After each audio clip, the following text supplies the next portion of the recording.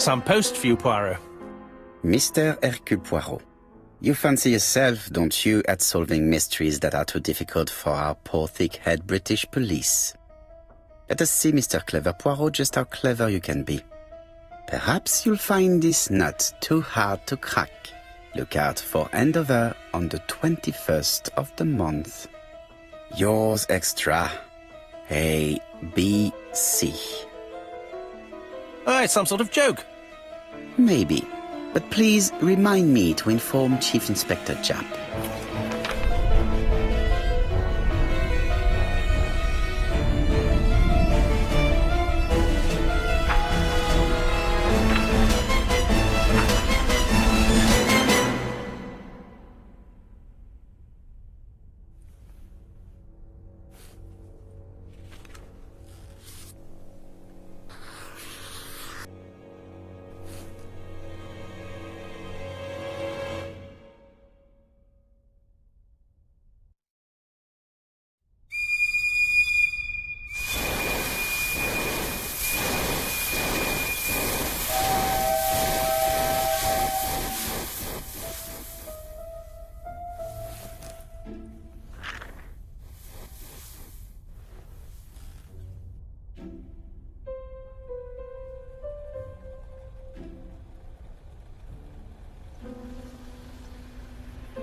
It's here, Poirot. The murder took place in this street.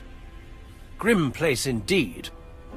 Tout à fait, Hastings. The streets of Andover are in a terrible state. Look, there's Chief Inspector Japp. He's talking with a policeman. Let us try not to get our shoes wet.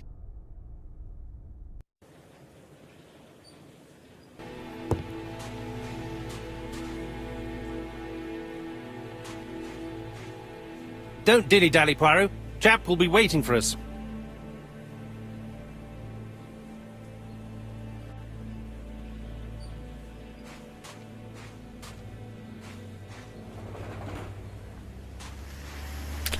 Dash! A puddle. How clumsy.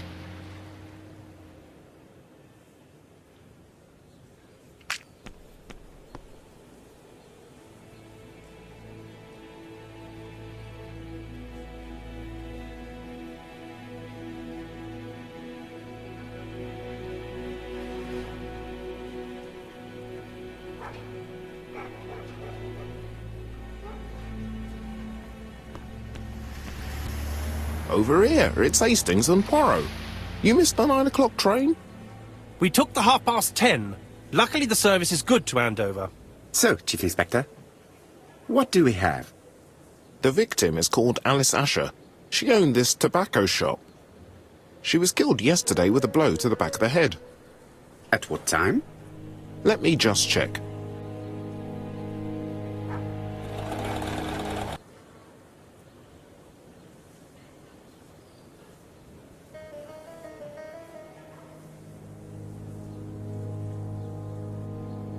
Is Japp being too relaxed?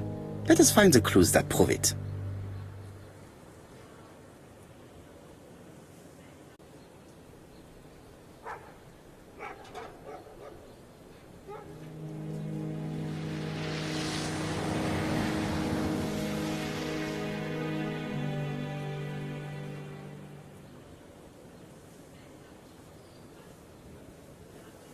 Japp is in a good mood. I bet he thinks he's already caught the culprit.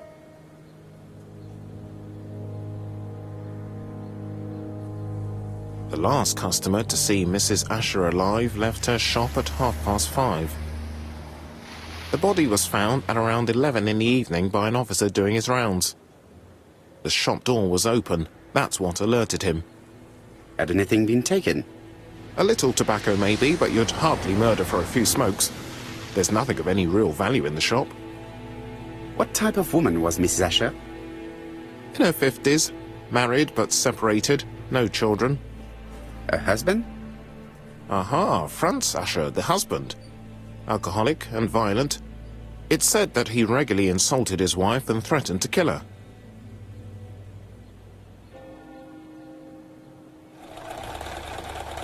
Do you think he's guilty? We'll look for Franz Asher. If he doesn't have an alibi, the case is closed. A very unoriginal murder. Peut-être. May I examine the crime scene? Of course, old chap. I'll be with you in a minute, Poirot.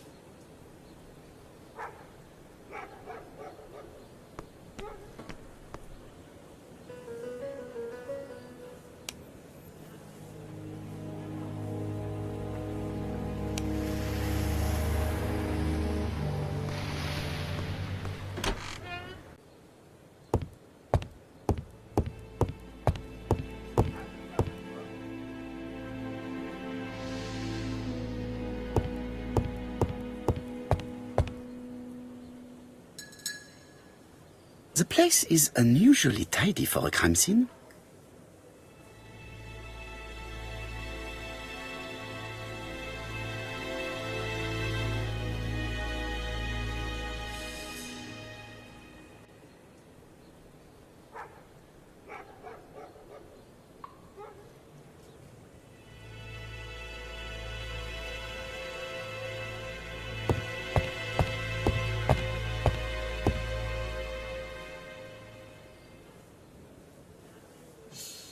She just has one wound on the back of the head.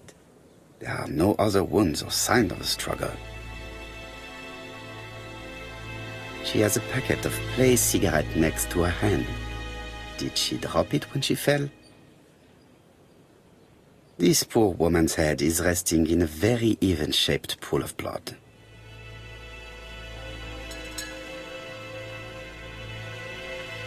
I can't see any other mark on the floor. The body is hidden by the counter and is not visible from the tobacco shop door. Many customers must have thought that Mrs. Asher had popped out.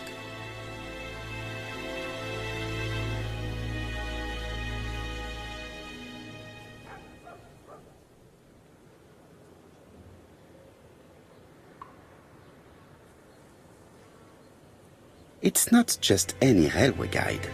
It's an ABC. It's open at the letter A.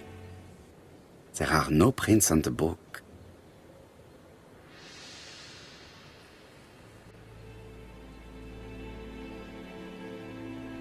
Red liquid is oozing out.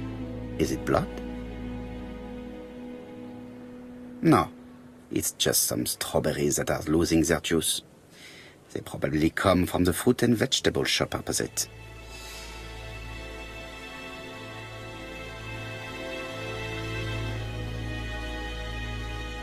The counter is covered with fingerprints all on top of one another. Unfortunately, it will not be possible to use them.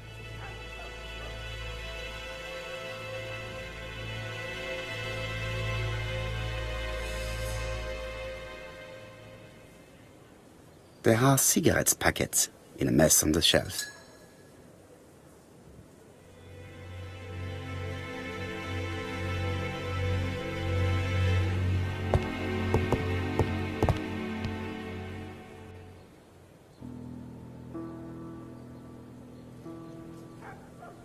The till does not appear to have been touched.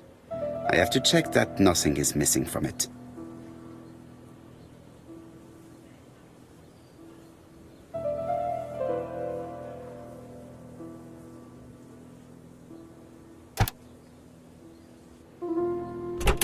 Something is preventing the drawer from opening.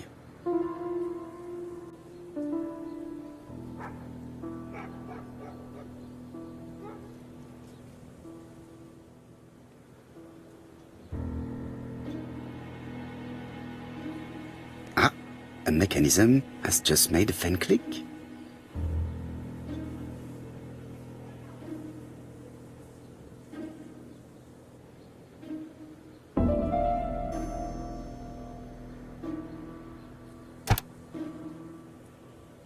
The till is full of money, but there is something strange.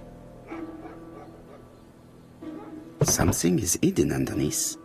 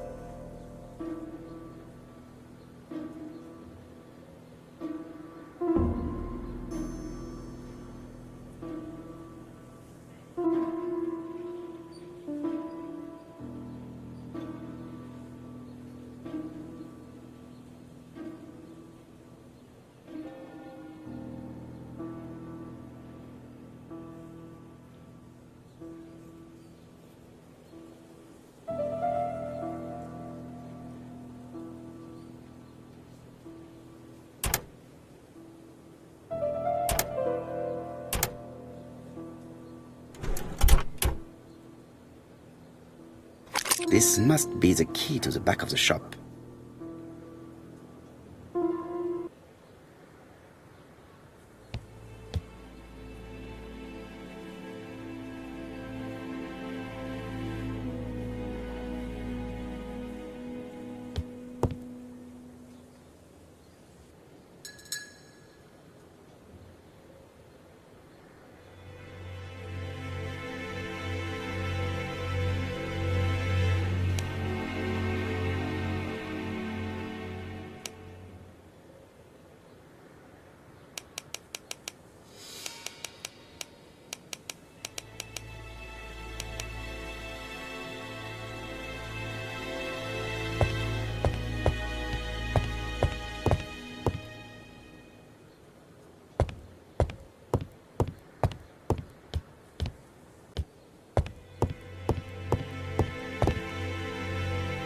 The door is locked.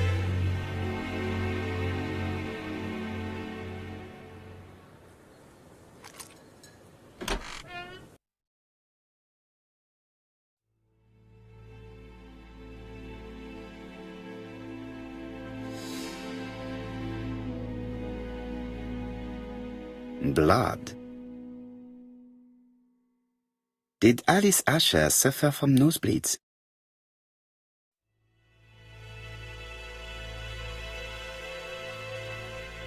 An inscription in German. Souvenir of our honeymoon in the Black Forest. To my Alice forever, Franz Asher. The Ashers were a lovely couple when they were young.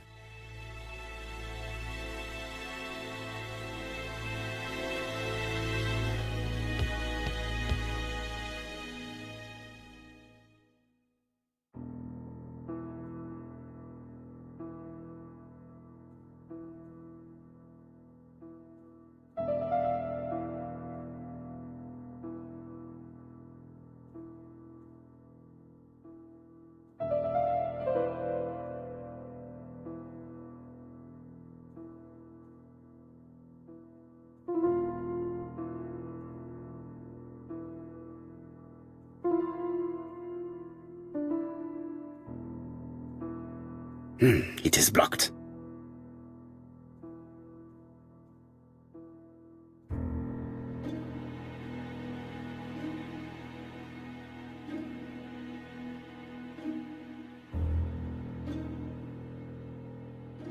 These drawings appear to be attached to the chest of drawers. They won't move.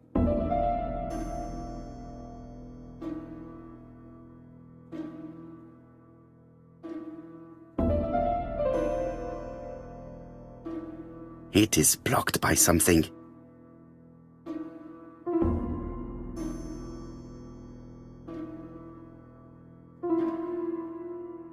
Such a pretty decoration should be at the center of the motif to respect the symmetry.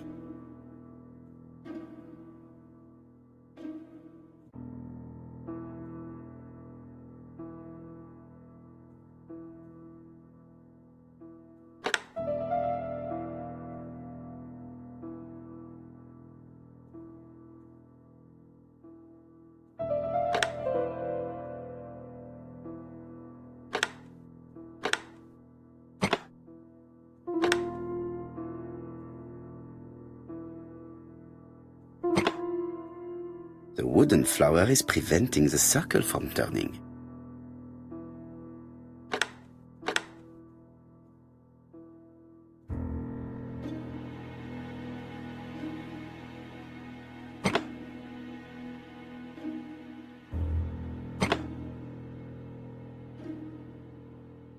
The wooden flower is preventing the circle from turning.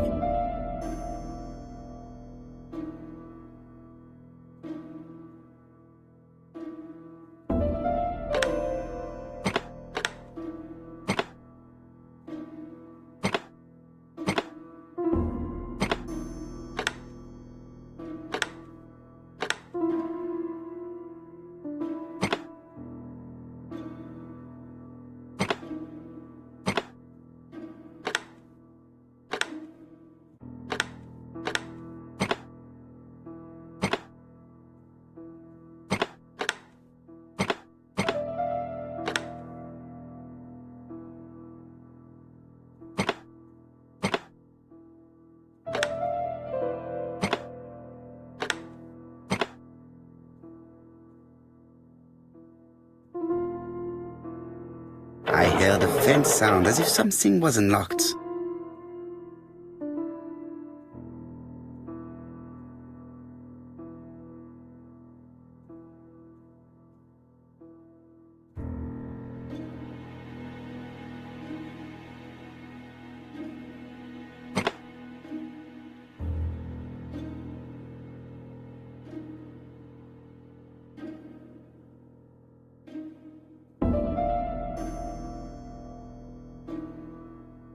These drawings appear to be attached to the chest of drawers. They won't move.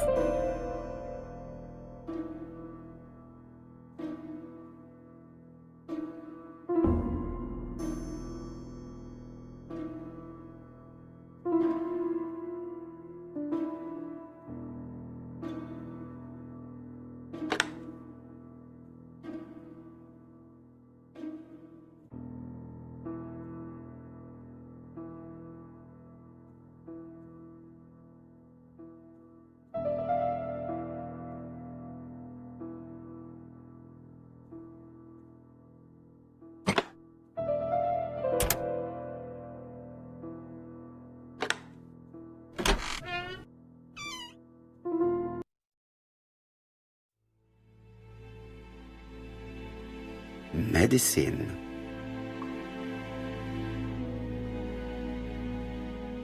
Laudanum-based cough medicine, Mrs. Asher, and Dover Morley Laboratory, London.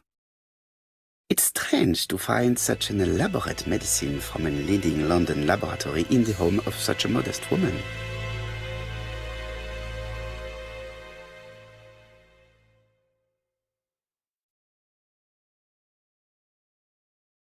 From Mr. Adam Flint, Royal Bank, Eastfield Road, Andover. To Mrs. Alice Asher, 5 Bishops Road, Andover. Dear Mrs. Asher, further to your request of 12 February 1935, I have informed my superiors of your wish to apply for a loan to acquire the lease of the shop you rent from Mr. Fairfax. Despite the seriousness of your case, I regret to inform you that your request has been denied. The amount of your personal contribution, £11, is not high enough and represents too small a part of the final transaction. I remain at your disposal for any questions. Adam Flint. Mrs. Asher's meager savings were not enough for her to own the tobacco shop, but will largely cover her funeral costs.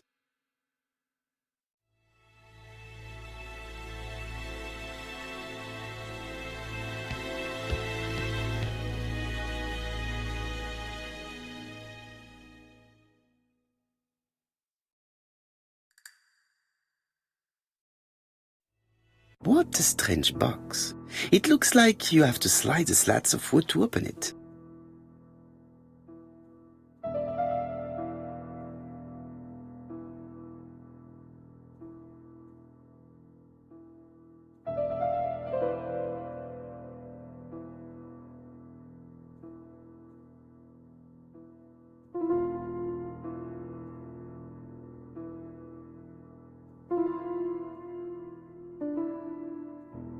It is blocked.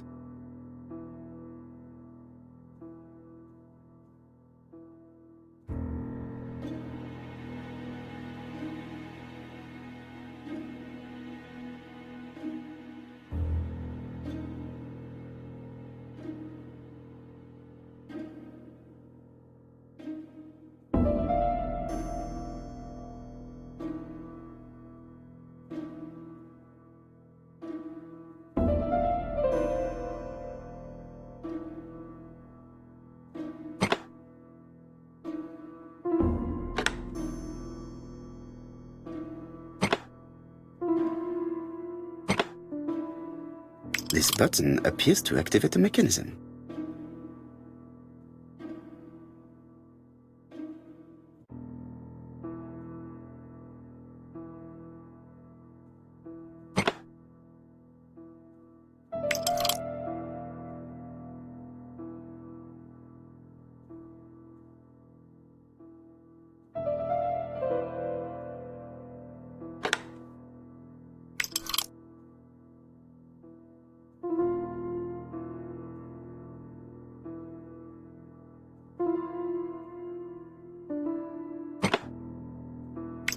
should do it.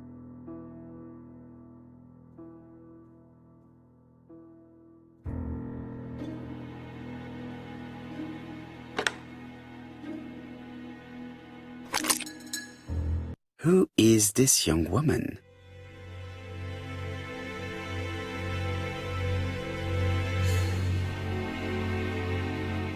To my dear Aunt Alice, Mary Drower.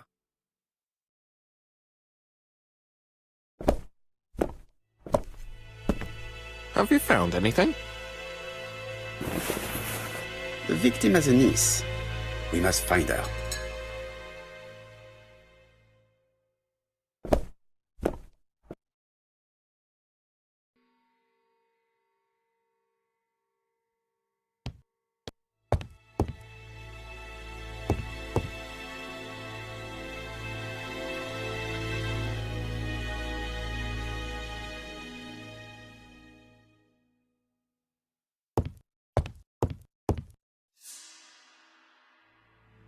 This interior is very simple.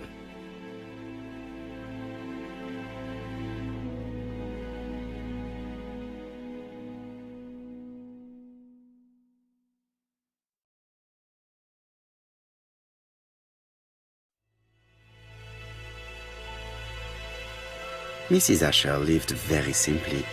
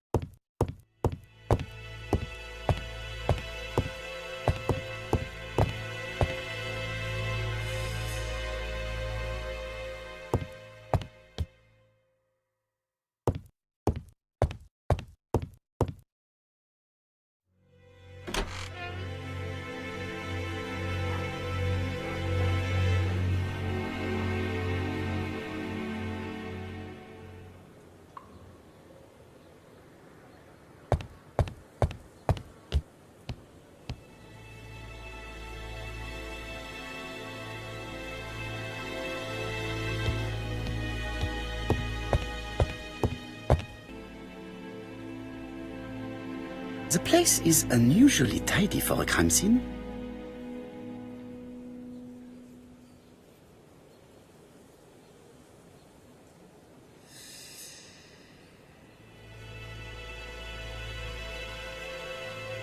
Nothing suggests any sign of a fight.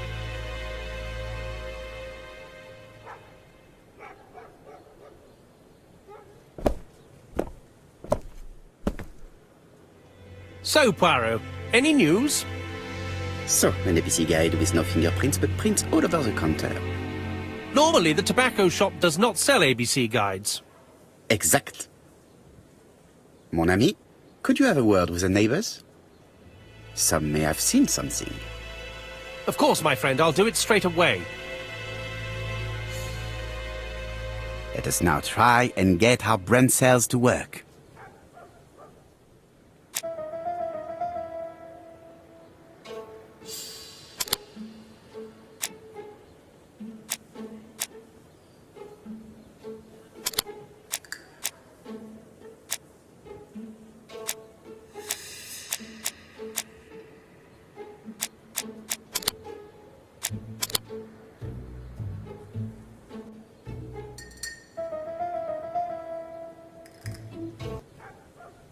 The motive is definitely not financial gain. There is no sign of a struggle, and the till has not been forced or emptied. I think I've looked everywhere here. Let us see if I can find any more information in the shop's surroundings.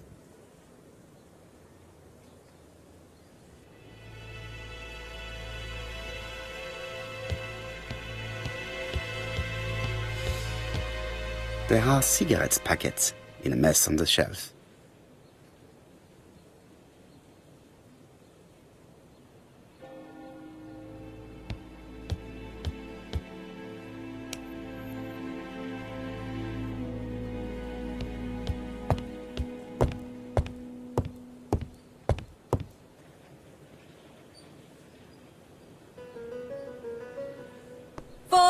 Pence a letters, a lovely large letters, 4 pence only.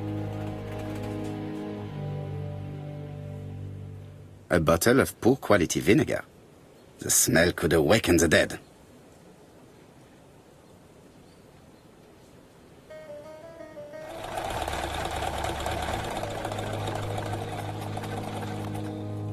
This woman appears to be a smoker.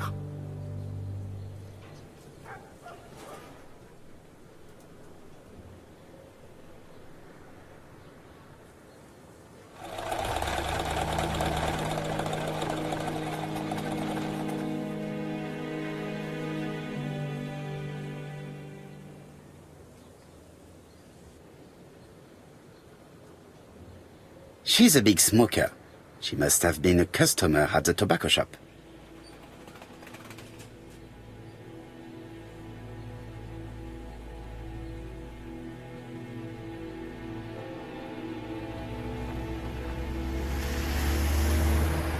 Your strawberries appears to be rather soft. Soft? The cheek of it. What are you trying to say? Did you know Alice Asher well?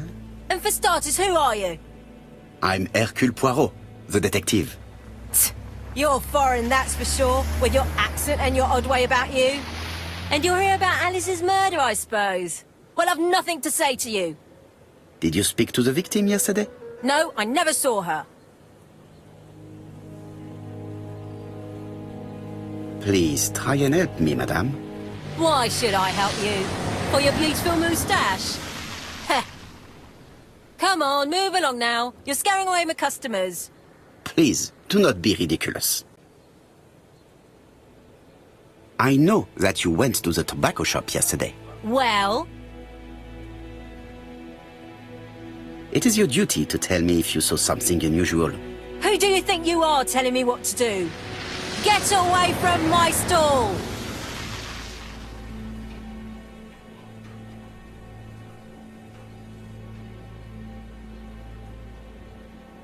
A bottle of poor quality vinegar. The smell could awaken the dead.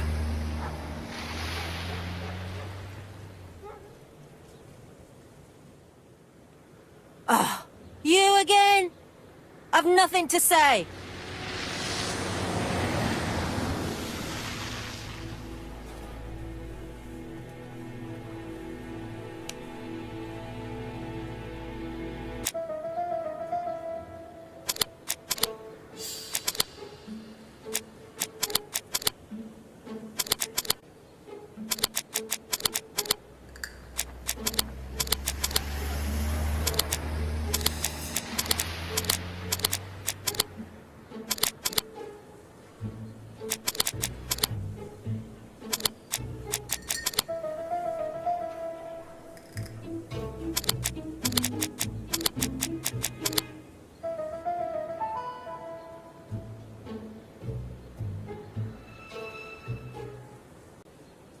The murderer deliberately left behind this ABC as a signature.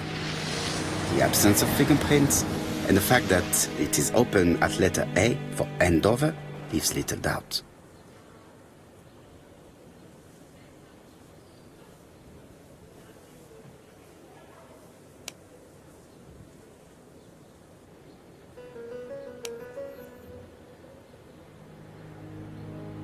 A bottle of poor quality vinegar.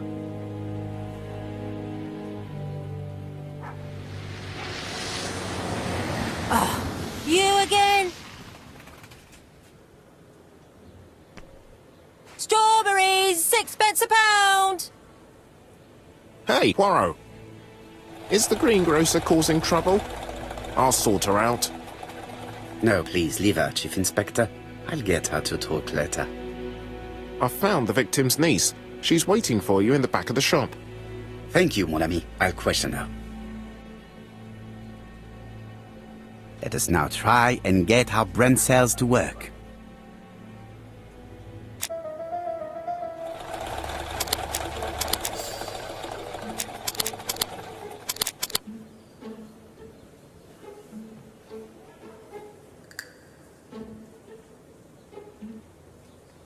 Mrs. Asher was killed here, The absence of marks in the shop and the regular shape of the blood stains indicated beyond a doubt.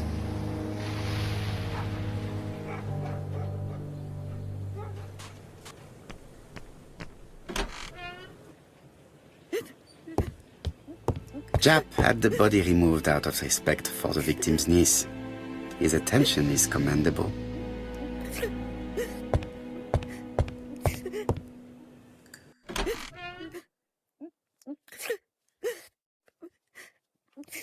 Is her grief sincere?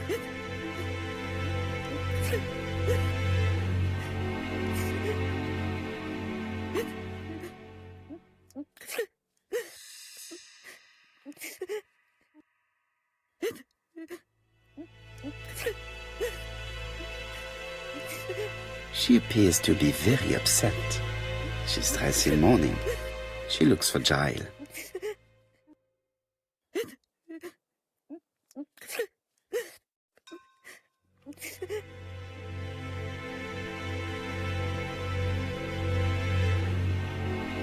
You were very fond of your aunt, am I right? She was the only family I had since my mother died.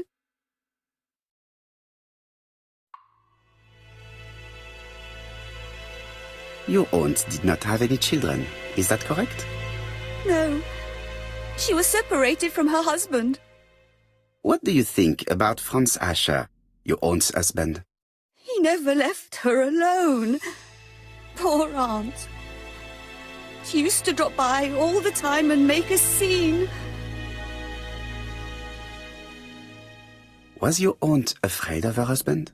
He shouted a lot, but she wasn't afraid of him. Why, he used to slink away when she turned on him. He was afraid of her, if you like.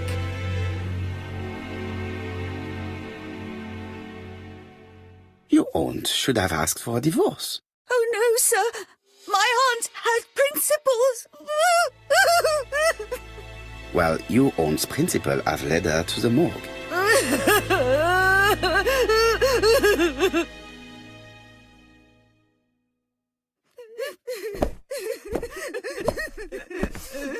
Hastings, please see this young lady home. I fear that it's quite impossible to finish our interview at present. Poirot, what have you done? I've never known you be so brutal.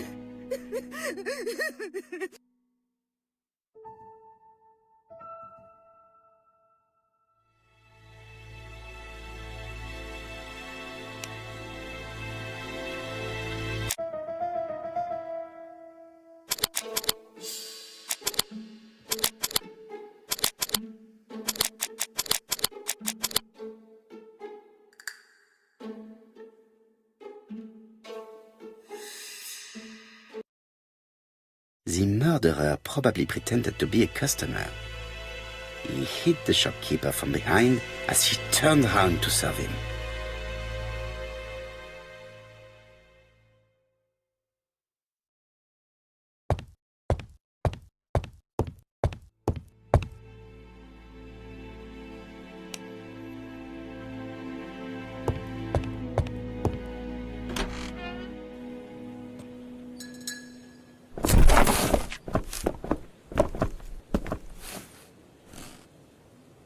We have to wait for him to sleep it off. He's all yours, Poirot. There are a few things I need to check. There must be some way of sobering him up. I wonder what his wife used to do. He must have scared the customers away.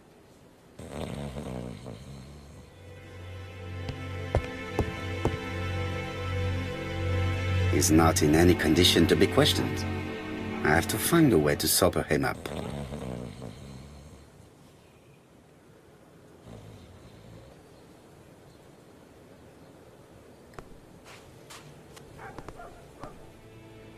A bottle of poor quality vinegar.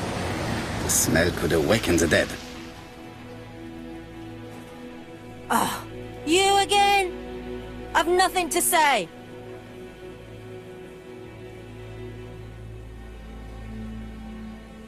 Strawberries, 6 pence a pound.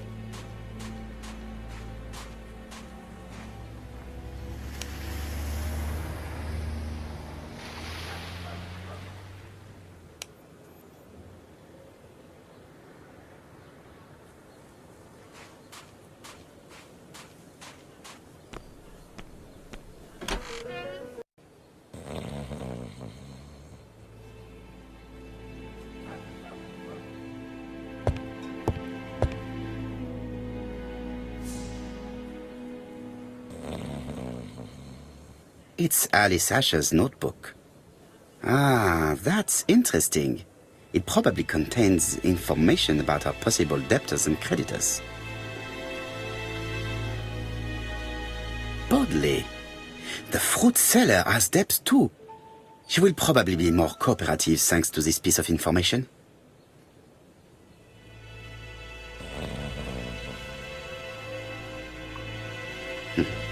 A box of new stockings.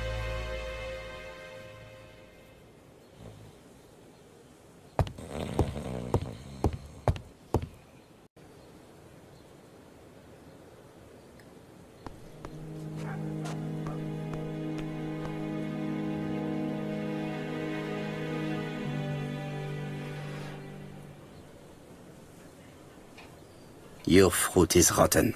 What? A foreigner dares to say that? According to the victim's account book, you owed her £10 for tobacco and magazines. That's a lie. She owed me £1. I swear. Enough lies. It's not lies. But you're not quite as clever as what you think. Now, please be so kind as to explain this. Look at my account book. Alice owed me £11 for fruit and vegetables. I may have had a slate at her shop, but she had one at mine. She owed me £1. And that reminds me I have to get it back from her niece. That is quite enough. Your account book has saved you, but I might ask Chief Inspector Japp to throw you in the cells for 1 or 2 nights while he checks your entries. Do you want to go to prison? Prison? Now that's not fair. I haven't done nothing. In that case, I am counting on your full collaboration. Yes, sir. Of course, sir. Listen, I didn't kill Alice, I swear. But it's true that I did go to the shop yesterday. At what time? 6 o'clock. She left me a note saying she wanted some strawberries if I got some. I received them late, about 6. So I took them over to her. But you did not see her. She wasn't in the shop, so I just put the strawberries on the counter and left.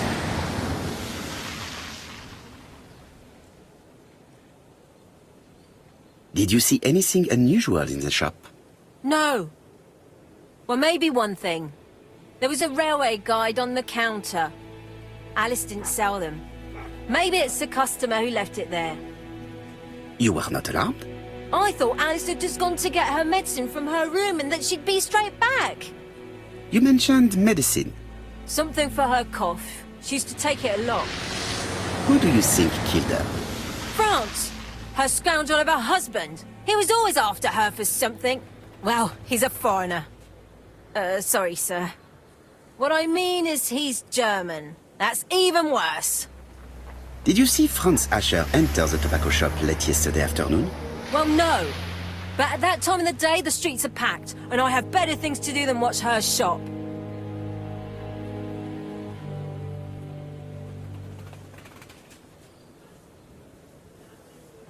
I'll just borrow your bottle a moment. Take it. It's what Alice used to sober up her husband. But try not to empty the bottle. Let us now try and get our brain cells to work.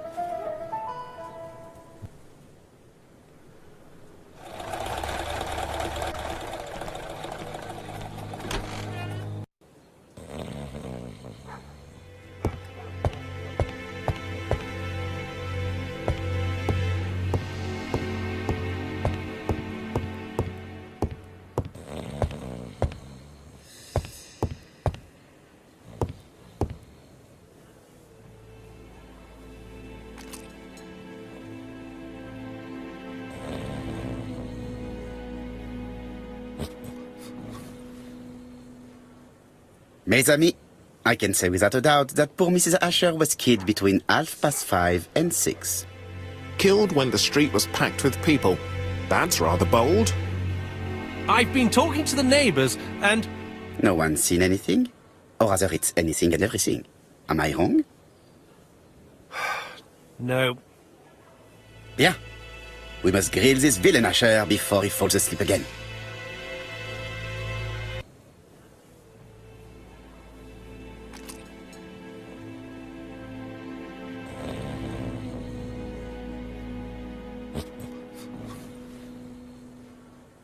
Mes amis, I can say without a doubt that poor Mrs. Asher was killed between 5:30 and 6. Killed when the street was packed with people.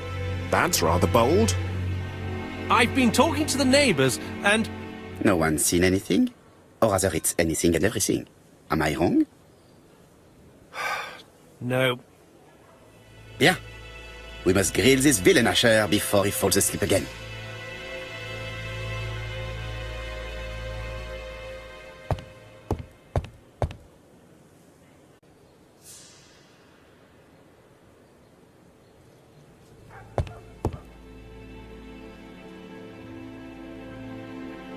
This man is in rather a bad state.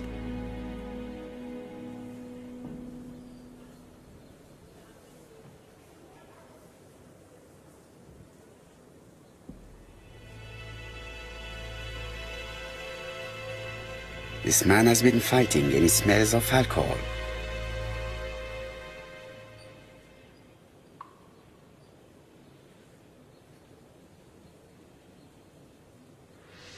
Care for a cigarette, monsieur? What's that? Scented cigarettes? No, thanks. Bien. I was trying to be friendly, but you are quite right. Let us get down to business. You threatened to kill your wife, and now she is dead. So what? You shouldn't take things so seriously, sir. Nothing but empty threats. We didn't get on all that badly. So, if things were going so well with your wife, why did you not live with her? She was the one that left. Nothing to do with me, sir. Ah, women are flighty creatures. Did she run away with another man? Flighty? You talk funny. One thing for sure, if my wife was seeing another man, I'd have given her a good beating. Interesting. And what were you doing yesterday at the end of the afternoon? Can't recall. You had been drinking again. The occasional slap, sir, that's all. And you cannot even remember how you ripped the coat? I got it stuck in a door.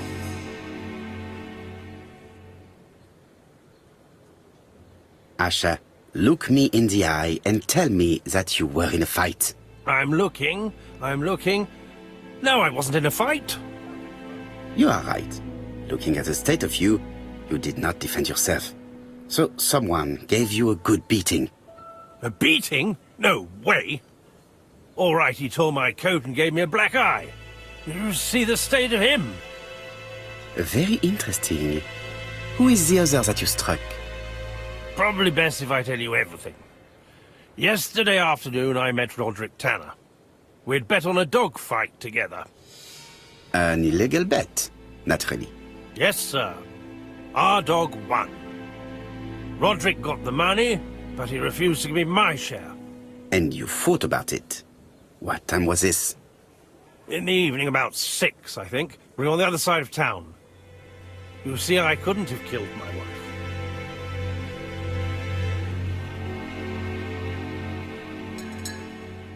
Asher's alibi appears to be confirmed.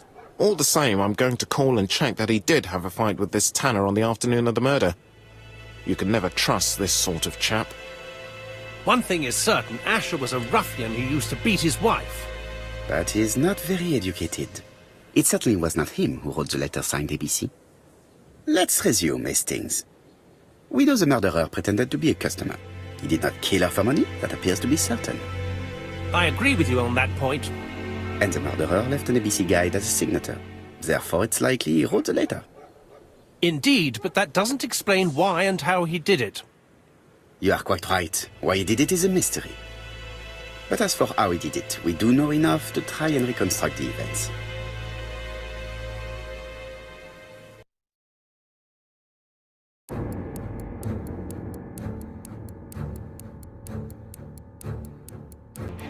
The killer enters the shop.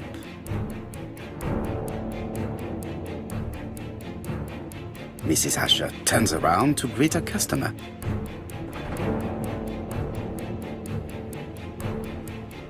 The murderer asks her for some tobacco. She turns her back to him. He seizes the opportunity to strike her. He then places the ABC upside down before leaving. Everything appears to match the crime scene, mon cher Hastings. That is exactly what happened.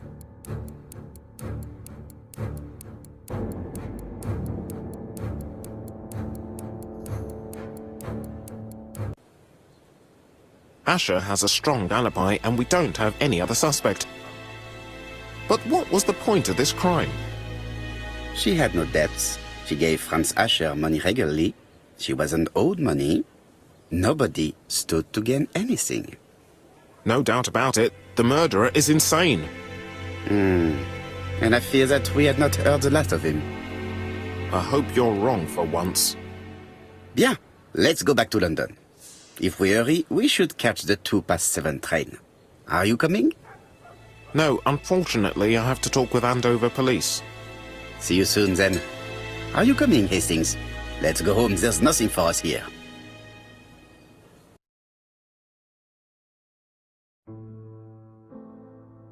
Well, do you have any idea about the killer's identity?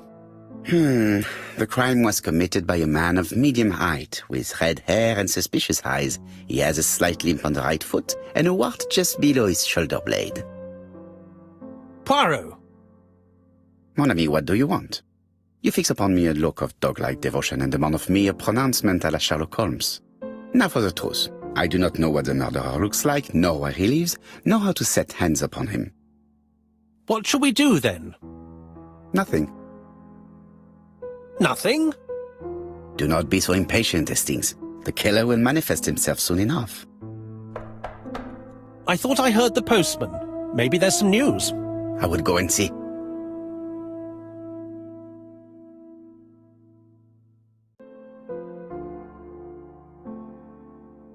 Daily Flicker, June the 22nd, 1935. Battle over control of bank system. What will the government do for money? Andover, murder of a tobacconist.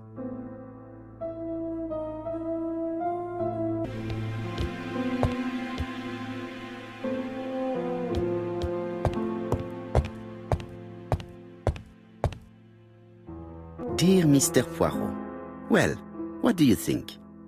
I believe that I won this round. The Andover affair went like clockwork, don't you feel? But the fun has only just started. I would like to draw your attention to Bexhill-on-Sea on the 25th of this month. We're having a crazy time. Best wishes, ABC.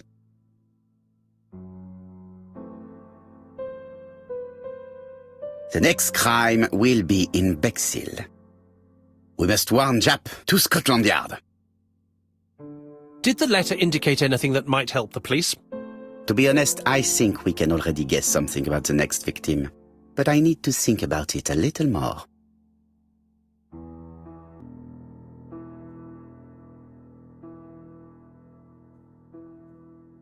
Let us examine this more closely.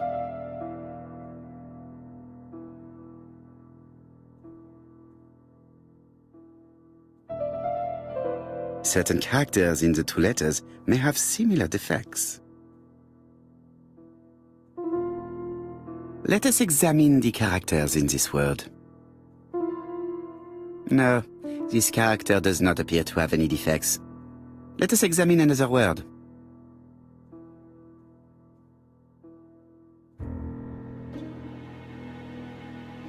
Yes, this I is weird. Yes, the I characters in the two letters do indeed have the same defects.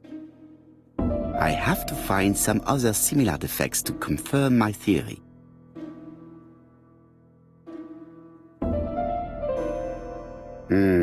The W is not printed properly.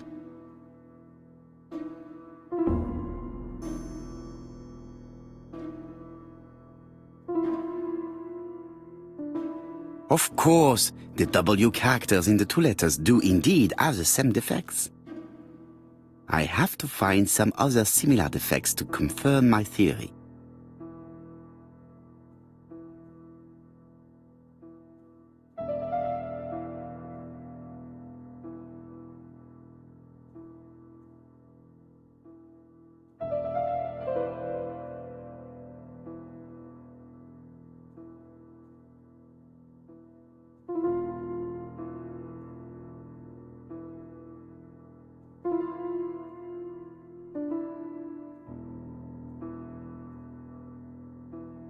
Let us examine the characters in this word.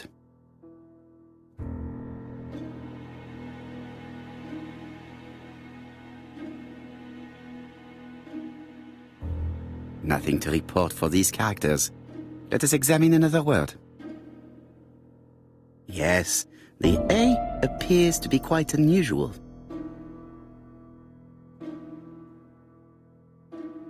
That's right.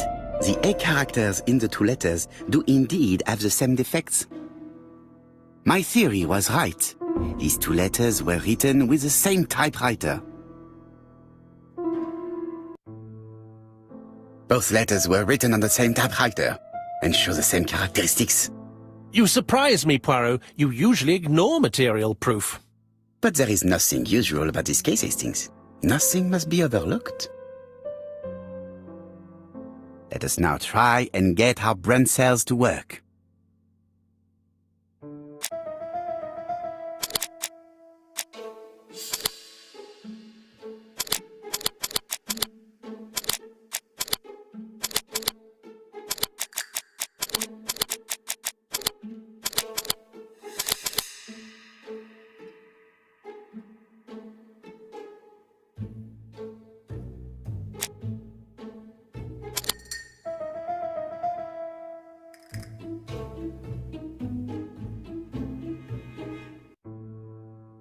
So, Poirot, have you found something? Oui, I believe so. But I am afraid it is not enough to stop the murderer. Let us go and see Chief Inspector Japp. I will explain there.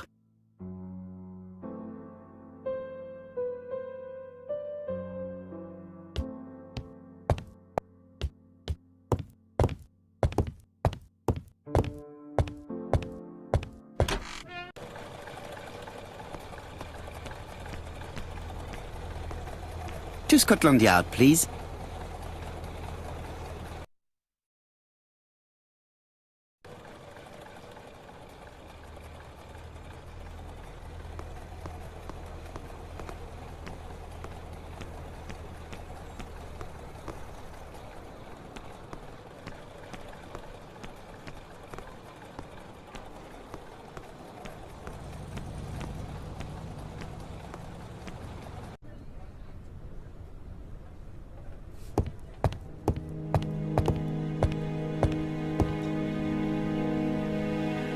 Japp appears to be snowed under.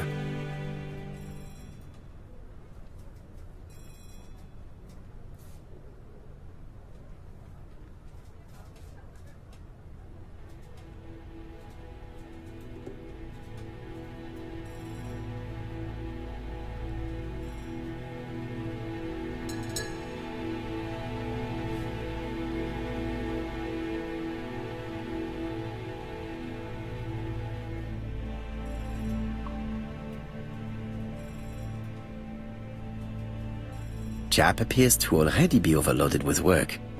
My news is not going to improve matters. Bonjour, Chief Inspector. I am afraid we have some bad news. I have just received another letter signed ABC. The next crime will be on the 25th in Bexhill-on-Sea.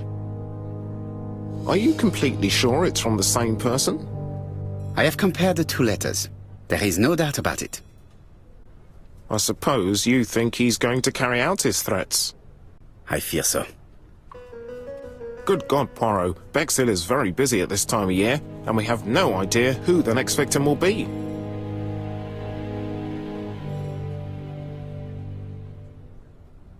I suspect that the name of the second victim will start with B. What on earth makes you think such a thing? I thought about it when I saw the name Asher clearly written over the shop door of the unfortunate woman who was murdered in Andover last month. When I received a letter mentioning Bexhill, I deduced that the victim, like the town, might have been chosen by alphabetical order. So, it's an alphabet fiend. I'm going to have a list drawn up of all the people whose name starts with B. I hope there aren't too many of them. Bien. We should leave you to work, Chief Inspector. You have a few days to prepare yourself. Thank you for coming, my friends. Poirot? Chief Inspector Japp, your call does not bode well. Indeed, we have just found the body of a young woman on the beach in Bexhill. An ABC was placed on the body. We'll be there as soon as possible.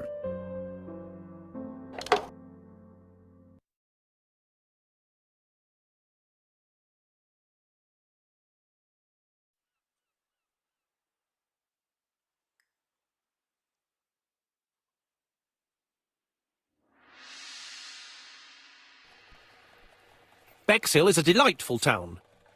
It would be nice to come back and visit. I do not entirely agree.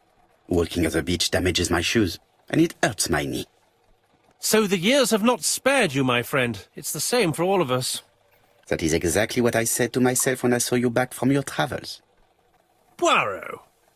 Do not be offended, Hastings. I can see Japp waiting for us. And from his face, I would say that things are not looking good. How do you do, gentlemen? Chief Inspector? I fear your admirer has struck again, Poirot.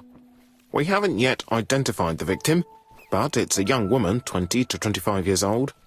Death occurred last night between 11:30 and 1 o'clock, and we found an ABC guide on the body. Was she pretty? Come on, Poirot, that's rather out of place. It has no bearing on the murder. Are you certain? For women, it is often the most important thing. It often decides their destiny. The body hasn't been moved. You can see for yourself. Has the press been informed? Not yet, but I'm planning to. I haven't yet informed them about the presence of the ABC guide in Andover. Nobody has reported a young woman missing? Not for the moment. No witnesses, I imagine. Indeed. We've asked everybody who may have met a young woman fitting her description last night to come and see us, but I have little hope of gaining anything from it. It's early days, Chief Inspector, and the news may not have spread around the town yet. I hope you're right, Hastings.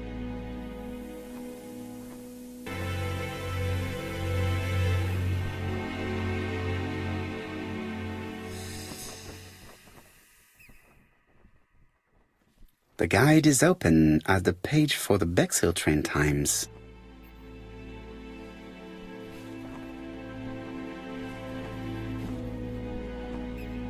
This key is too small to be one for a house. Without a doubt, it is for a padlock. The young woman wasn't wearing shoes or a coat, and was not carrying a bag. That's strange. Either the murderer stole her belongings, or she put them somewhere safe. Maybe so that she could bath. A braided silk belt. It may have belonged to the victim. These marks have been left by a rope or a braided cloth.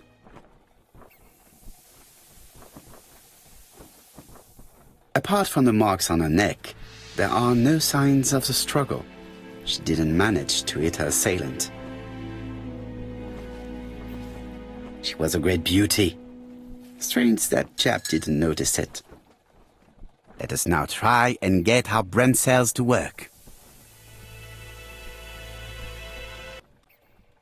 The medical officer should confirm that the victim was strangled with her own belt. That's what I thought. She shows the usual signs of strangulation.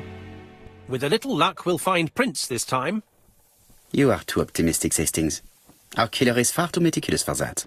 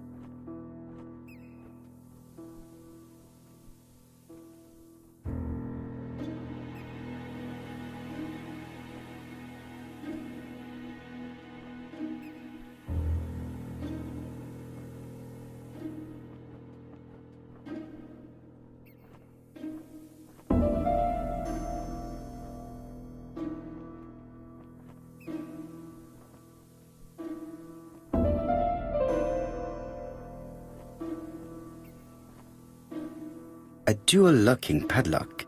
I need to find the code and then insert a key.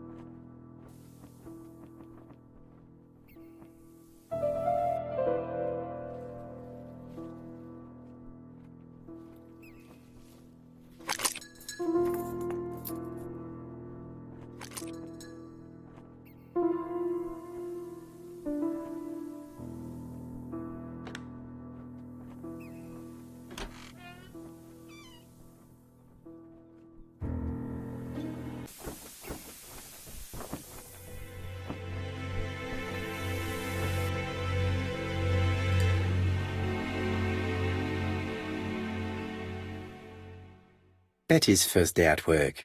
Mom is very proud of you. Elizabeth Barnard, 7 August 1931. So, the young lady did have a name starting with B, and she worked as a ginger cat, an establishment that must be slightly further along the beach. The purse is full. Yet again, we can dismiss theft as the motive for the murder. Here is the watch she must have removed to prevent it from getting wet. A top-brand lipstick. She liked to take care of her appearance. As well as a photo of the victim with some company. It could be useful to me.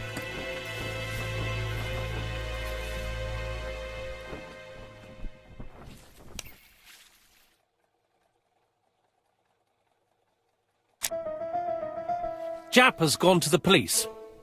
The victim has been identified and her family had reported her disappearance. She was called? Elizabeth Barnard, mainly Betty. She worked as a ginger cat at the cafe slightly further along the beach. But Poirot, how on earth? Never mind. Do you have her address? Yes, she lived with her parents on the street leading to the beach. You are far too impatient, Hastings. Let the poor people take in the news first. Let us go and visit the cafe where Betty worked.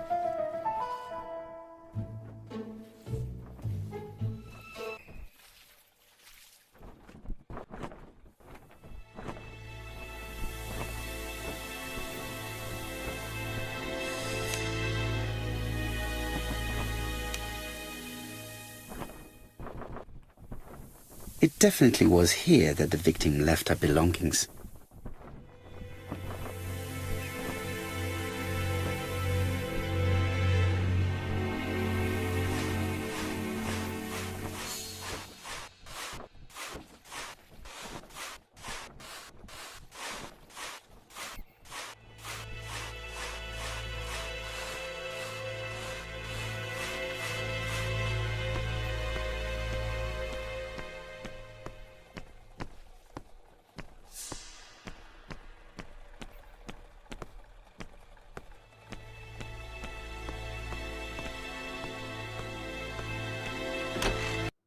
I'll be with you in a minute, gentlemen.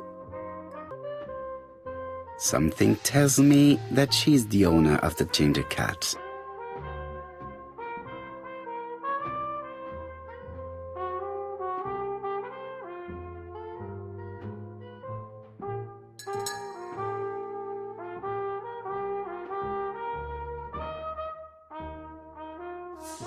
This woman must be the owner of the ginger cat. It looks like something is bothering her. How can I help you? A hot chocolate and a tea for my friend, please. I'll bring it straight away.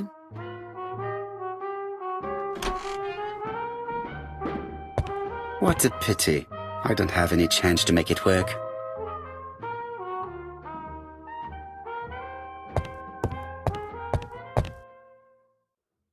I need to know the time range during which Betty was working on her own. These are the different waiting staff's bills. Which ones were written by Betty? Where is Betty?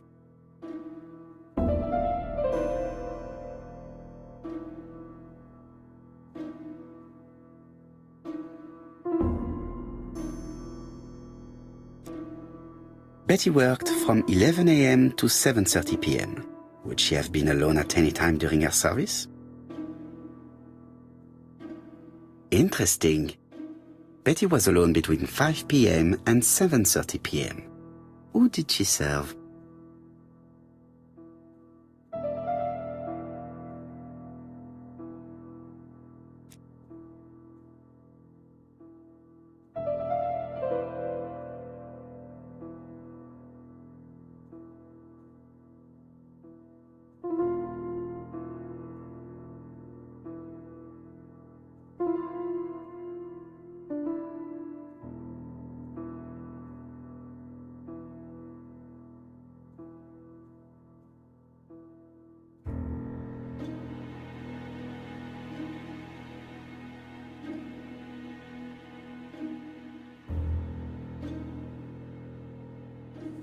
Most probably a single man. This bill may have been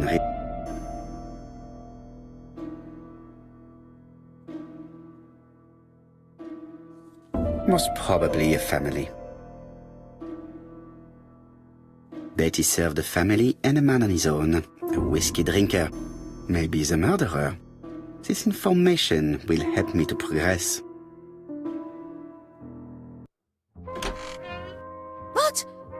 Gentlemen, what are you doing?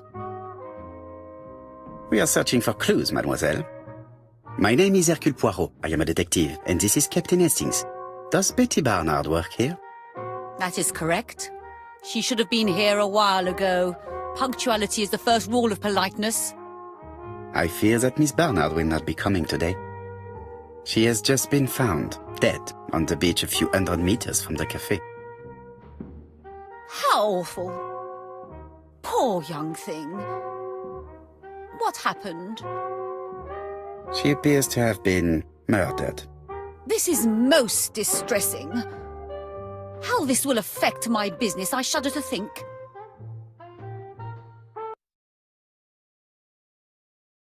Do not be so sure.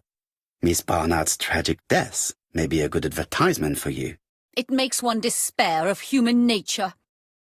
Poor young girl. She was a hard-working and pleasant young woman. I didn't know her that well. She'd only been here for 2 summers. I know that she had a young man. He used to call for her sometimes.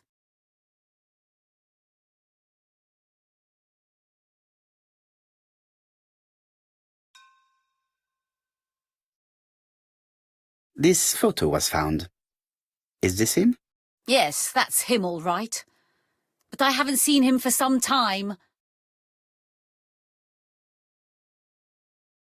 I find young people today very hard to understand. You needn't tell me that. A few weeks ago, they argued just outside the cafe. Imagine what my customers must have thought. I hope for you that it was an isolated incident. It must be difficult to keep a respectable establishment if your staff show themselves to be so shameless. The young man only made a scene the once. Jealousy, no doubt. It must be said the young girl was very pretty. Thank you for your time, Mademoiselle Marion. You have been of great help. The customer who ordered the whiskey might provide us more information. He may have been the last one to see Betty alive. It is an interesting idea, Hastings. Maybe he is a regular guest. What do you think, mademoiselle? I don't think so. Our regular guests tend to order tea and cakes. At this time of the year, there are a lot of tourists about you never see again. That's what I thought. Time to visit Betty's home.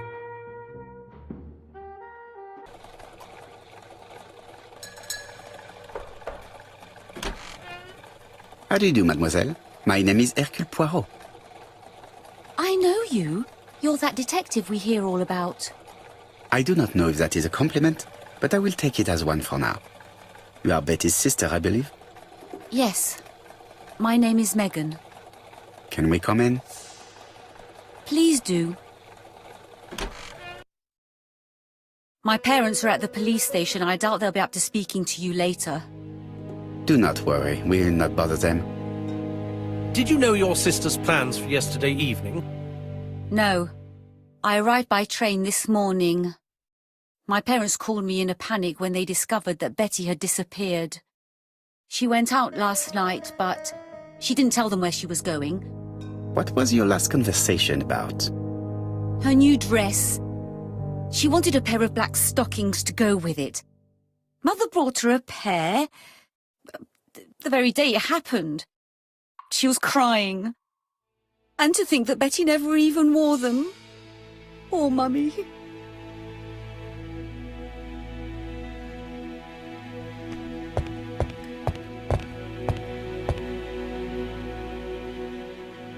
What is she feeling at the moment?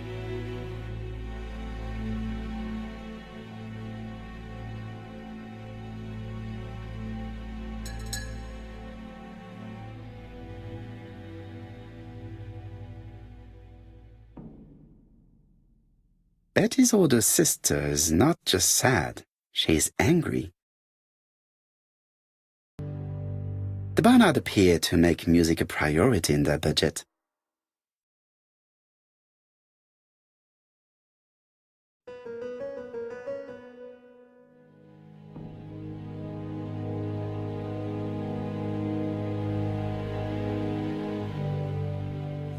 They're all Miss Modest, but the Barnards are definitely music lovers.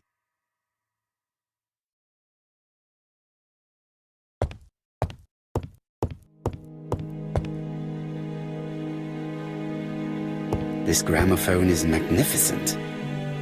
It is a one-off, without a doubt.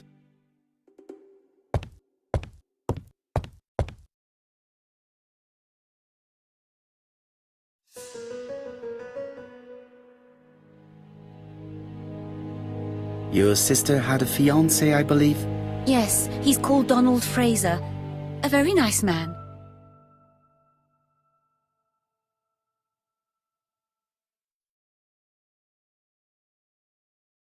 Do you know where we might find him? He works at the estate agent's, Corton Brunskill.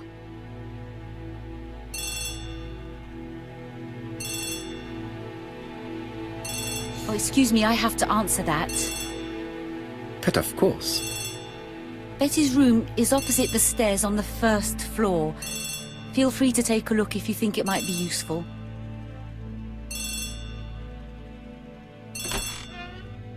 This young woman is far too clever not to have anything else for us.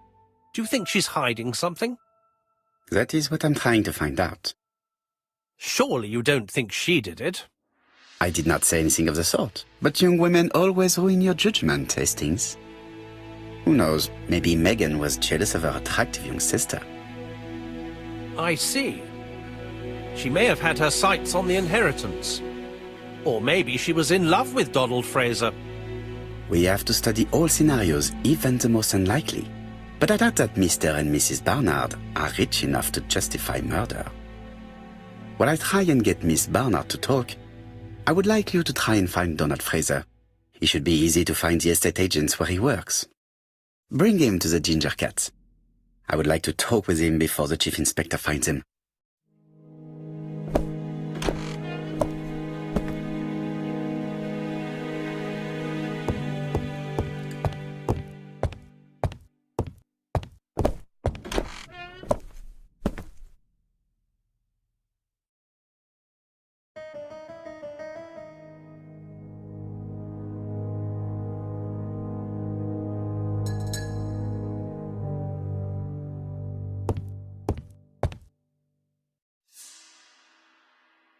It looks like Betty was also a music lover, the same as her family.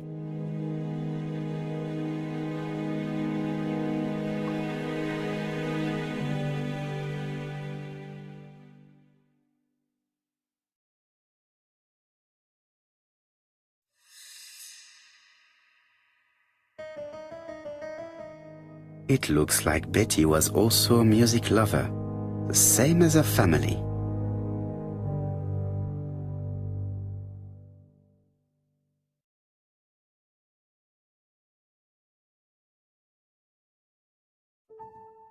Without a doubt, Betty used to sing.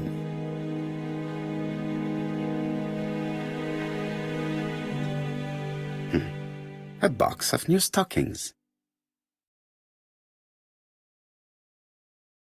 It looks like Betty has a very busy life.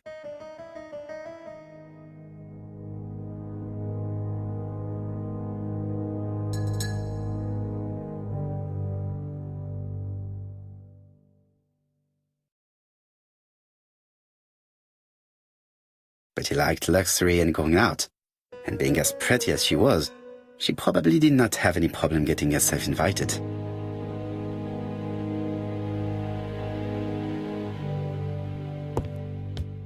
Looking at all the clothes she took out, Betty must have had a problem deciding what to wear. Maybe she had a date?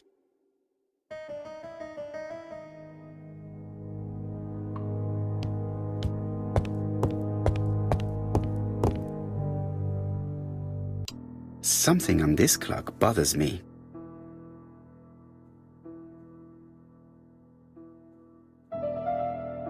This metal disc is stuck. Strange. A sheet of paper is blocked in the clock.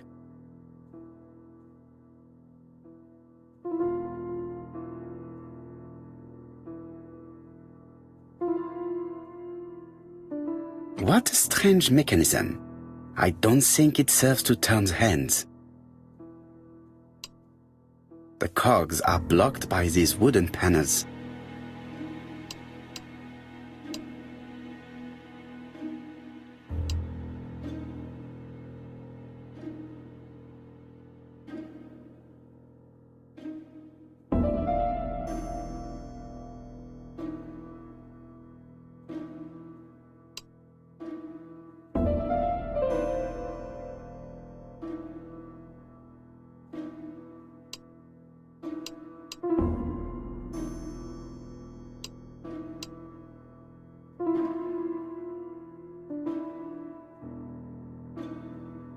The cogs are blocked by these wooden panels.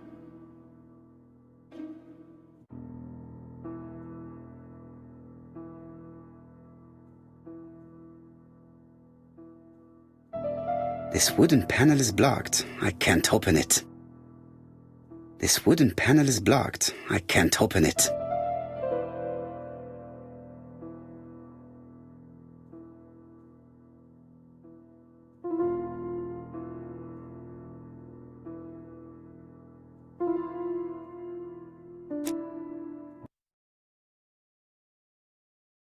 A record sleeve with an handwritten title. Betty must have recorded the demo. I'd be interested to hear it.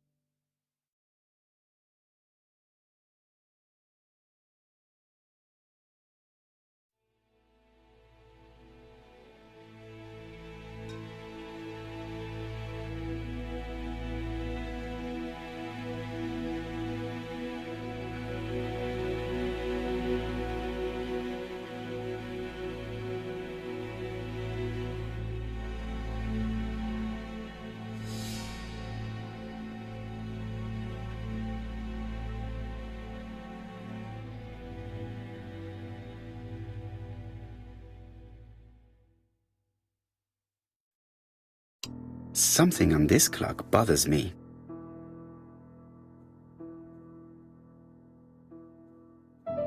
There, that's better.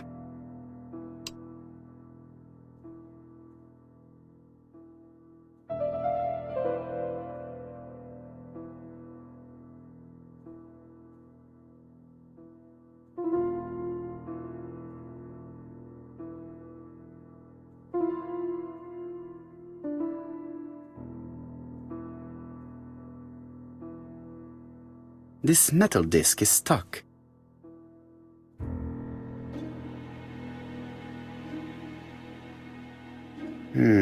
Could the screw be slightly loose?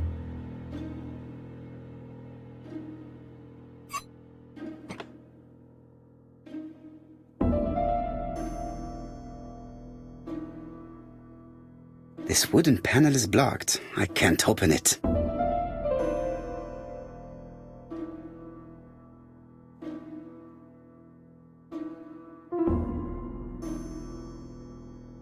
This decoration appears to be firmly fastened. This decoration appears to be firmly fastened.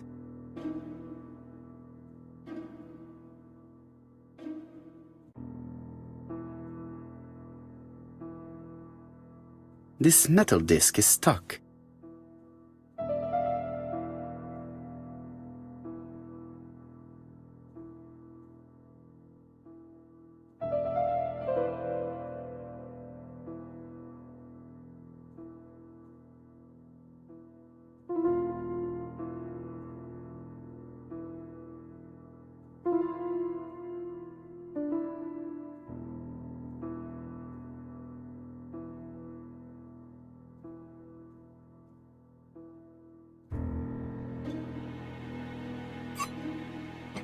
Good. It should be possible to open the wooden panel. Look, a key. This could be useful.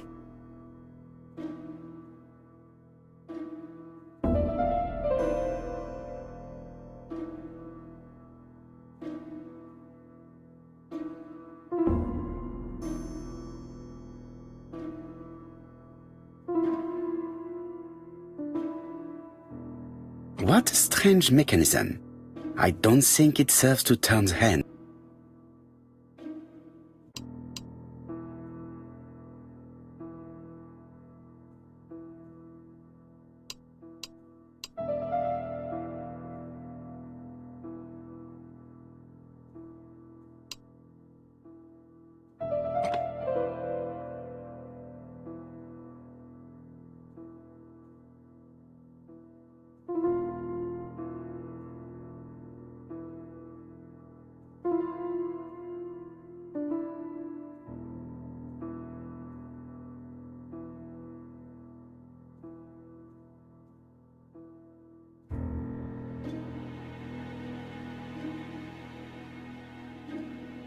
I definitely need an object to make these cogs turn.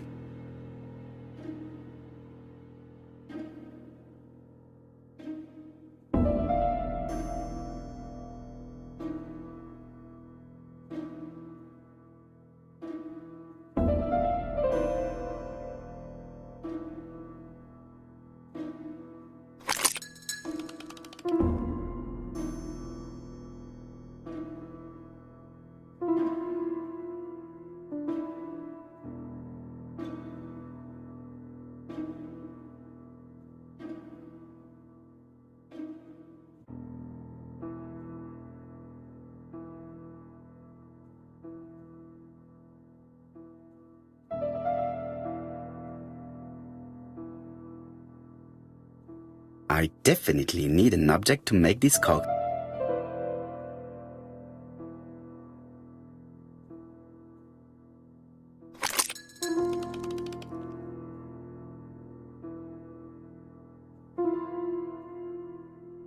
I definitely need.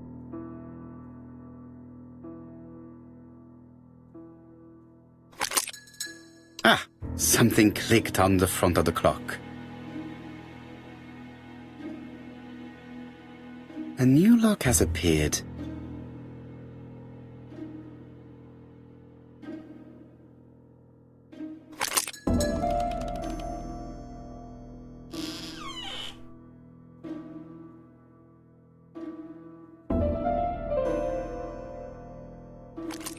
This could be useful.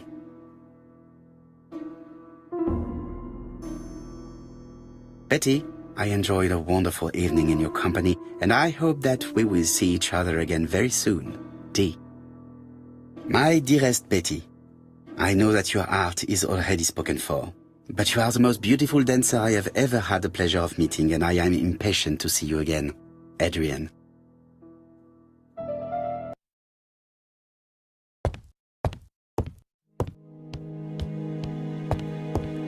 I have not finished inspecting Betty's bedroom.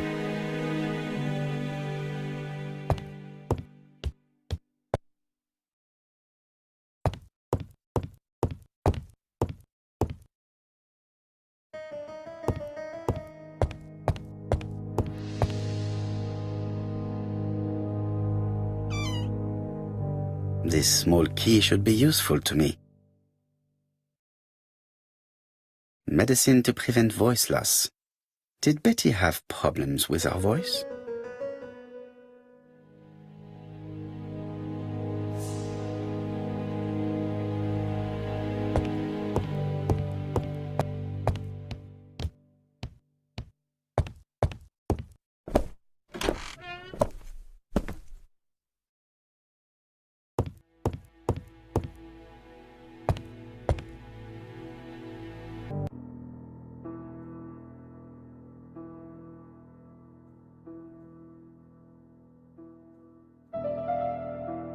Let us see.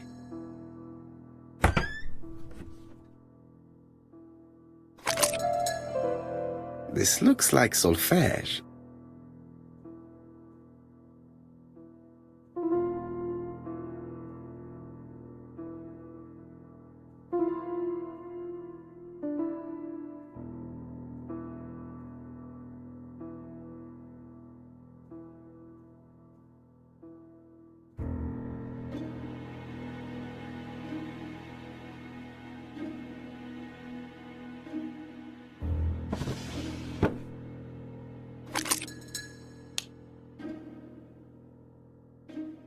There is bound to be a clue.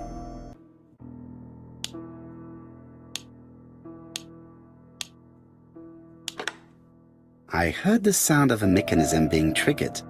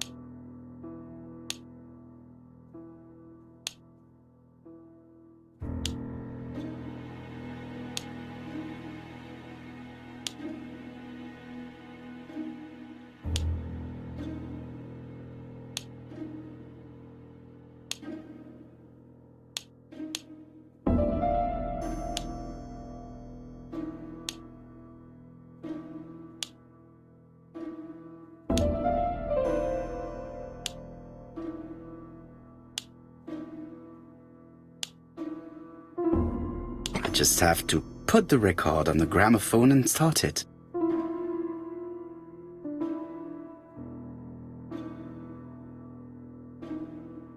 It looks like something goes in here.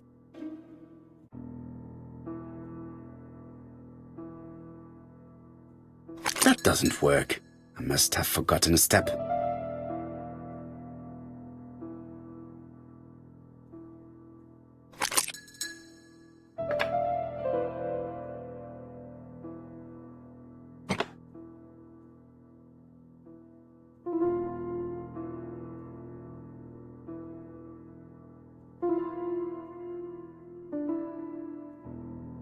That doesn't work.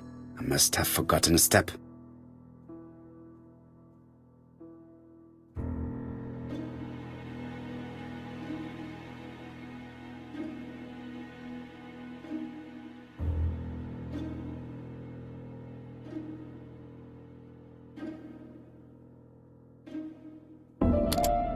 That doesn't work. I must have forgotten a step. That doesn't work. I must have forgotten a step.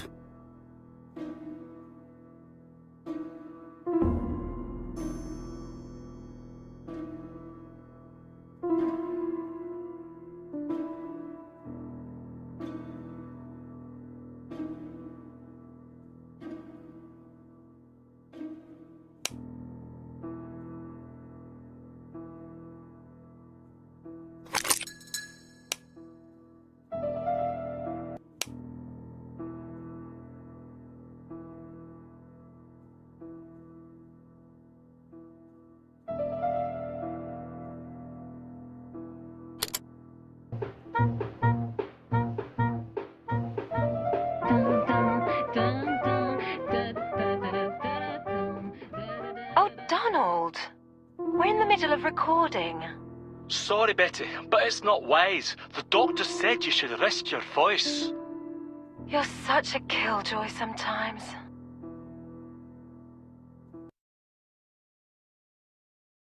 Betty was such a good singer.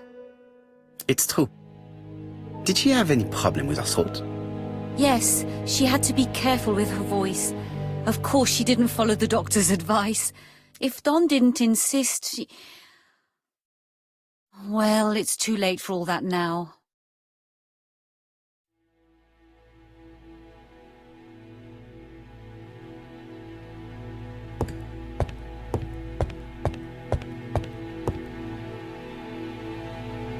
It looks like this woman is single, but she has feelings for someone.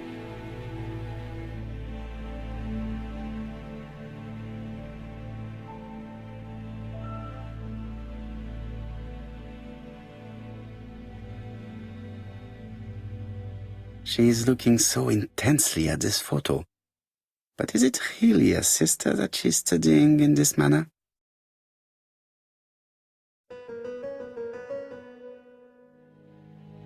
They made the perfect couple, am I correct? Yes, in a way. She was pretty and he... Well?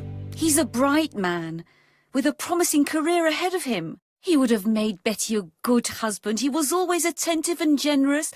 Oh, a true gentleman. I hear a note of envy in your voice. You must have heard wrong.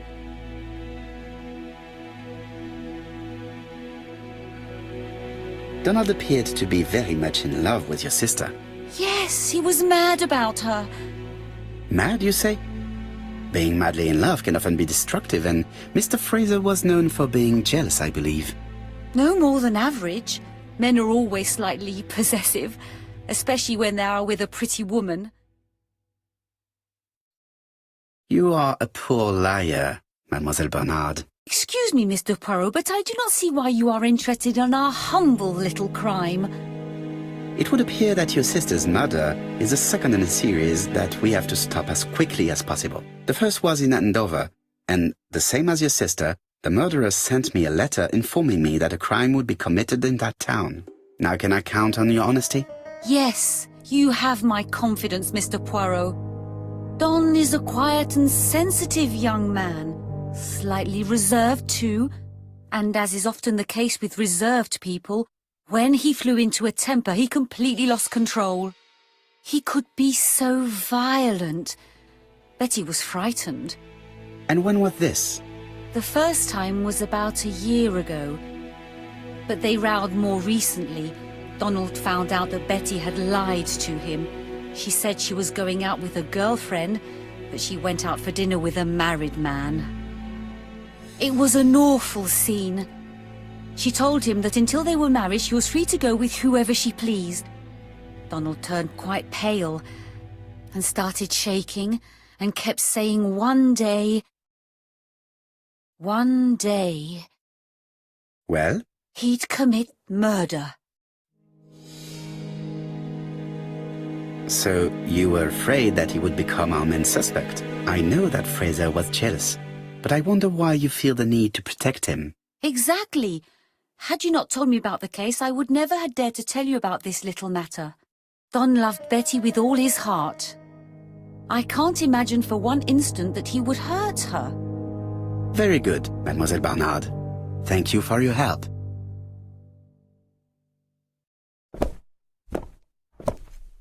Fraser is at the Ginger Cat. The police haven't spoken to him, but they want to. Très bien, Hastings. Let's see him now. Au revoir, mademoiselle. My deepest condolences to your parents. Of course, Mr. Poirot. And don't be too hard on Don. He's more fragile than he looks. If you say so. Let us now try and get our brain cells to work.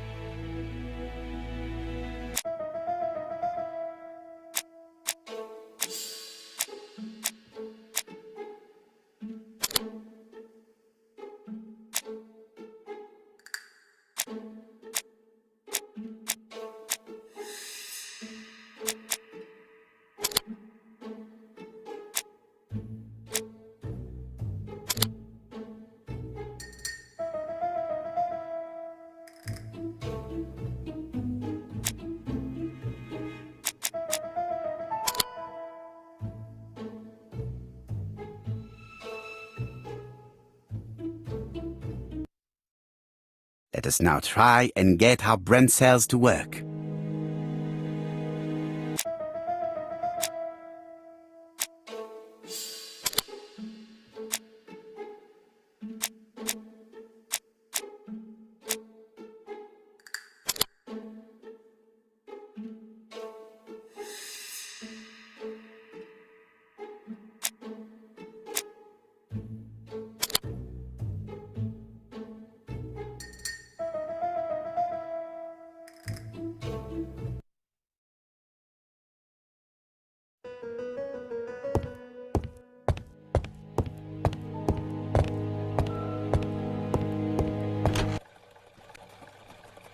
You've seen Fraser, Hastings. What is your feeling? He's a big chap. Fragile isn't exactly the word that springs to mind. I talked to his landlady before seeing him. She went to bed at 11. Fraser wasn't home yet. Bien. Megan Barnard said he is a reserved character but with a nasty temper. We will see if this is the case.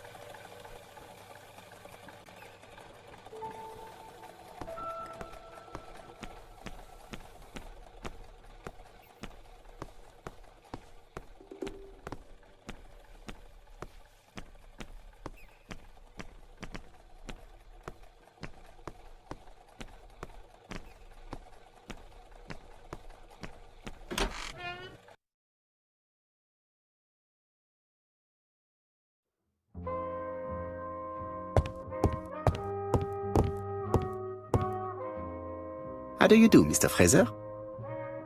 You're Hercule Poirot. Mr. Hastings said you wanted to speak to me. Yes. I know that it may not be the right time, but I would like to ask you a few questions.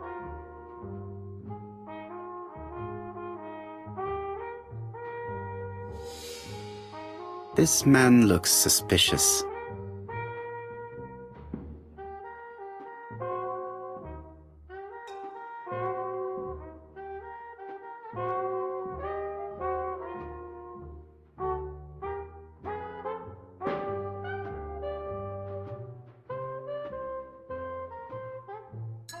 Donald Fraser is in a terrible state, as if he hadn't slept all night.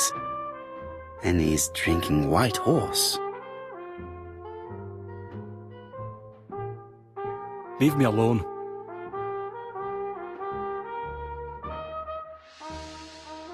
Tell me that it's a mistake, that Betty isn't dead. Sadly, your lady friend has been murdered, Mr. Fraser. Oh, Betty, if only you'd listened.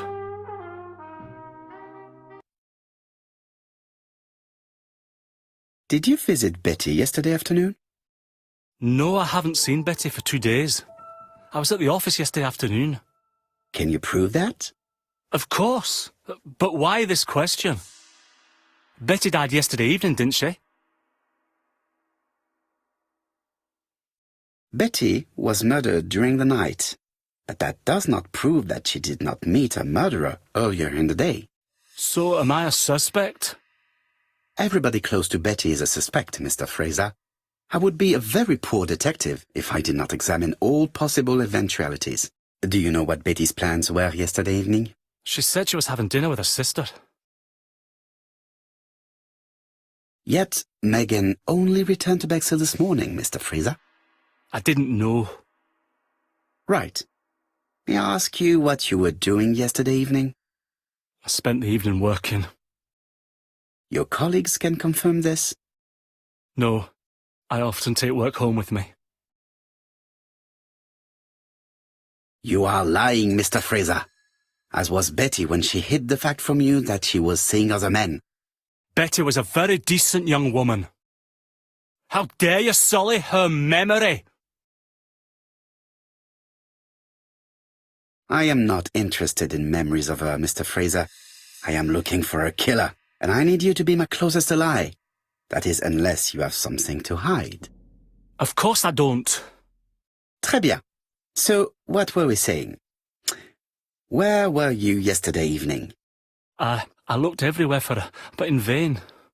When she said she was going to have dinner with her sister on a weekday, I thought it was strange. I tried not to think about it, but I was like a lion in a cage.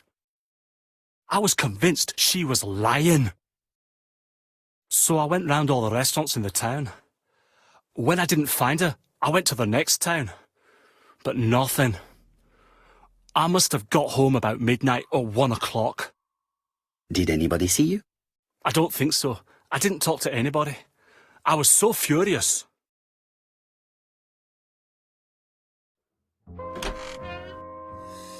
Ah, I knew I'd find you here, Poirot. I thought the victim's young man was here. Yes, he's all yours, Chief Inspector.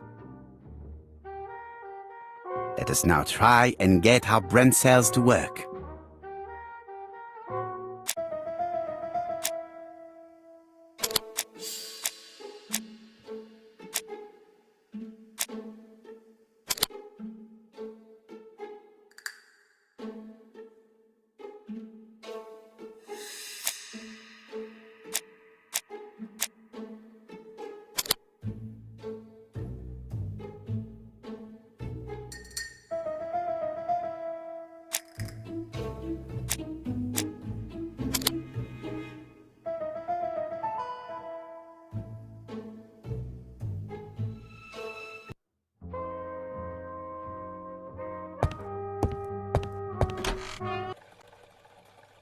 Fraser doesn't have an alibi and he's extremely jealous. You are very skilled at summing up. And yet you haven't asked Japp to arrest him. It is too soon. But I agree, without the letters announcing the crimes, Fraser would already be behind bars. Bon, I think we have enough elements. Let's reconstruct the events at the scene of the crime. I can't imagine how the murderer wasn't seen, though. Surely she must have struggled. Let us try and imagine the scene.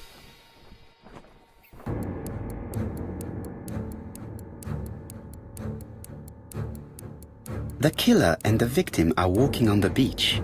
Miss Betty has a bag, a belt around her waist, and carries her shoes in her hand. Both of them walk slowly to hut number 5.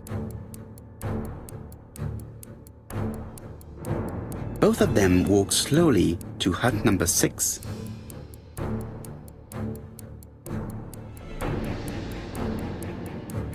Miss Betty enters the hut. She leaves without her belongings. Then she hides a code.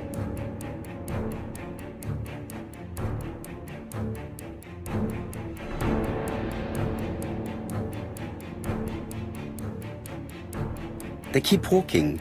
Then she removes her belt.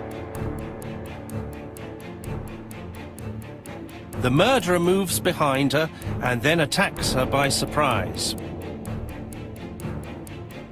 The body falls, lifeless, on the sand. Everything appears to match the crime scene, mon cher Hastings. That is exactly what happened.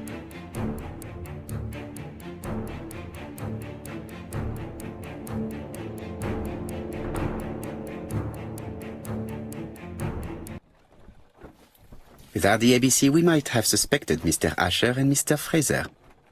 But by signing his crimes, the murderer is making sure he's accused. In a way, it is very generous of him. Generous? The murderer seduced Betty in order to lure her to the beach and kill her. Indeed, the young woman was certainly careless, but not stupid enough to follow a stranger. What are you planning to do, Poirot? Return to London, mon cher Hastings.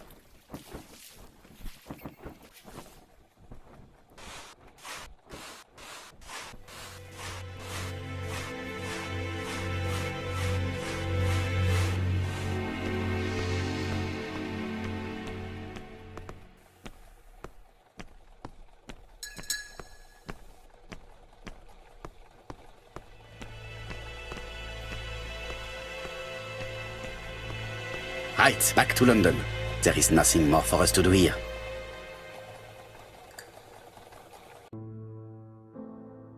Japp has decided to reveal details to the press. The alphabet murder is now famous. It is not a bad idea. The more people who know, the greater our chances of finding out something of interest. Poirot, I have a bad feeling.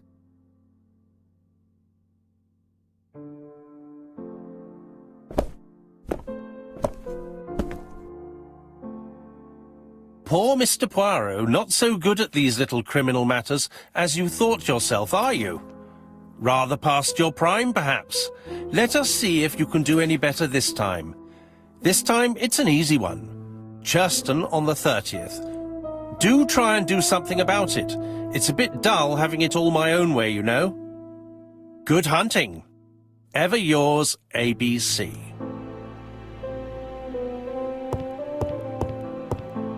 Good hunting. Did you hear that, Poirot? The murderer seems to be taking it all as a game, a challenge. He will strike on 30th in Churston. We must warn Scotland Yard. No time to lose. We must prepare our suitcases for Churston. Mon Dieu, it is already 10 o'clock. I will call Scotland Yard immediately.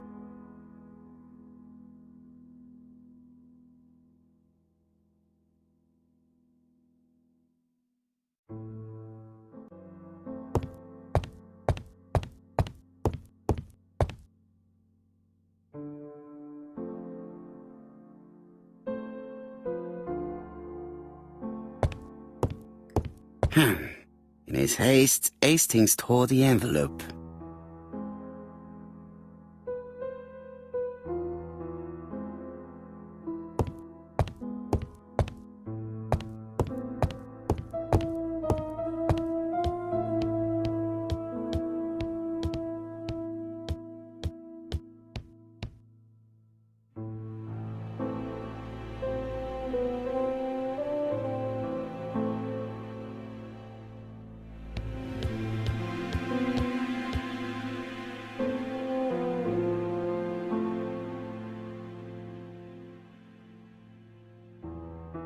Bexhill-on-Sea, Sussex, population 24,703.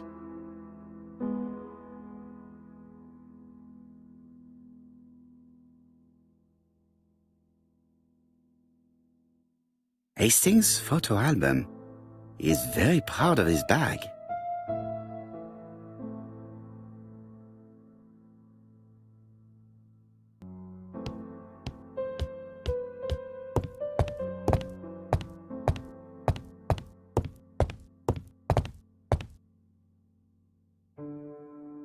Daily Flicker, July 30, 1935. ABC affair, no progress. The alphabet murderer is still on the run. Ever since the police found the connection between the Bexhill and Andover affairs, the inquiry has barely progressed. In this issue, we are publishing provocative letters sent by the killer to Hercule Poirot. Unfortunately, they have not yet helped to find him. Daily Flicker, July the 26th, 1935. The Bexhill Horror. Young maid strangled on the beach. Killer struck at midnight.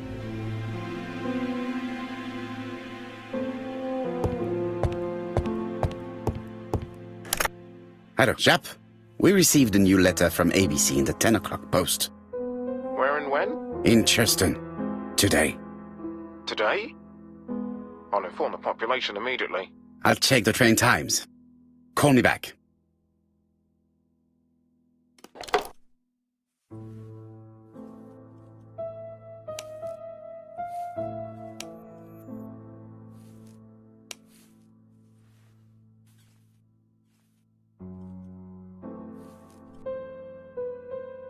Poor Mr. Poirot. Not so good at these little criminal matters as you thought yourself, are you? Rather past your prime, perhaps? Let us see if you can do any better this time. This time it is an easy one. Churston on the 30th. Do try and do something about it. It is a bit dull having it all my own way, you know. Good hunting. Ever yours, ABC.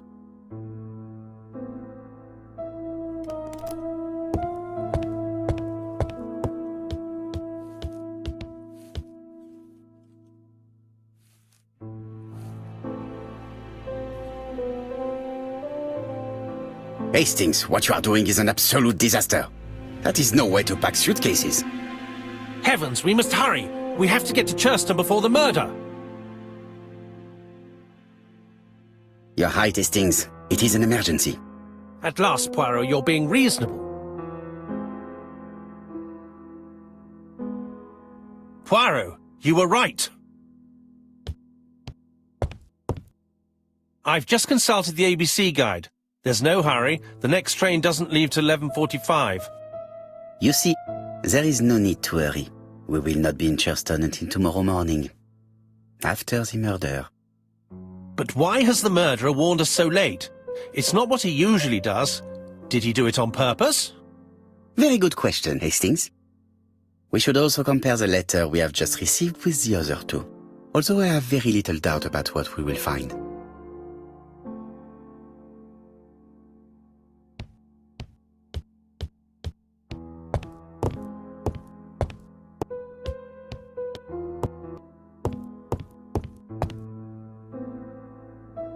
Right, let us compare this new letter with the second one. Let us examine this more closely.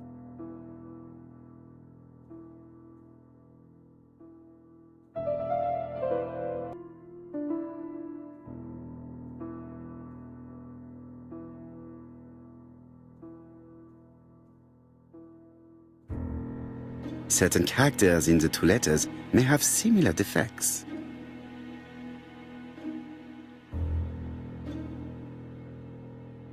Let us examine the characters in this word. Yes, this I is weird. Yes, the A appears to be quite unusual.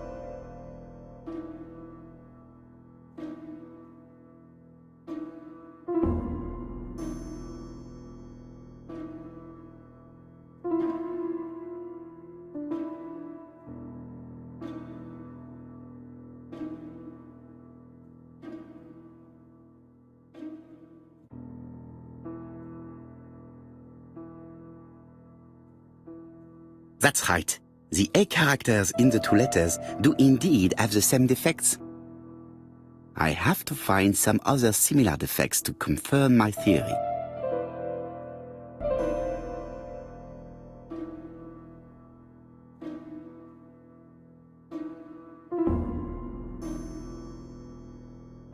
Yes, this I is weird.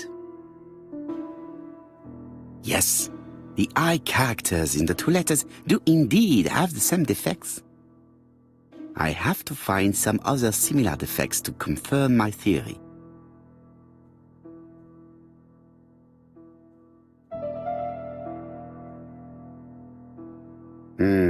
The W is not printed properly.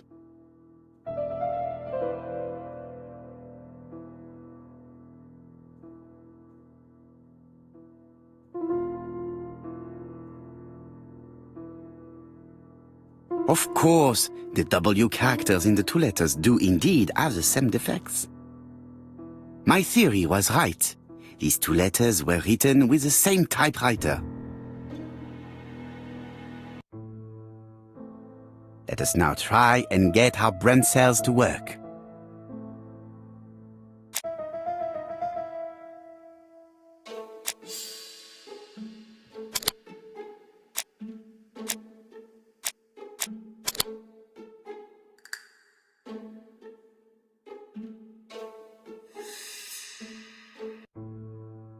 The letter should have arrived in time. The postmark shows that it was sent 3 days ago. However, our man made a mistake in the address, which explains the delay. All the same, the post office took their time correcting the error. Come on, Poirot. Your address is not quite as well known as that of Scotland Yard. Poirot, the telephone. It must be Jap.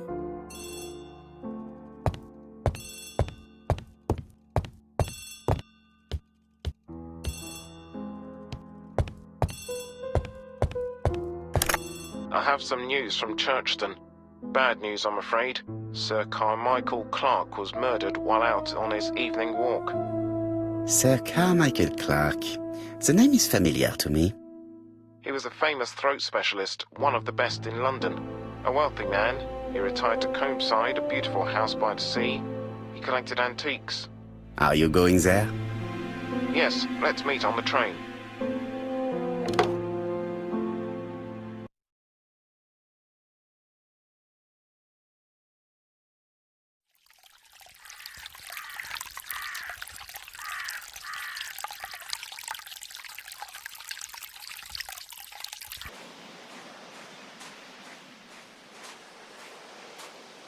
The victim is called Sir Carmichael Clark, one of the best throat specialists in London.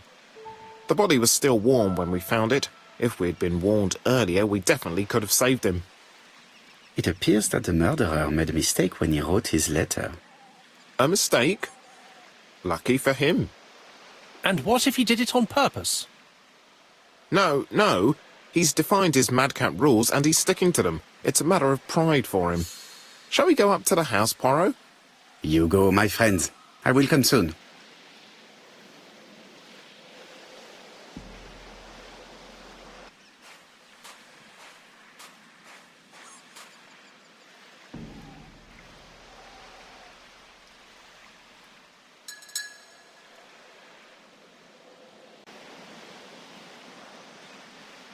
An ABC guide.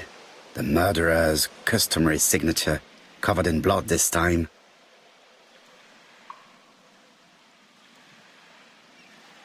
Sir Carmichael's throat was cut. It's a clean incision, a professional murder.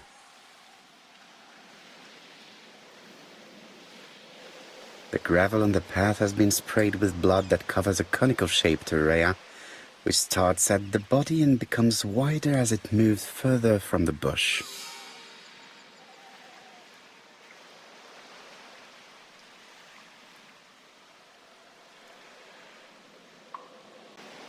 Apart from the wound to the throat, the body is untouched.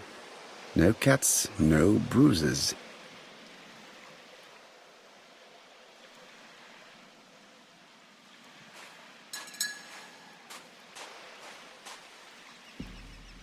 Jap has emptied the victim's pockets and has laid out their contents on this piece of wax cloth.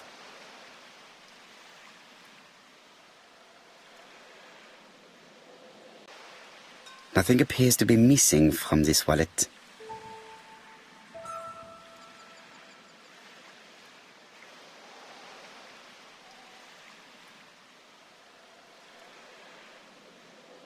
A signet ring, very probably with the Clark family's coat of arms.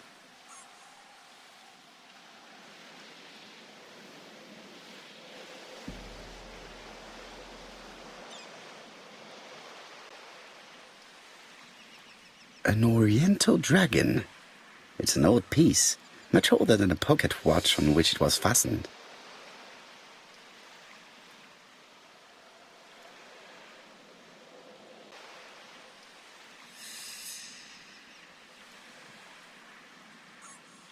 It is pointless.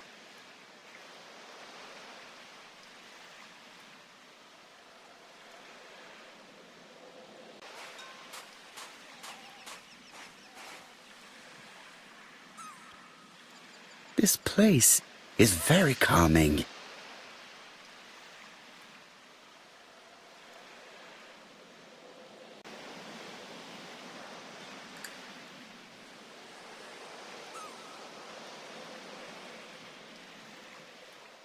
The site is exceptional.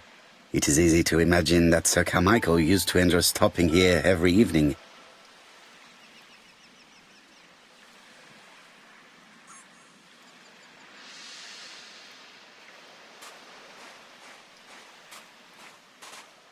The body is just in front of a bush, one of the only bushes in the surrounding area.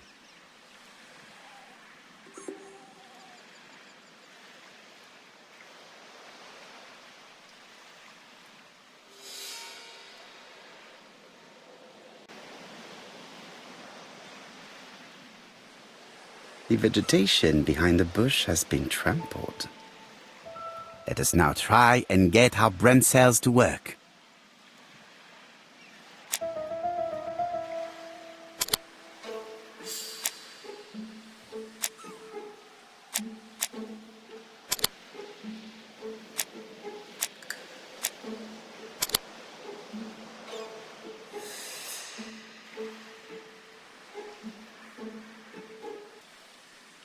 Sir Carmichael had his back to the bush when the killer cut his throat from behind. A fatal blow that sprayed blood over a range of more than 1 meter. Let us now try and get our brain cells to work.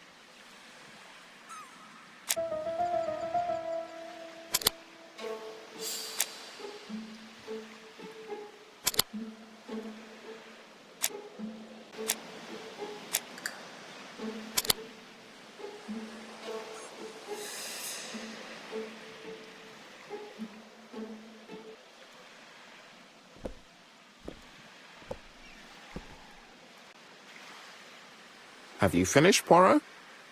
Chief Inspector, many questions remain unanswered, but I am certain of one thing. The killer has prepared his crime very carefully. Quite right. He must have known Sir Carmichael's movements well to plan such an attack. The murderer struck with terrible savagery. Yes, blood flowed. It's the first time he's attacked a man. He armed himself accordingly. Have you spoken to the victim's family, Chief Inspector? I've spoken to the brother, Franklin Clark. I didn't get much out of him. He's yours. I must get the body removed.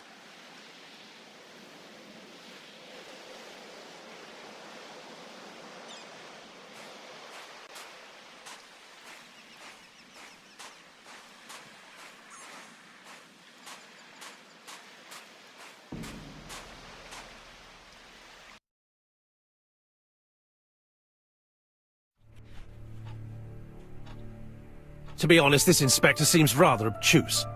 I'm counting on your friend Poirot to catch my brother's murderer. Ah, here he is now. Please, Mr. Poirot.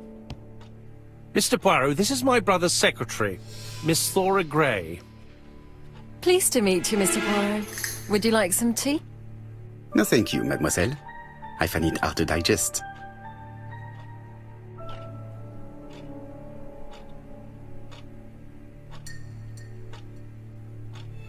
There is something very viril about him.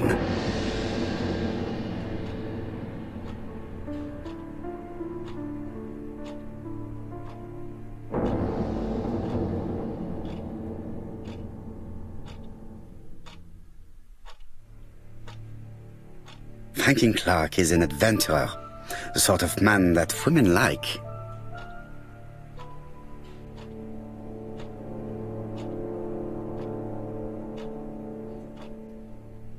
There is something elegant about her.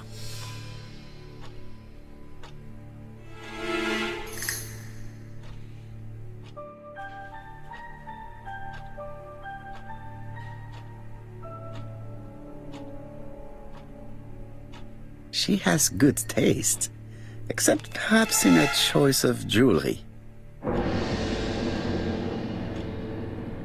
Please excuse me, I have to take care of Lady Clark.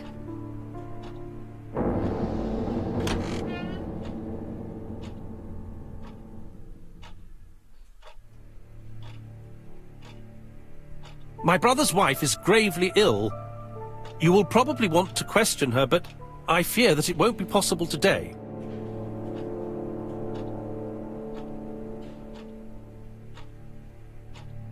Of course, I understand. Someone set a trap for your brother.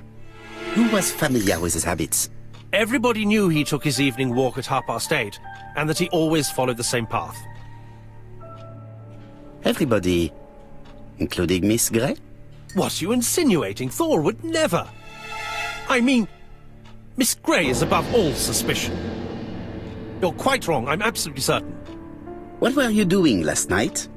After dinner, I went to my bedroom. At 11 in the evening, the telephone rang. It was the police. I went to look for my brother. Was it your favorite novel? The Railway Children by Edith Nesbit. I know it's a children's book, but it's enthralling. So it was you who found the body? Yes, along with the gardener. Have you seen any strangers around the house recently? No. As far as I know, nobody has been near the house.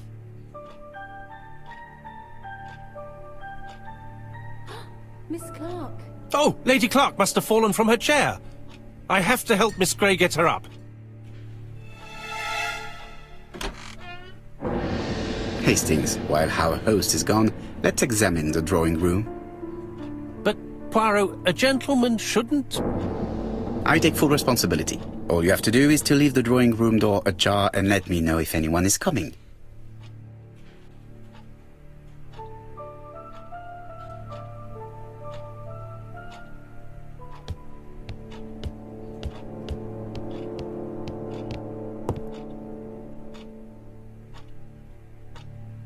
It is an emperor.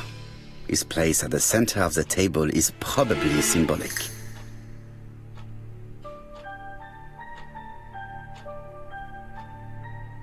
A tiger.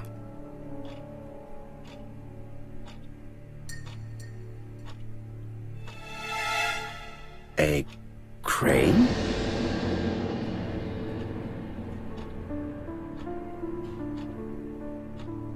A dragon.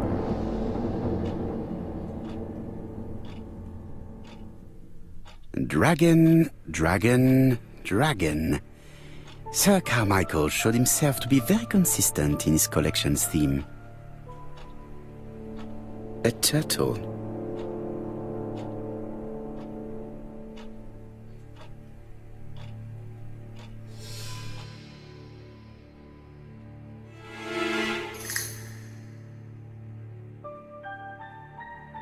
Comside's private collection, purchases since 1920.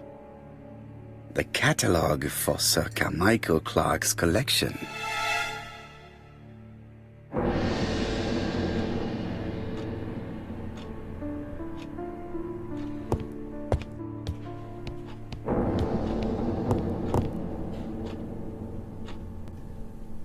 The interior is richly decorated.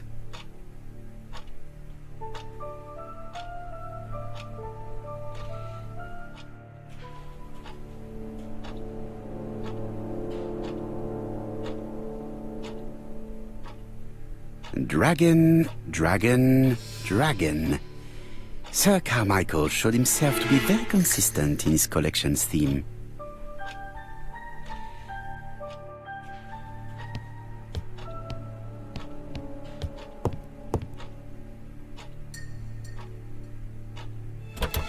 It's locked.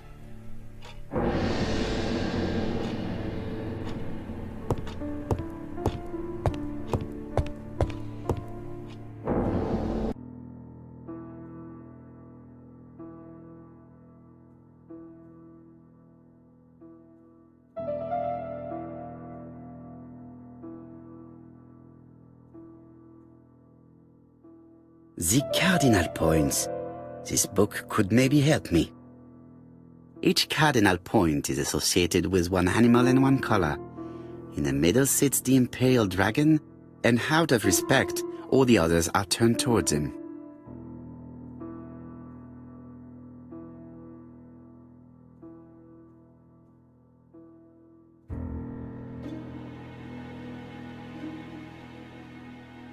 Turtle, the dragon, the crane, and the tiger.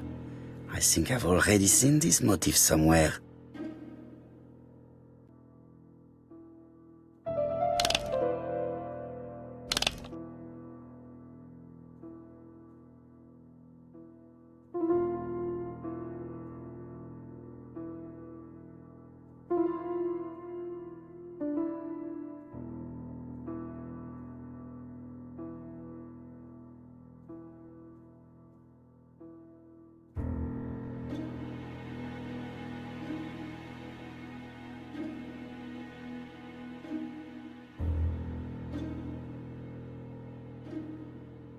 The position of each motif is correct, but they are not turned the same way as on the table.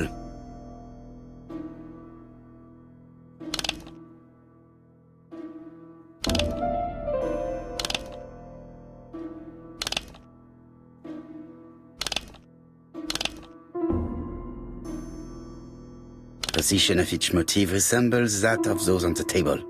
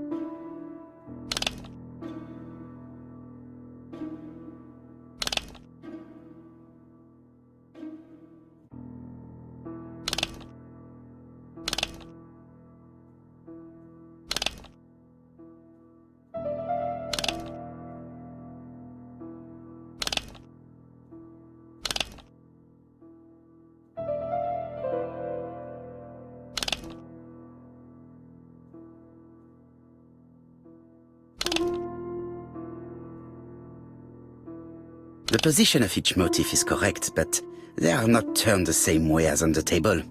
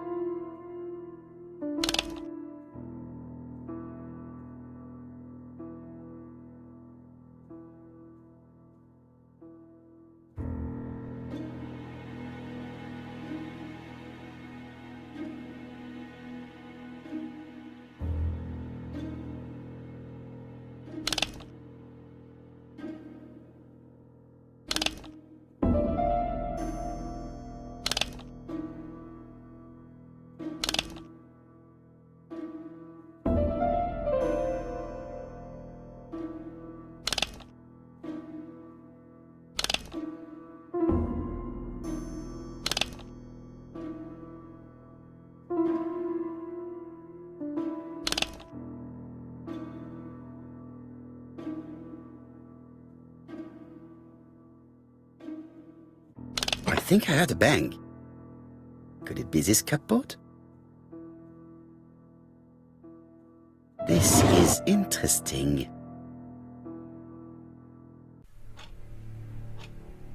These daggers are only ceremonial weapons. I do not think that the crime weapon is here.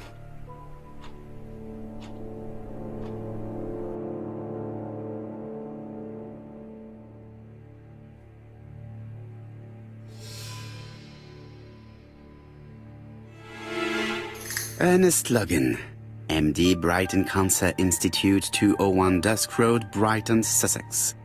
To Sir Carmichael Clark, MD, Comside Churston, Devon. Brighton, 1935, January the 5th. As a man of science, I owe it to you to be completely frank. Lady Clark, your wife is suffering from a generalized terminal cancer. I confess I didn't suspect anything like that during the first exams. But with the test results I have received today, there is unfortunately no place for doubt. I estimate that Lady Clark's life expectancy is no more than 1 year. Hospitalization would not help in her case, so I advise you to keep her at home and provide her with as much morphine as required to ease her last moments. Yours sincerely, Ernest Logan.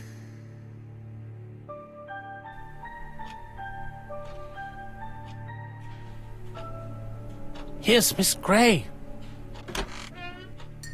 Sorry to keep you waiting. Lady Clark's condition requires regular care. I believe you want to ask me a few questions. Indeed, mademoiselle. This porcelain is remarkable. Is it old? It's about 3 centuries old, I believe. Wait, let me find the reference.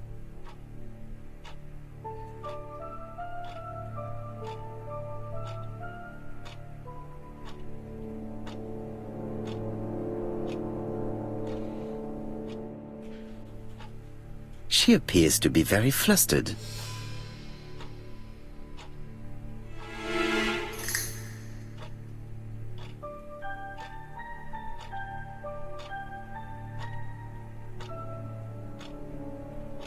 She is unable to hide her emotion, and her makeup has been disturbed. I think that this young woman has just been kissed. Here? Teapot with black dragon, Gangxi period, end of the 17th century. It is a rare piece with unusual colours. You have a good knowledge of art history. Acquired while working with Sir Carmichael. I used to help him manage his collection and choose his new acquisitions.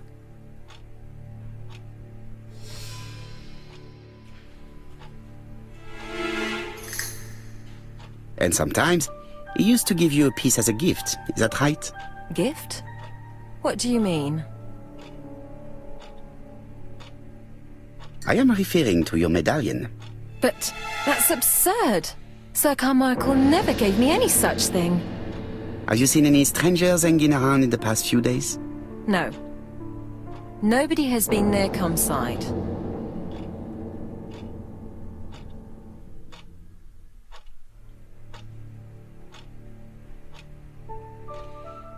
What were you doing yesterday evening at the time of the murder? I was sleeping. I was woken by the telephone at 11. I heard Franklin Clark speaking with the gardener. They left with some lanterns and they found the body.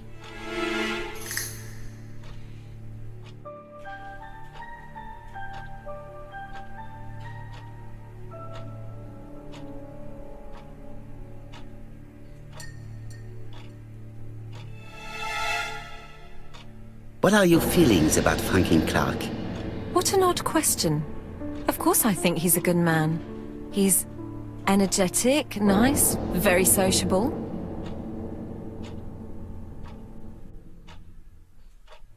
Miss Grey, if I may be so bold, please do not take offence. My friend has rather unusual methods, but all he wants is to find the murderer. Yes, I understand. I must rest. Please excuse me. Earlier, you asked me to watch the living room door for you. I don't wish to be indiscreet, but sometimes a gentleman stumbles upon a secret without intending to. That is sometimes the case. And I saw Franklin Clark kissing Miss Grey at the foot of the stairs. Do you think this is a common occurrence? No, I saw emotion, intensity. I think it was their first kiss. Well done, mon ami. Well spotted. However, I don't think I completely understand this business. Why did Sir Carmichael not defend himself? He appeared to have been active and strong. The murderer did not give him a chance. Let us try and reconstruct the scene.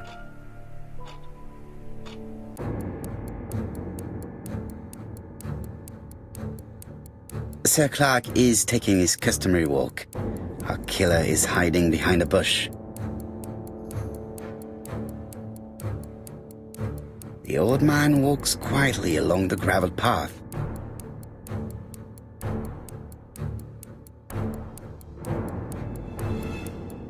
Then he turns towards the sea to gaze at it.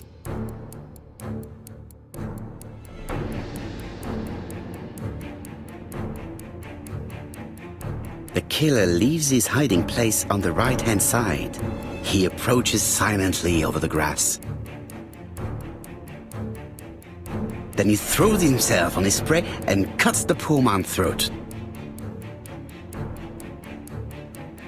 He then lays down the ABC before leaving. Everything appears to match the crime scene, mon cher Hastings. That is exactly what happened.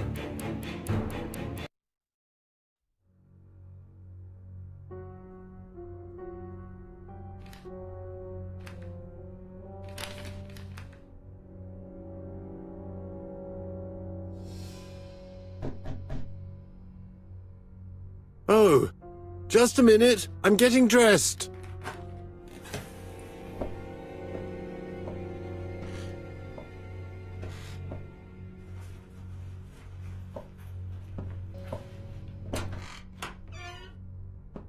Mr. Kirst, have you recently returned from Churston?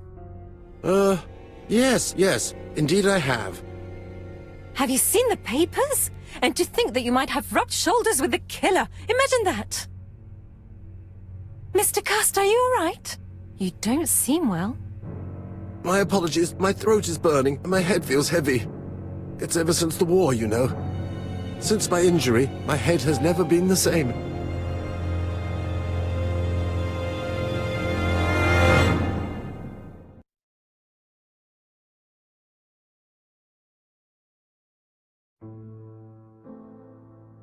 Poirot, it's a pleasure to be with you again after all these years. I looked for a gift to thank you, and I found this propelling pencil. An authentic collector's item. You spoil me, mon ami. And you more so by sharing investigations. Do not underestimate the help you are to me, Hastings. Intellect is not everything. There is also goodwill, and you are not short of that. Later, I will ask you to help me tidy up the room and bring some chairs. Our guest will be here soon. Ah, is Thora Grey coming? Naturally. She is a fascinating young woman, n'est-ce pas? Oh, come on, Poirot. I'm a married man. And Miss Grey has already been courted by Franklin Clark. Poirot, our guests will be here soon. We must prepare ourselves.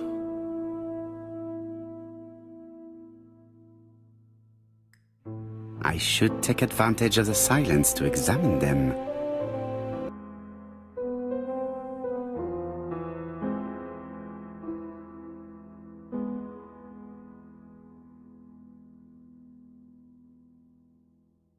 Sometimes I love a brunette, sometimes I love a blonde. That's what the song says. The song says, sometimes I love a blonde who comes from Eden by way of Sweden. But I am not sure that this blonde is an angel.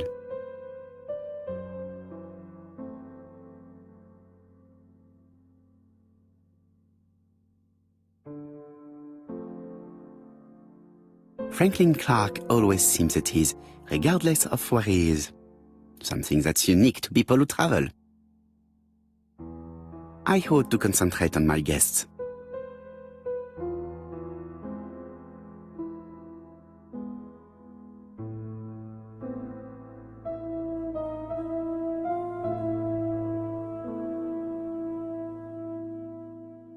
Donald is always on edge.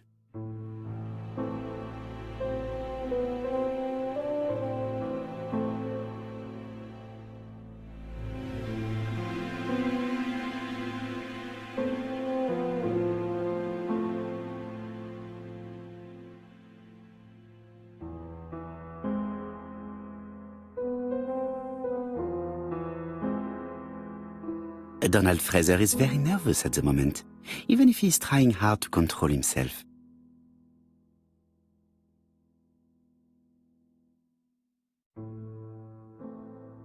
She appears to have taken more care with her appearance than the last time.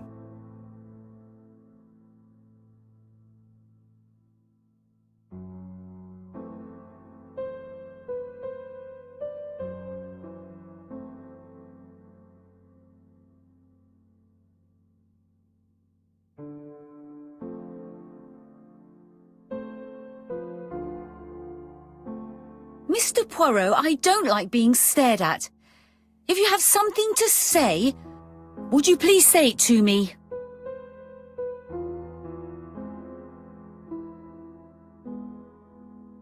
She's looking at Mr. Fraser out of the corner of her eye. Did she make herself beautiful for him?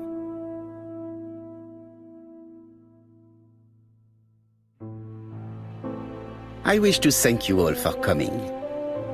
I wanted to bring everyone close to the victims here in order to unmask the murderer.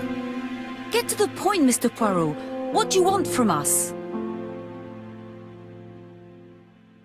You are an intelligent woman, Mademoiselle Barnard, and I'm sure that you have already understood my intentions. You think that if we put our heads together, we might come up with something new? I am convinced of it. What I ask is that you search your memories. The murderer must have left some trace. Yes, he must have prepared his crimes very carefully. Tout à fait. He did not get to Bexhill at midnight in order to strangle a young girl whose name by chance starts with P. Must we go into that? Mr. Fraser, please get a grip on yourself.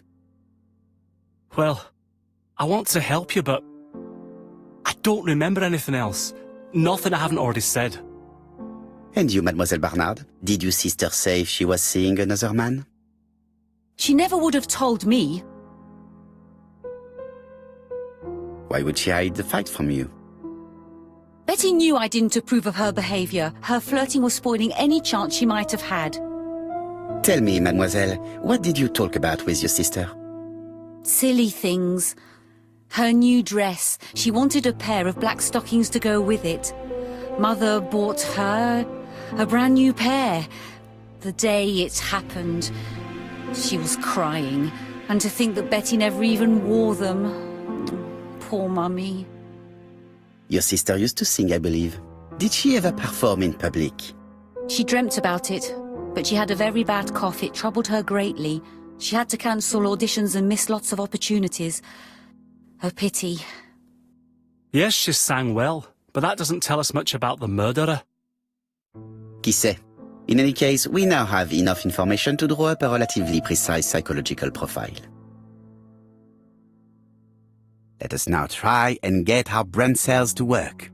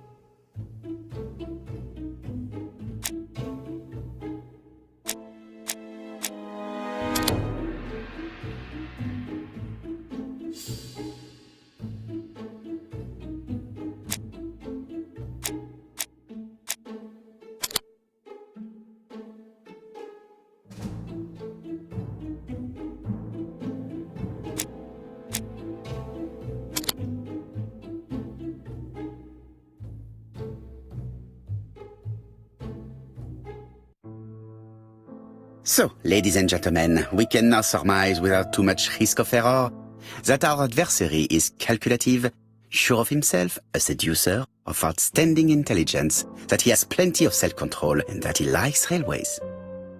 It's a good start. Other meetings may be necessary. I hope that you will be able to come back again. Well, it's just that...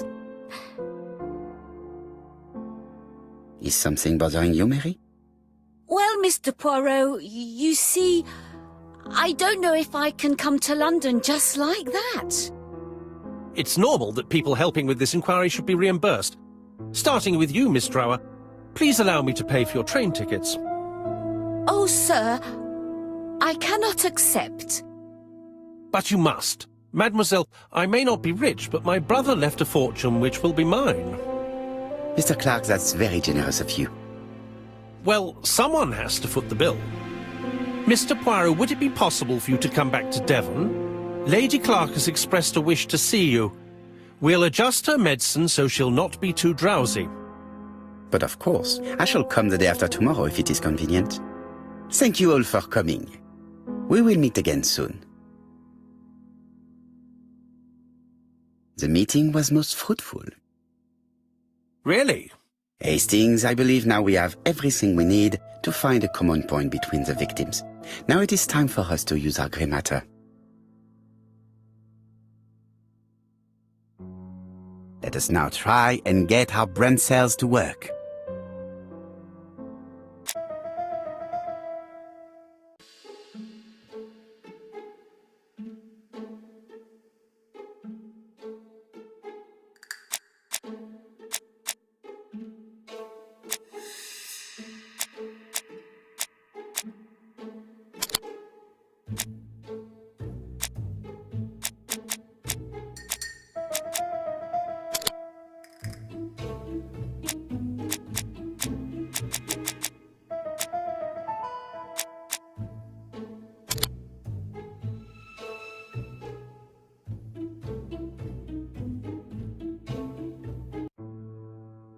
The first two victims suffered from bad throat, and that was precisely the specialty of the third victim, Dr. Clark. We have a lead. It would pay to take a closer look at the medical records of Dr. Clark's patients. We'll do so during our next visit to Churston. I will do it myself, mon ami. You must remain in London just in case ABC sends us another letter. Very well, as you wish.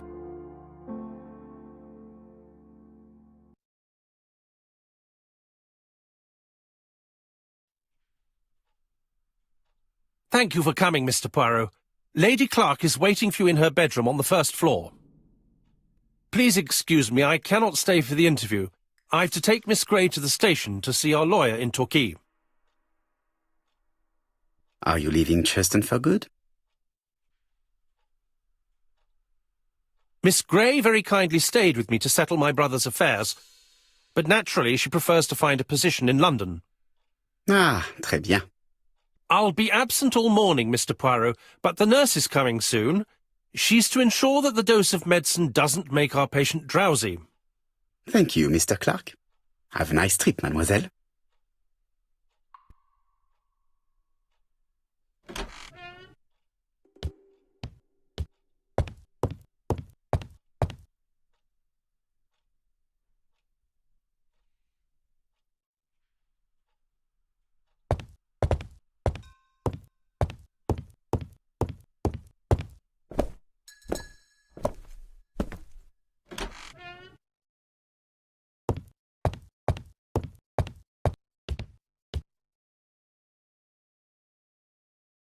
This poor woman is very ill.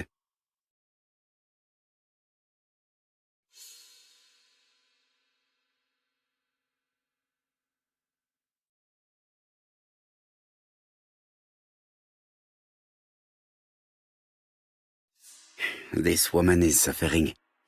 She is in no state to have a conversation.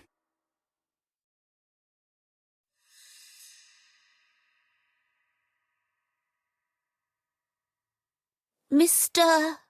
Poirot? My respects, madame. Thank you for coming. Thank you. Have you seen the nurse? She should have been here by now. Oh, I'm sorry. The telephone in the hall is ringing.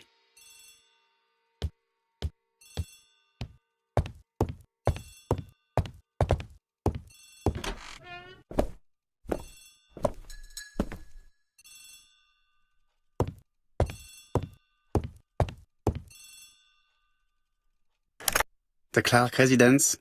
Detective Hercule Poirot speaking. How do you do, Mr. Poirot? I'm Lady Clark's nurse. I wanted to let you know that I won't be able to come for her injection today. Might Miss Grey be able to do it? She has just left, but I will take care of it. Thank you. That's very kind of you. You'll find the skeleton key to open the medicine cabinet hidden in the lion trophy. You can count on me. Au revoir, mademoiselle. Oh, thank you kindly. Goodbye, Mr. Poirot.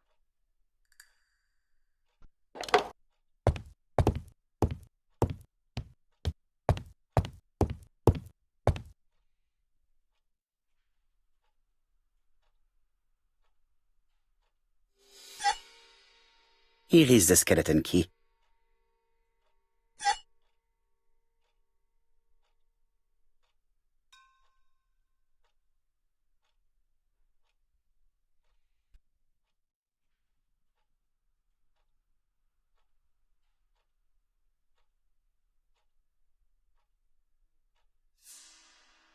April 1925, Aceh Province, Sumatra.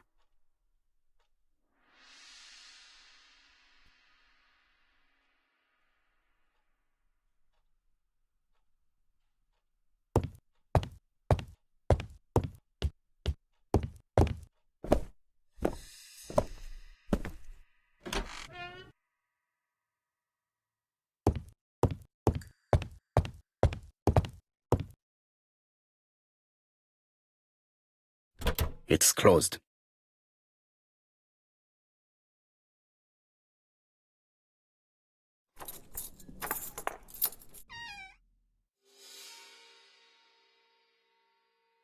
Ah, Mr. Poirot.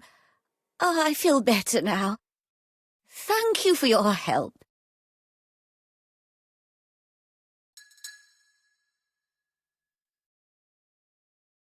You asked for me, chère madame. Yes, yes, of course, I wish to speak with you. But what was it about? No doubt. You wish to talk to me about what happened to your husband? Ah, yes. Oh, poor Carmichael. Has the madman who killed him been caught? Not yet, chère madame. There was a great many people in Cheston on the day of the murder. Indeed. People go straight to the beach. They don't come near Coomside. So, there were no strangers around the house that day? Who said that? The people who live here. Your brother-in-law, Miss Gray. Miss Gray? Oh, I don't like her. Franklin wanted her to stay, but I insisted she should go, immediately. You are entitled to do so, naturally. I'm pleased that you approve. The others have been taken in by her. But at least you can see through that self-pity act. See what she's up to. Oh.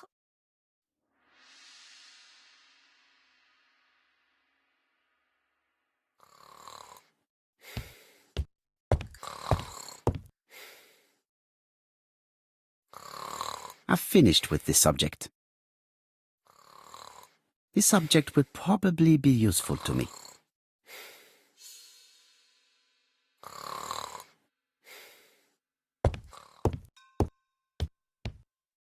This subject would probably be useful to me.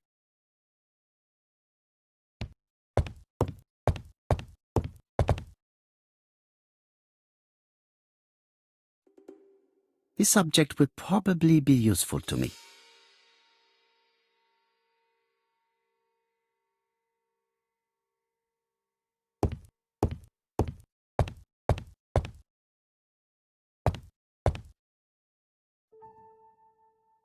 This couple appears to be having fun.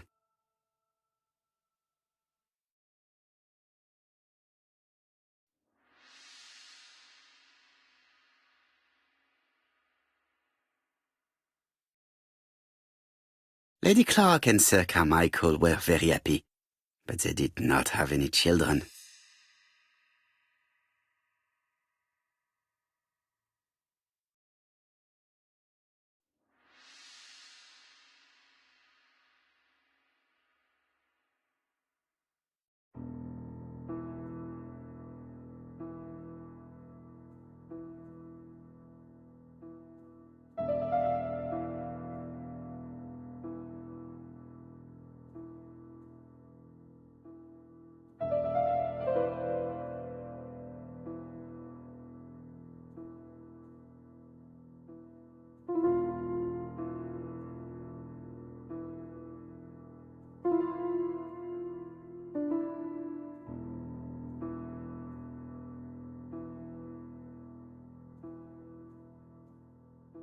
The mechanism appears to be broken.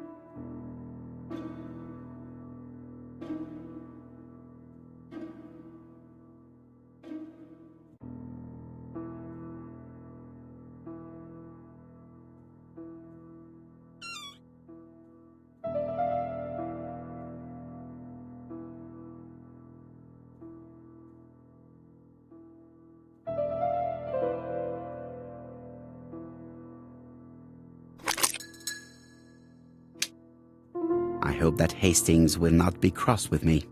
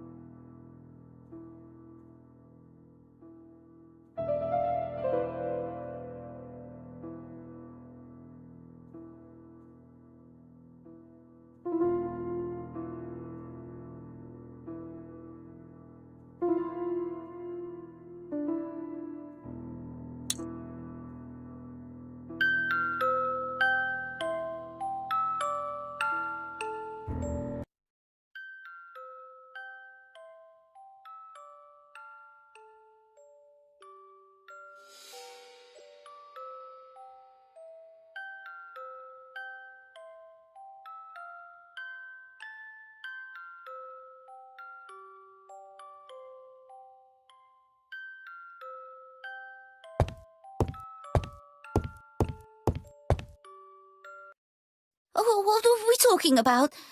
Ah, yes, Thora Grey. Oh, Carmichael had great esteem for her, but for me she was nothing but a hypocrite. Miss Grey was a hard worker, though. Thank goodness. Fortunately, she was good at her job. I don't see why you all think you should have to defend that girl. You are very harsh. Do not forget that the girl is an orphan. Yes, and she used the fact to get around men. Take Franklin. He's fallen for her sweet-talking charms. Oh, he's a lovely boy, very plucky and sure of himself. But so naive, oh, when it comes to women. Miss Grey did look after you very well, though. Outwardly. But she's hiding something. I think she tried to poison me. Miss Grey? A poisoner? But everybody appears to like her. It proves she knows what she's doing. She's manipulative and she's a liar. A liar? Let's see, didn't she say that on the day of the crime nobody was around Coomside? That is correct. Well, at 11 o'clock I saw her talking to someone. Really? And what was this man like? An ordinary sort of man with a very plain face. Oh, I don't remember well. Was he a gentleman? No, he was not a gentleman. It would be best to leave her to sleep now. The telephone in the hall is ringing.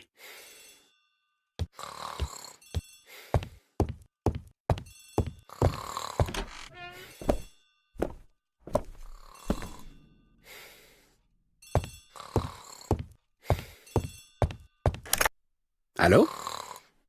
Poirot, is that you? Hastings here. Thank you for calling. Have you received a new letter from the murderer? No, thank goodness. How are things in Churston? I questioned Lady Clark, but I will not leave until I have examined everything of interest to me here. Fortunately, Franklin is absent, and I have a skeleton key. Have you seen Thora Grey again? Briefly. But rest assured, I intend to summon her to London soon. She's a fascinating girl. But secretive. I would like to ask her a few questions. Poirot, she wouldn't hurt a fly. Each to his own, my friend. Yours are pretty orphans, mine old ladies that have the maladies. Poirot, are you mocking me? No ill intended, rest assured. À bientôt, mon ami.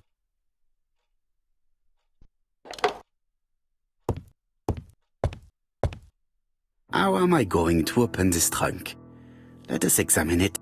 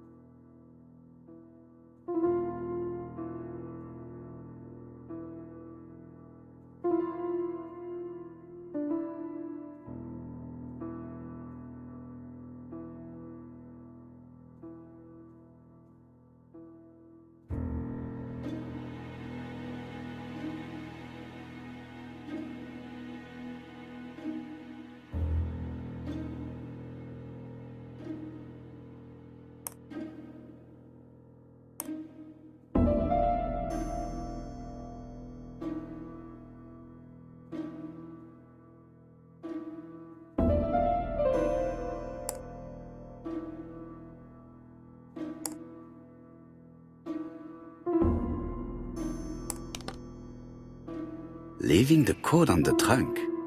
What a strange character Franklin is.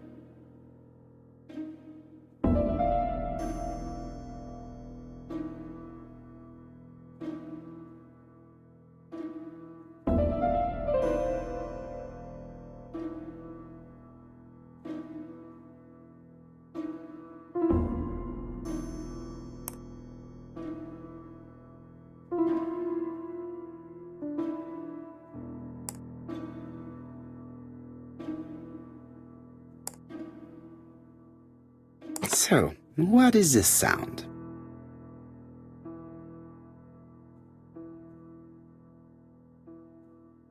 I should be able to open the trunk now.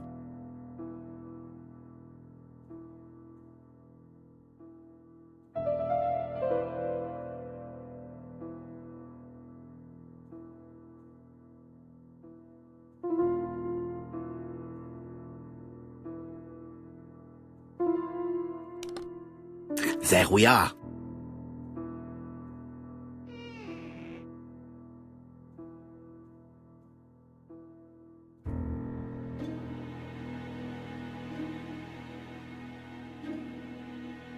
A pile of books, including one about dragons. Nothing interesting.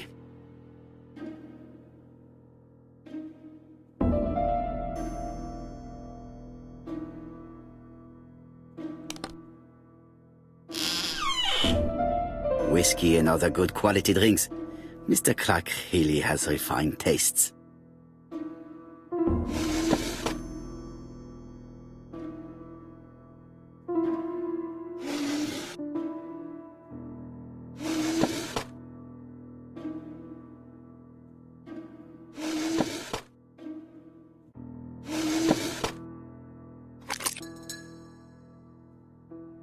Why has Franklin put an Allen key inside his trunk?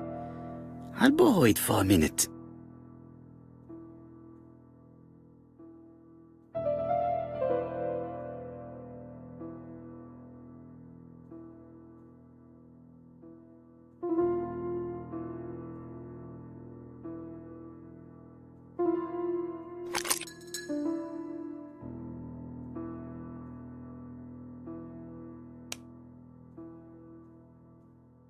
An Allen key, it can be used in 5 positions.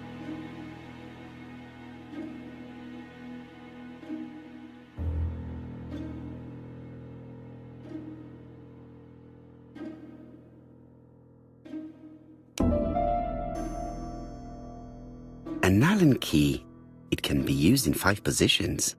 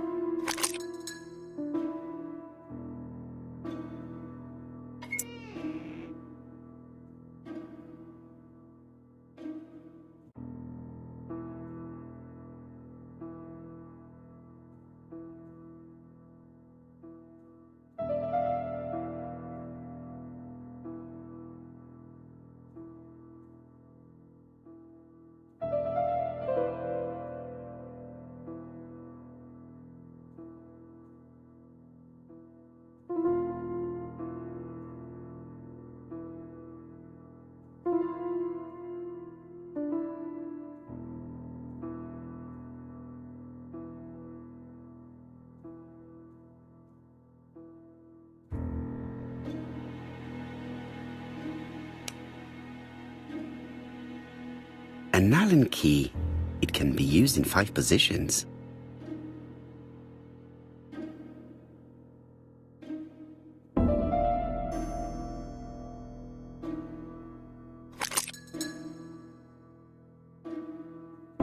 Another screw.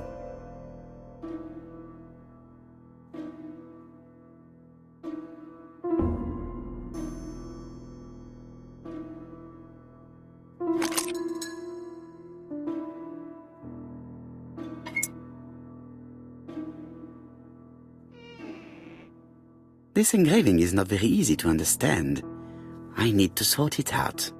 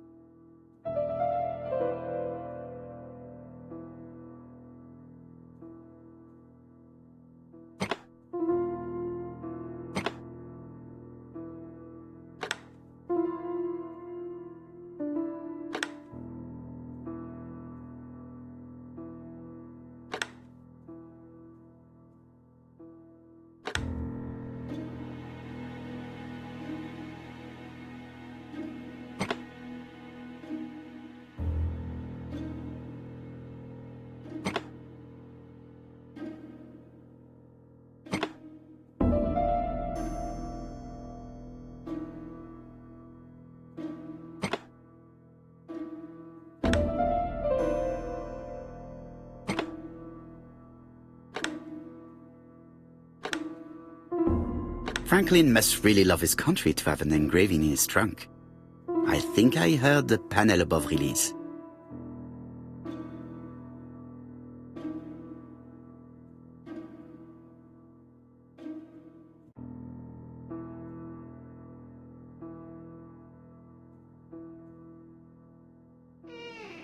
A signet ring? A signet ring with a code written on it. 1587. It may be useful to me.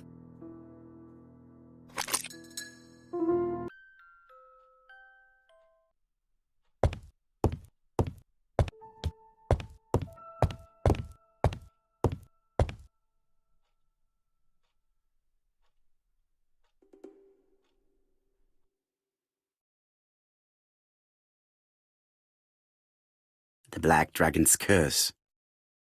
To Franklin, who will never grow up. January 25, 1928. Car Charlotte.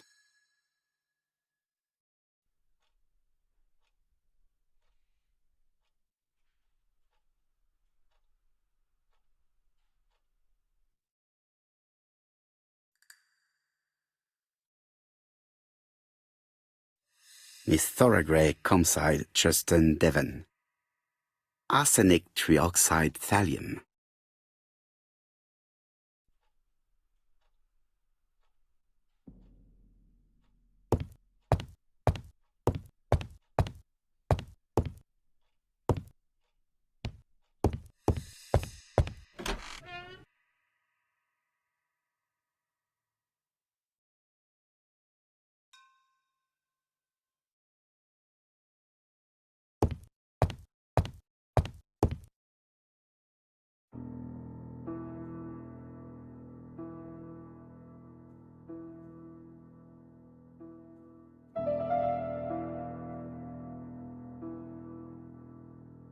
Four Chinese symbols are engraved on this padlock.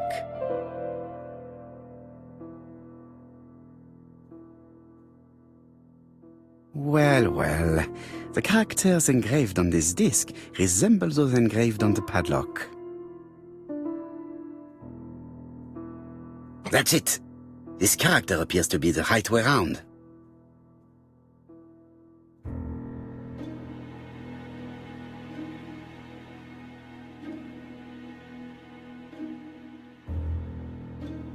The position of this character looks right to me.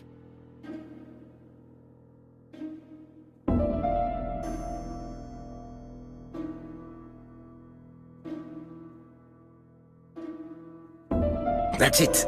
This character appears to be the right way round.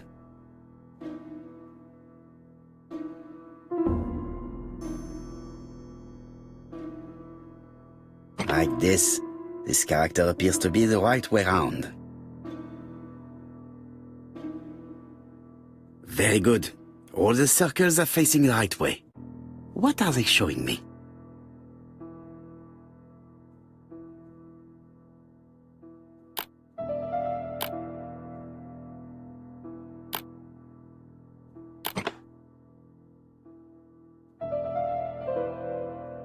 At last, the cupboard is open.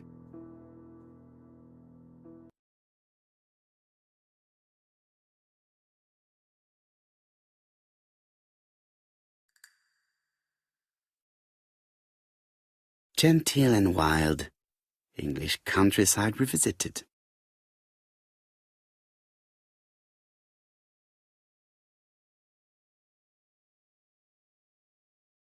The Railway Children, E. Nesbit. For Franklin, Und Effie's Christmas, 1910.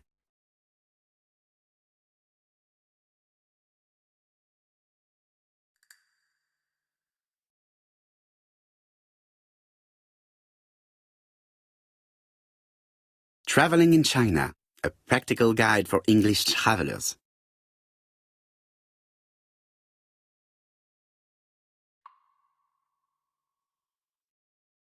Helmet, flask, and rifles. Franklin is very well equipped.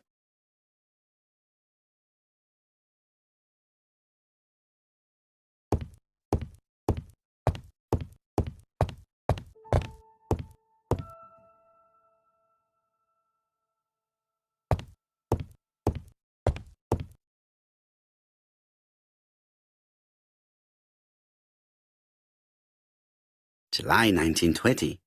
Alaska Peninsula.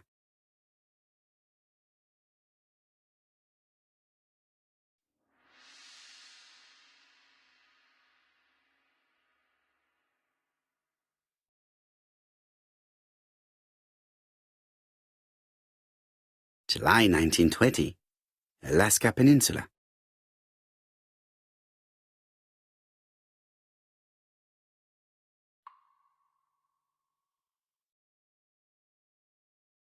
Franklin appears to be very active.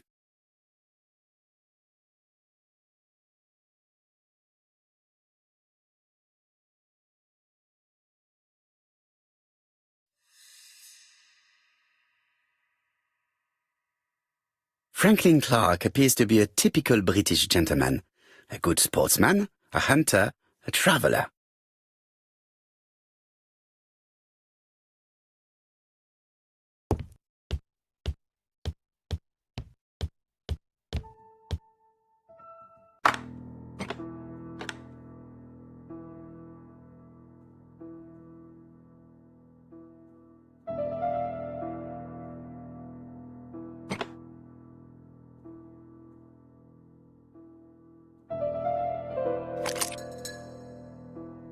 The plates around the picture appear to have unlocked.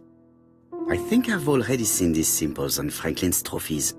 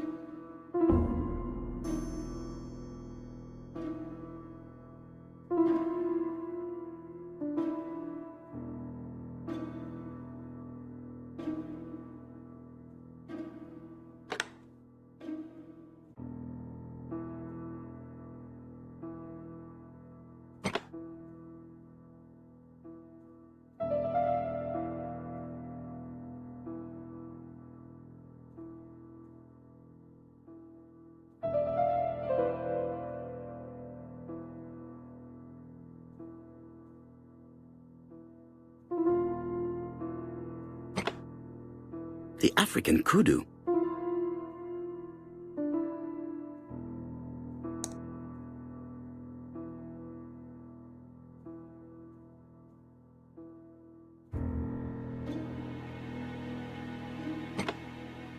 The Alaskan Kodiak bear.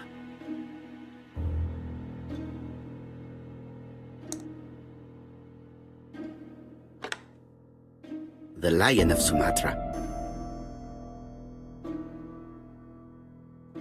I heard the sound of a mechanism. Strange way of protecting one's safe. Triangulating one's hunting sites on a map.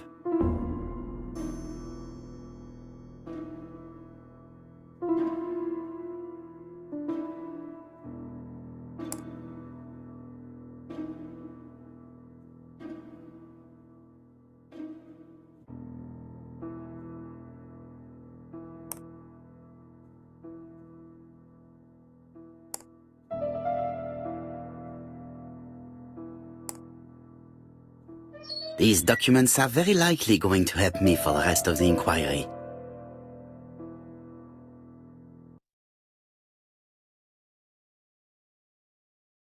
A dozen gold sovereigns, some shares for the Southern Railway and some treasury bills. This is not worth much, hardly enough to justify your robbery.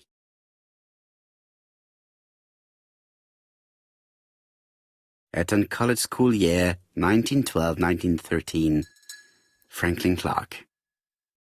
School report for Franklin Clark.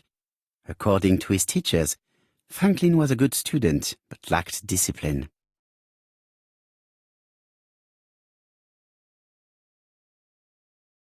Charlotte Clark, Comside, Churston, Devon, to Mr. Franklin Clark, Peninsula Hotel, Salisbury Road, Chinchasui, Kowloon, Hong Kong, Comside, 1935, January 1st. I wish you with all my heart a happy year 1935. Writing my greeting cards, I have affectionate thoughts for you. Always smiling as a child, sailing to distant countries and bringing back to us trunks full of wonder. At home, everything annoys me, starting with this young Thora Sir Carmichael is so fond of. I have nobody to share my feelings with, so I write to you. How can I tell you what happens to me? The simplest way the better. I am doomed. I still have 1 year to live, no more. How do I know? I opened the secret drawer of Carmichael and read a letter not addressed to me. In this letter, Dr. Logan tells my husband in the most direct way the truth he conceals from me. Sir, I know, but my husband doesn't know I know. Please don't tell him. And if he shares the truth with you, act as you are surprised. Carl will probably speak in his usual convoluted way, but I wanted to be the first to announce it to you. It does matter to me that you are aware of what happens in Comside. Warm regards, Charlotte. Sir Carmichael Clark, Comside, Churston, Devon, to Mr. Franklin Clark, Peninsula Hotel, Salisbury Road, Chinchasui, Kowloon, Hong Kong, Comside, 1935, January the 12th. Dear Franklin, first, I wish you a good start to a successful new year. I have received your letter dated December 10th. Thanks for defending my interest against Wang, this robber. Things could have got pretty bad if you weren't a real cold-blooded guy. I envy you for that. Things go on here much as usual. Charlotte is moderately free from pain. I wish one could say more. You may remember Thora Gray. She is a dear girl and a greater comfort to me that I can tell you. I should not have known what to do through this bad time but for her. She has an exquisite taste and shares my passion for Chinese art. No daughter could be a closer or more sympathetic companion. Life has been difficult, but I am glad to feel that here she has a home and true affection. You wrote me you want to stay in China for 1 more year or even longer. I don't object. The longer you stay, the more opportunities you will have to increase our collection. Nonetheless, you should know that we miss you here, and that Charlotte will be gone by the time you come back. I am, dear Franklin, your truly affectionate brother.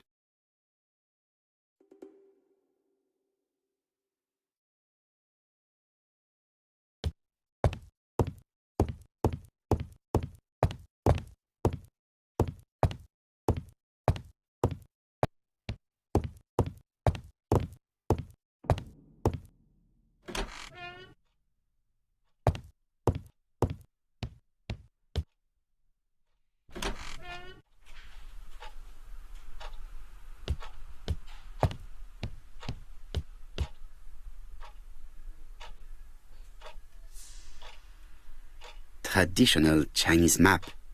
Facsimile. South is on the top of the map.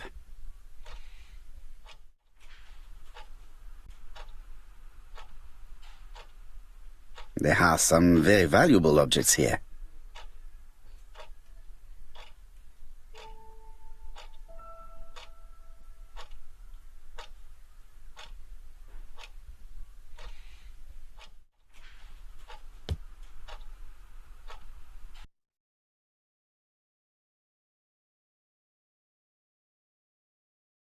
Compass, point to the south.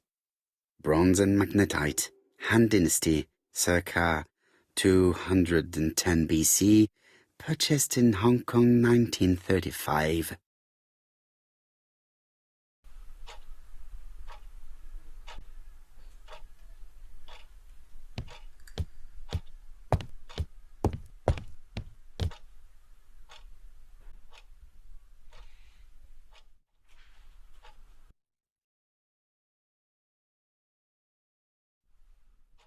A dark dragon for a bright-haired maid.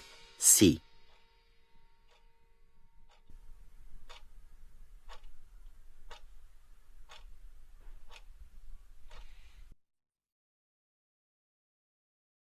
I've already seen similar daggers.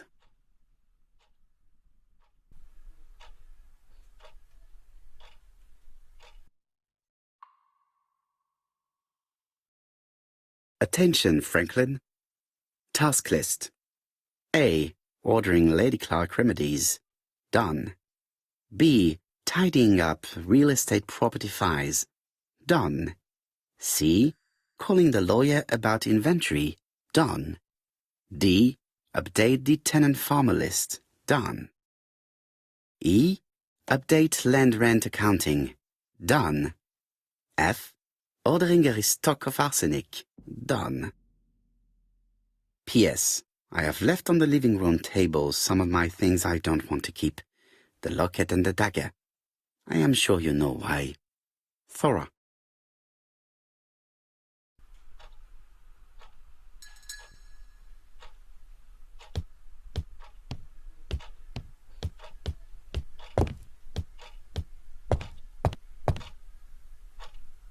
I see some papers that were not there the first time I visited. These daggers are only ceremonial weapons. I do not think that the crime weapon is here. Valuers report property. Building land located in Comside, Churston client, Sir Carmichael Clark, April 15, 1935, Court and Brunskill office.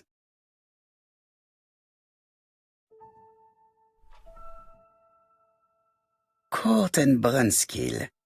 The name is familiar. Is that not the name of the firm Donald Fraser works for?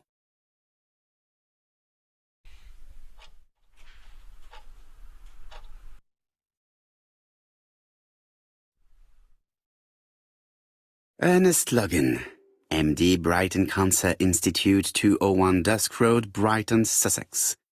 To Sir Carmichael Clark, MD, Comside, Churston, Devon. Brighton, 1935, January the 5th. As a man of science, I owe it to you to be completely frank.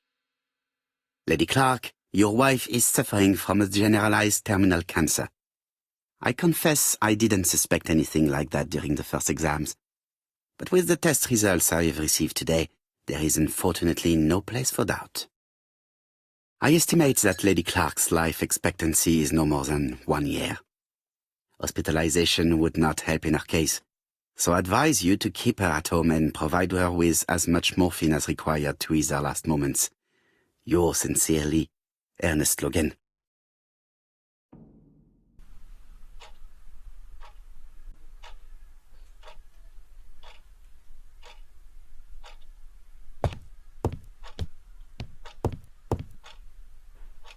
Order and method above all.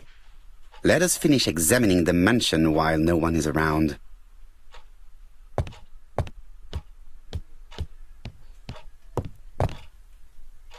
The door is locked.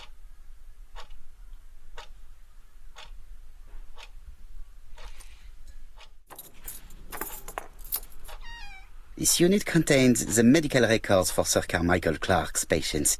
Let us study them closely and see if there are any familiar names. No deaths on the records from A to D.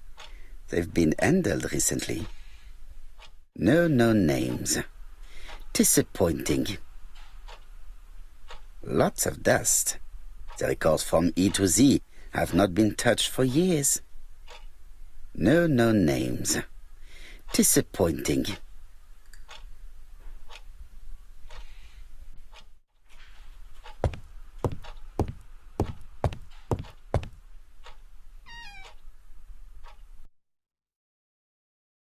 Where is the horrible smell of carrion coming from?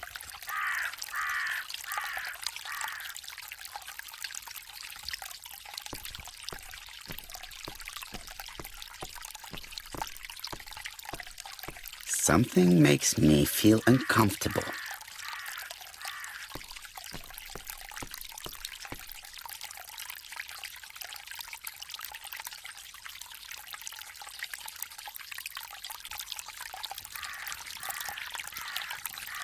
Tut-tut.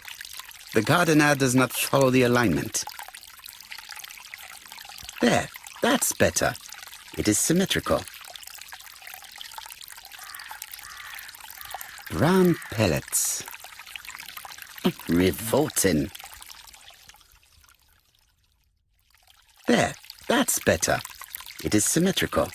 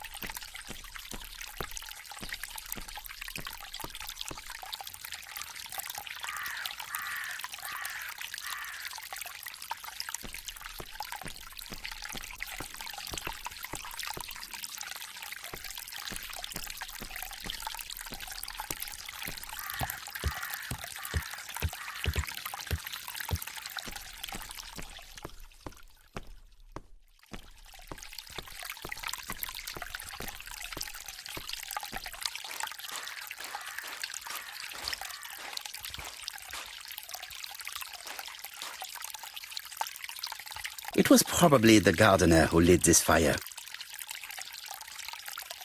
Look here. I wonder if someone wanted to get rid of these papers. This object would probably be useful to me. Let us now try and get our brain cells to work.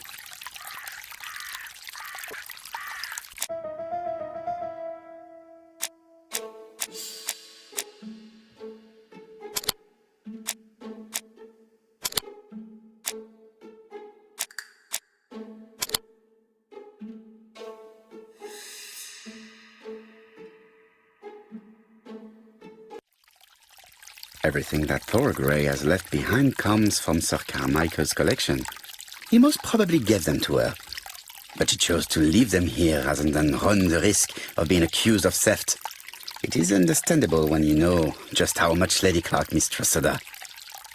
Let us now try and get our brain cells to work.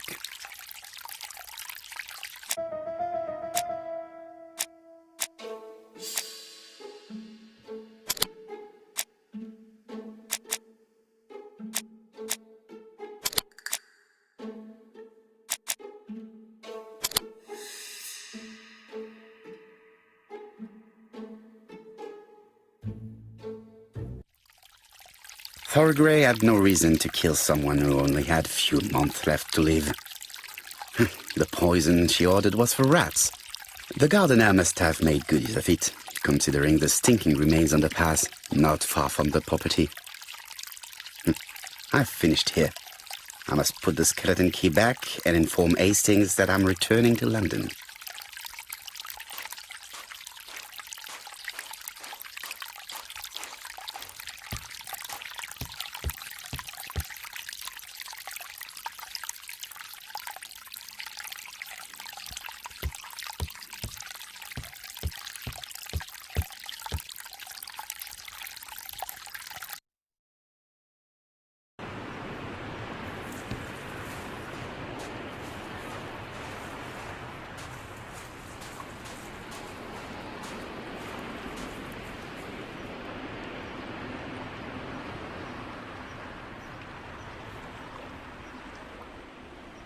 May you have peace, Carmichael.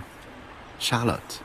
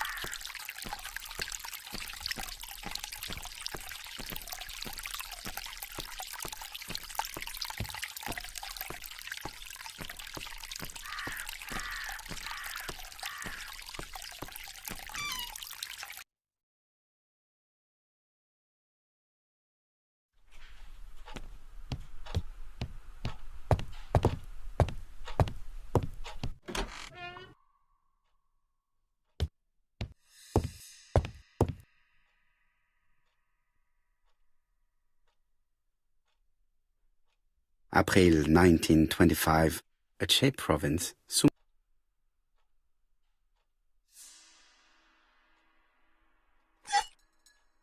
Perfect. Nothing else is keeping me here.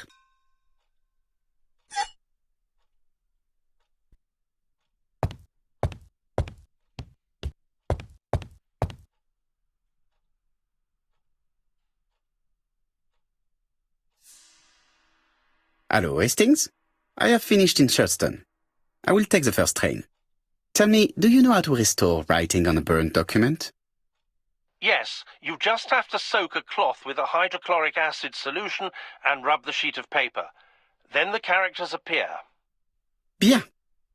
You have been of great assistance, Hastings. Could you please order the solution as soon as possible? Of course, but what documents do you want to read? You will see, my friend. À ce soir.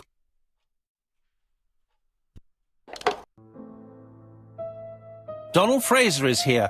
He insisted on waiting to see you.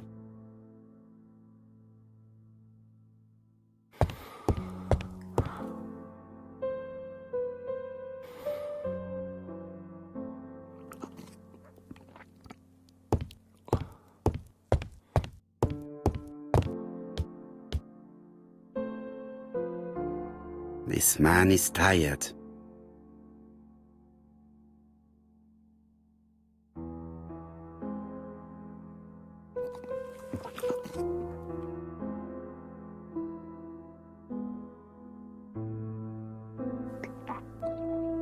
Donald is short of sleep, and it looks as if he didn't even bother to undress before going to bed.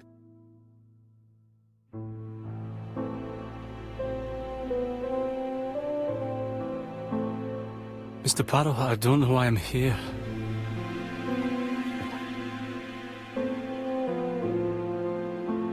You wanted to talk, and you came to find the only man capable of hearing you. Mr. Poirot, since Betty's death, I've doubts about myself. I don't know what to do.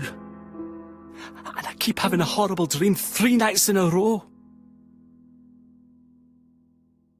Have a drink, and tell me about this dream.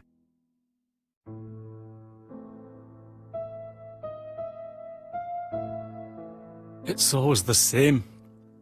I'm on the beach with Betty. I grab her round the throat, and I squeeze, and squeeze until she's dead. Her head falls back, and I see that it's no longer Betty. It's Megan's face. Have you seen Megan Barnard recently? Yes, our grief has brought us together. I never really knew her before. She's really quite a remarkable girl. But I would never tell her about my dream. Why not? Is it her you are attacking in your dream? No, it's Betty. And once Betty is dead, it's Megan's face that appears in its place. Very interesting. Let us now try and get our brain cells to work.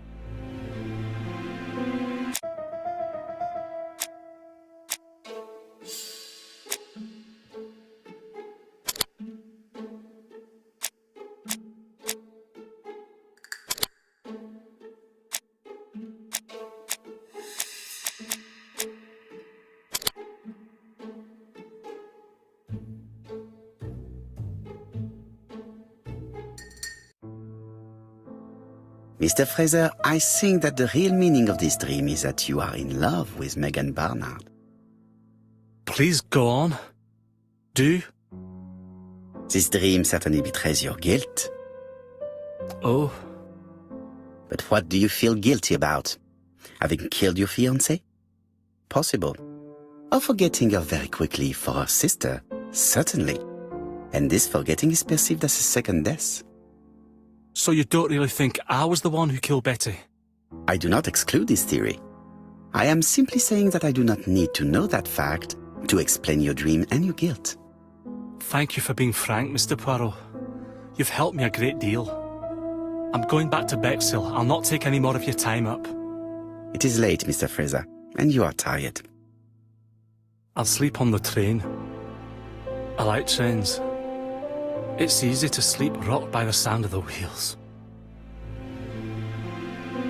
Poor boy, he seems completely lost. Well, women seem to like him. I think Megan will take care of him. Oh, I remember. Did you order the product I needed? Yes, we'll be receiving it tomorrow. Bien, it is late, and I asked Miss Grey to come tomorrow morning. I have a few questions I wish to ask her.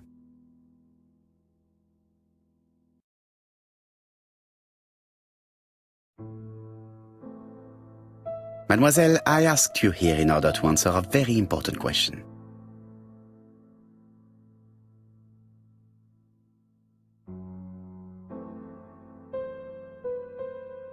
You lied to us, and I demand to know why. But what are you talking about? Yet, Lady Clark maintained that she saw you talking to a stranger on the front doorstep. Really? She must have been mistaken. Oh, I remember now. I'd forgotten all about it, but it wasn't important. It was just a salesman. One of those traders who sell stockings from door to door. Can you describe him to me? Medium size, glasses, dark suit, and a felt hat. Not the sort of man you notice. Completely harmless. That's why I forgot all about him. Nothing else? He was very hesitant and shy. Usually door-to-door salesmen are very confident, but he wasn't. Mademoiselle, the circumstances of your departure do not appear very clear. Mr. Poirot, your questions are offensive. I don't wish to lie. Lady Clark did not appreciate my presence. And Franklin could not go against the wishes of a sick lady. He is a good man, and he worries a great deal about his sister-in-law. I noticed that you left some personal belongings behind at Churston. It was too risky for you to keep these objects, am I correct? Risky? What was the risk? Keeping the brooch might have brought the curse of the dragon on you. What? The curse of the dragon? It's a good subject for a story. Mr. Poirot, what sort of world do you live in? Bien. I must ask you one last question. Please reply frankly with either yes or no. If Lady Clark had died, would you have agreed to marry Sir Carmichael if he'd ask you? How dare you ask such a question? Sir Carmichael treated me just like his daughter. And all that I ever felt him was affection and gratitude, nothing else. Thank you, mademoiselle. I will not keep you any longer.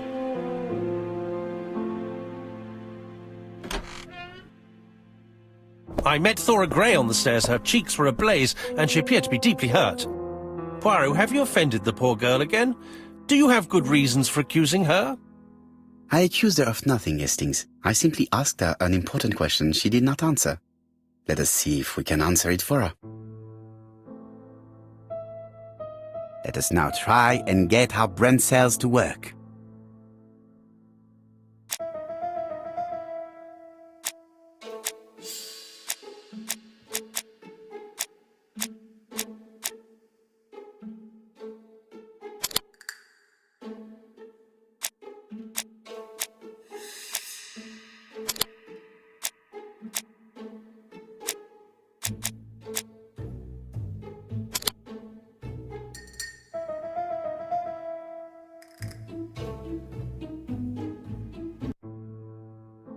You must know how to read between the lines, Hastings.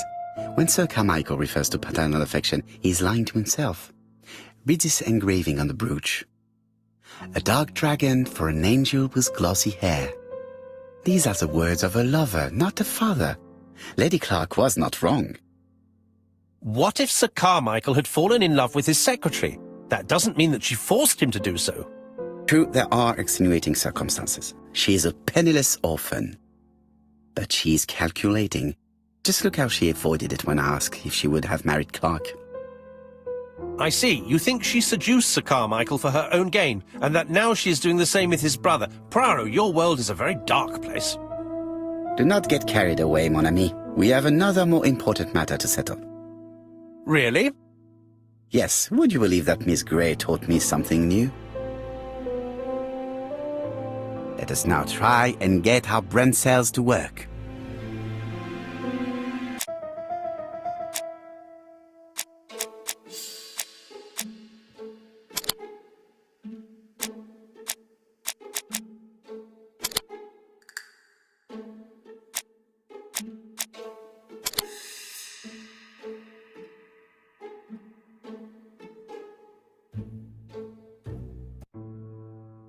It's perfectly clear, Hastings, perfectly clear.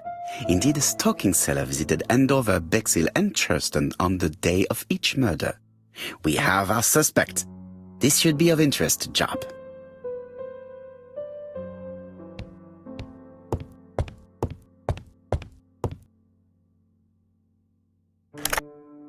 Chief Inspector, we are looking for a stalking salesman.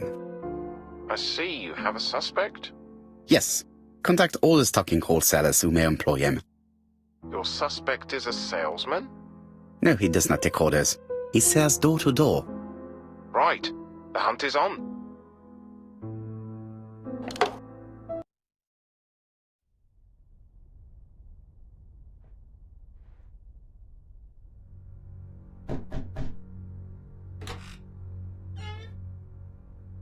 Are you leaving, Mr. Cust? Yes, I'm going to Cheltenham. You shouldn't travel today. You don't look very well. I have to. I have engagements. I must respect them.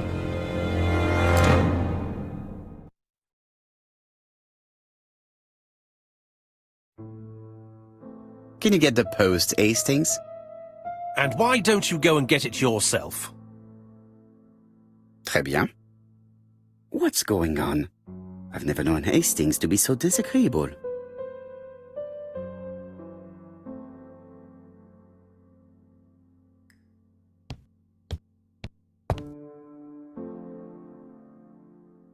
Royal Mathematical and Statistical Society's Bulletin, September the 9th, 1935.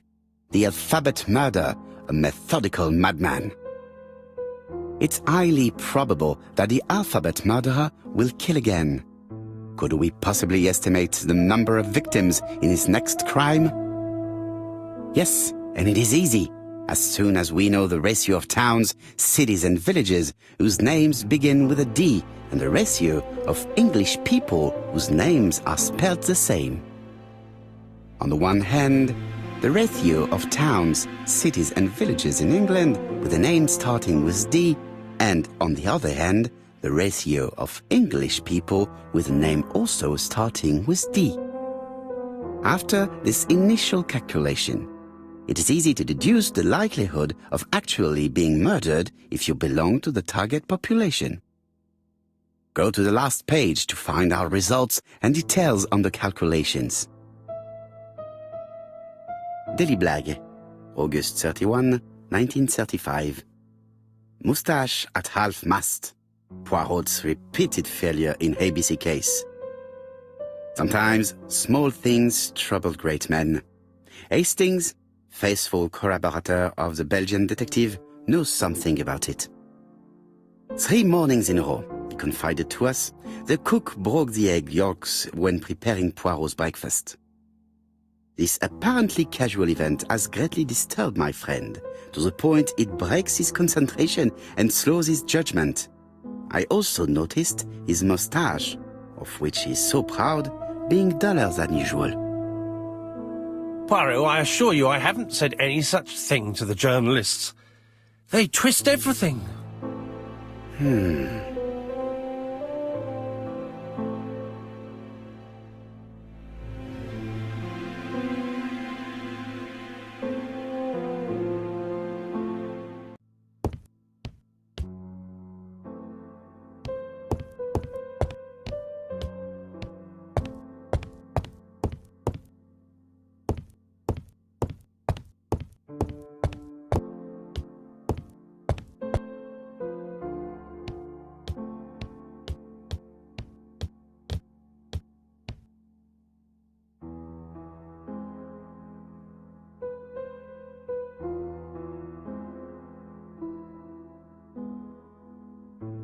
Churston, Devon, Population 500 inhabitants. Hourly of trains. London Churston. Trains of evening. London 6:45 p.m. Newton about 11 a.m. Churston 11:45 a.m. London 11:45 p.m. Newton about 6:08 a.m. Churston 7:15 a.m.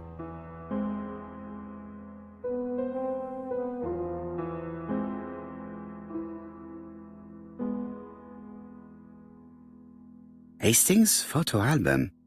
He is very proud of his bag.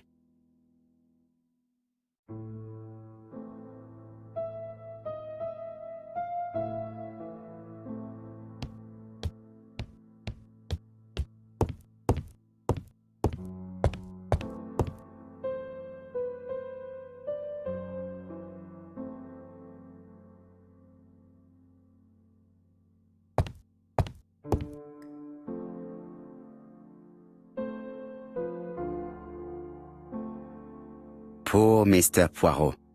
I'm quite sorry for you. If at first you don't succeed, try again. We've a long way to go still. Tipperary?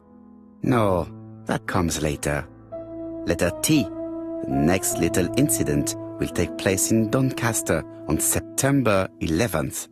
So long. ABC.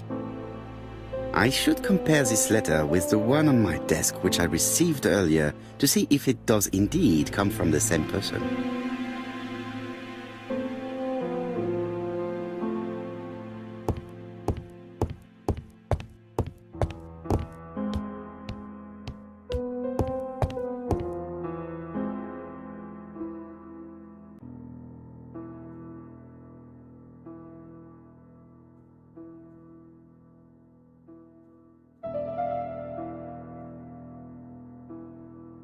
Let us examine this more closely. Certain characters in the two letters may have similar defects. Yes, the A appears to be quite unusual. Yes, this I is weird. Yes, the I characters in the two letters do indeed have the same defects. I have to find some other similar defects to confirm my theory.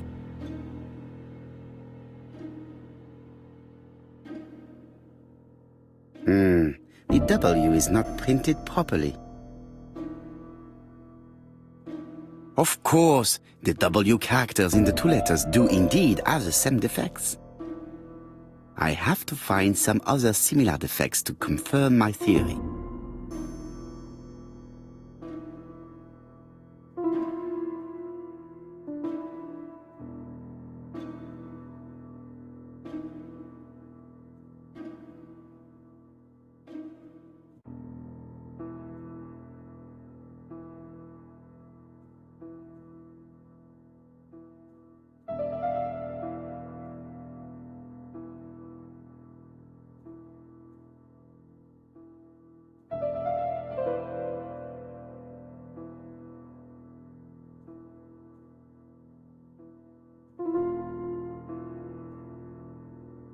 Yes, the A appears to be quite unusual. That's right. The A characters in the two letters do indeed have the same defects. My theory was right. These two letters were written with the same typewriter. Hastings, he strikes tomorrow.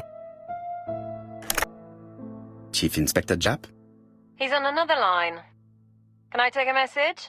Yes, please, mademoiselle. It is from Hercule Poirot. Tell him ABC strikes tomorrow in Doncaster. He must call me back. Very well, sir. Bien, now I'm going to see what I can find from these burnt documents. I've received the product I need. Hastings, if you do not mind, I would like you to take a few notes. Yes, yes.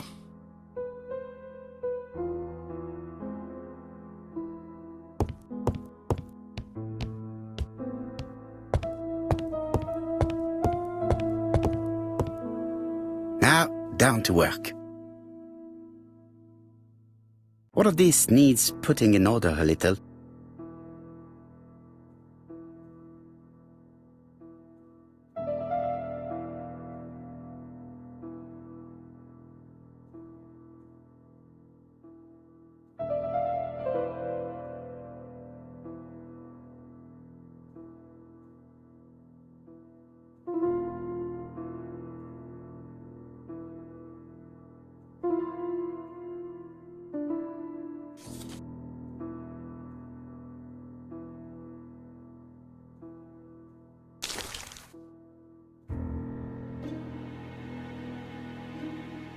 This page will be reconstructed in a flash. I think that this is right. This page is finished. That's done. 3 more to go.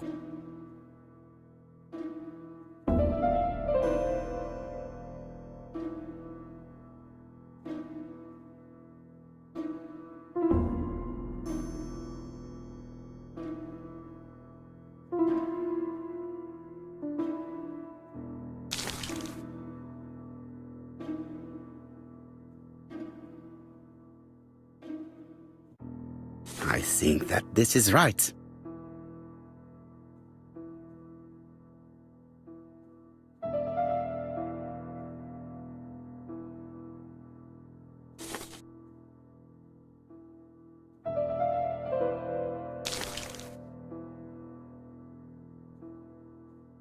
This page is finished. And that's 2 done. It's easier than I thought.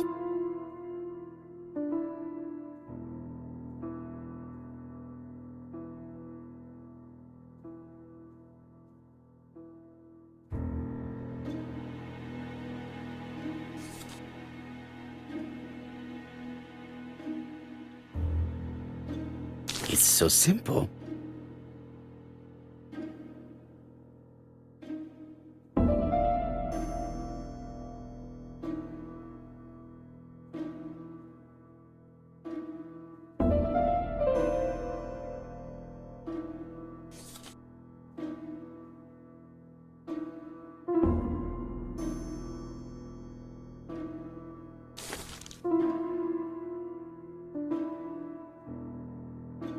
This page is finished. Only 1 more. Keep going.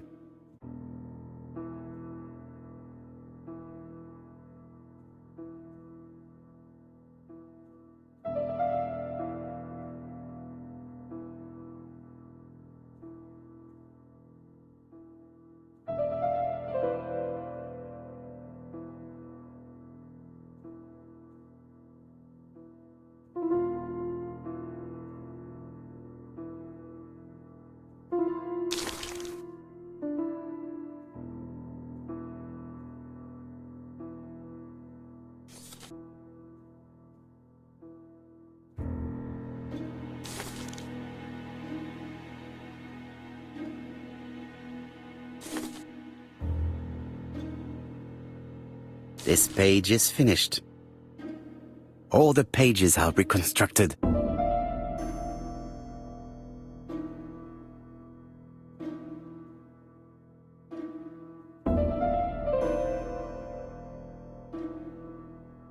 A bottle of solvent.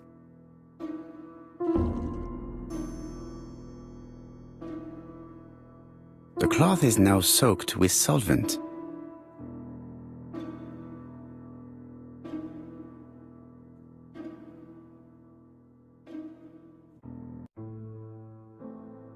Got it! Make a note, Hastings, make a note. Mrs. Alice Asher, shop owner in Andover. Tracheitis, hemoptysis, prescribed laudanum. I got it. Look. Poirot, where on earth did you find these files? On a fire at the bottom of the garden at campsite. All right, but where did the person who burned them find them?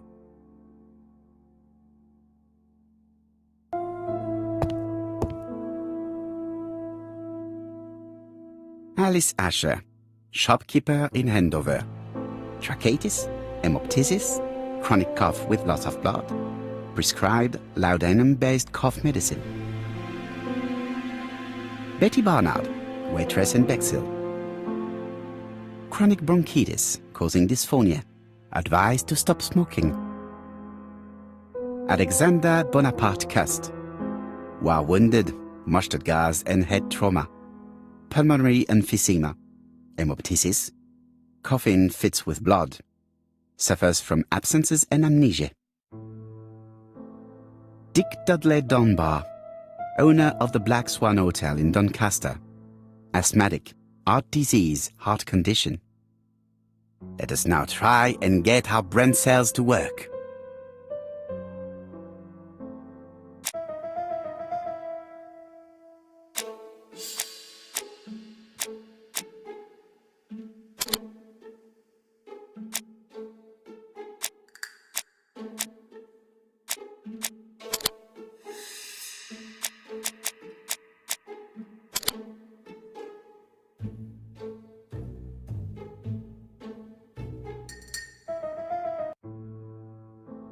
The burned documents are medical records, and without a doubt they come from Clark's archives.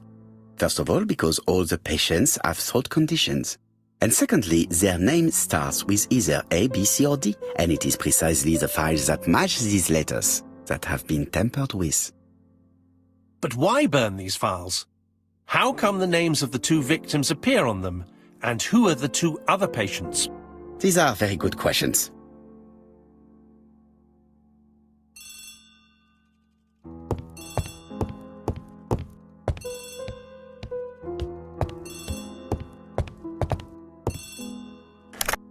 Hello, Poirot? Any news, Chief Inspector? You wanted a stocking seller? We have one. Reported by his landlady, who thought he was behaving suspiciously. He has the most unbelievable name.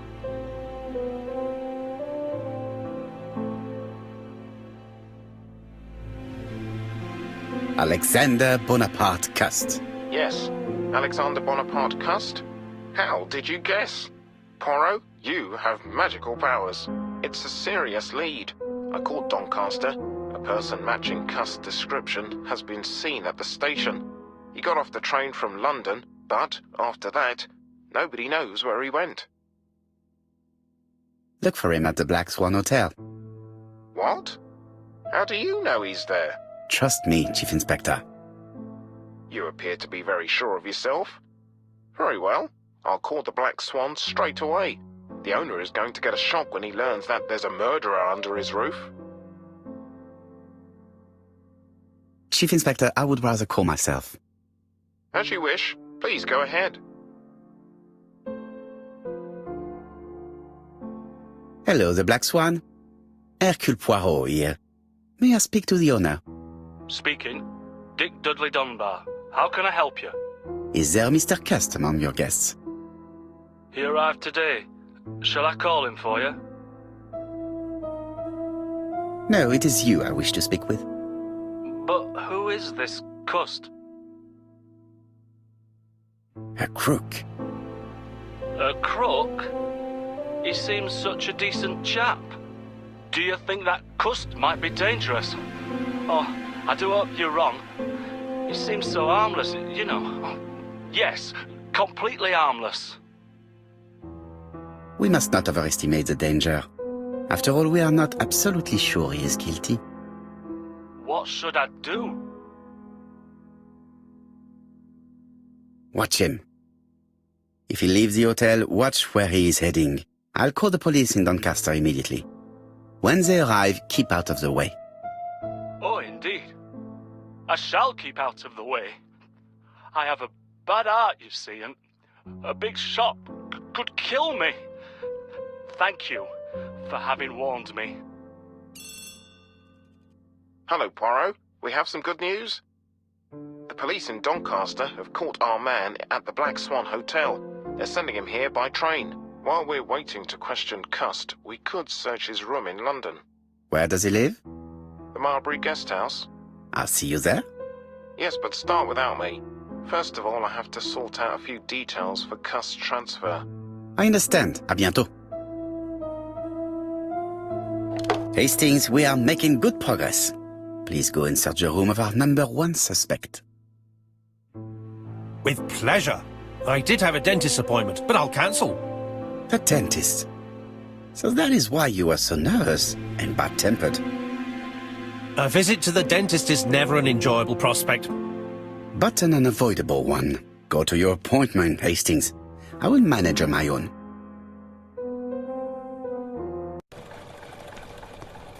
To Marbury Guest House, please.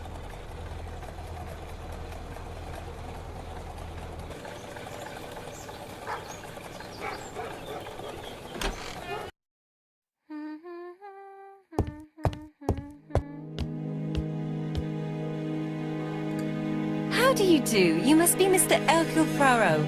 Chief Inspector Jupp told me that you might be coming. Madame, you may be of valuable help to me. It would be my pleasure to help you. Will there be some journalists there as well? I think you might even be interviewed. You are key witness. I've suspected him for some time, but he appeared so harmless. Oh yes, sometimes he got angry and waved his arms about. But even then, he wasn't frightening. And he was as gentle as a lamb again immediately afterwards. It was only this morning that I understood. He told me he was going to Cheltenham, but my daughter saw him at Euston Station. It's not the right station. To get to Cheltenham, you have to take the train from Paddington. And what's more, Mr. Cuss left behind an ABC with Doncaster underlined. As you can imagine, when I saw that, I called Scotland Yard. Well done. You were right. He did go to Doncaster. So I was right to warn the police. Tell me, did you have any other reason to suspect Mr. Cust? Well, he's odd. Sometimes he coughs really loudly and complains that his throat is burning, and sometimes he talks to himself and stares into space. He told me that it was because of a wound he got in the wall. His head hasn't been quite right since, he said. And then he was in Churston when that millionaire got murdered. I found his train ticket when I washed his coat. He didn't want me to wash his shirt. He washed it himself. But I did see big brown stains on it. Do you think it was blood? Well, when I saw them, I thought, look, he spilled his wine or his soup all over himself. But now that I think about it, well, they did look like blood. Cust used to travel for his work. Is that correct? Oh, it wasn't for pleasure. He was always unwell on trains. But he had to sell his stockings around England. I have to respect my engagements, he used to say. Do you know where Cust was at the time of the murder in Andover and Bexhill? On June the 21st and July the 25th? No, I don't know. That was a while ago, you know. But surely you keep a register. It won't do you much good. Mr. Cuss rents his room for the year. If he goes away for a few days, I have no reason to make a note of it. Ah, I remember one thing. Bexhill's by the sea, right? Indeed, it is a large seaside resort. Well, as it happens, at the start of July, Mr. Cust asked me to repair his bathing dress. Suspicious, huh? Very interesting. Please continue. I also forgot to say that he started buying newspapers that talked about the case.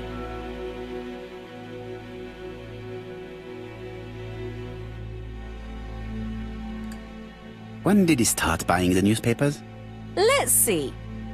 I think it was just after the millionaire's murder in Churston. He didn't seem all that interested before that. That will be all for now. I'm going to take a look at his room. Take the key on the counter.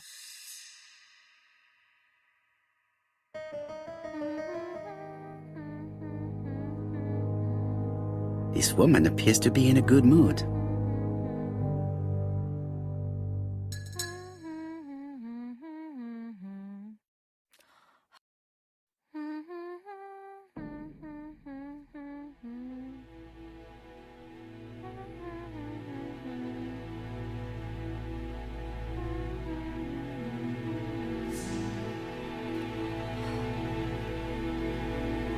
Mrs. Marbury is in a good mood. She is working very precisely in producing incredibly thin peel.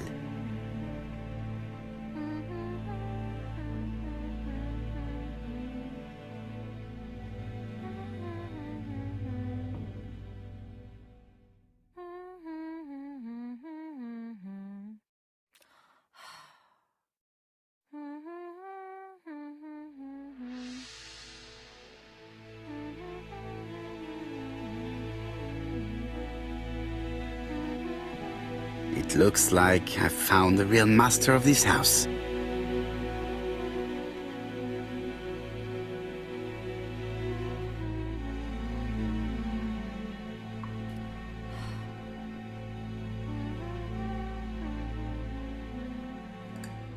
There is no need to worry about the household cat. I'm sure that Mrs. Marbury lets it do what it pleases.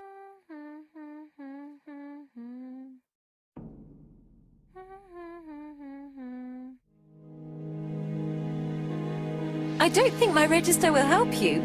Mr. Cuss rents his room all year. If he goes away for a few days, I have no reason to make a note of it.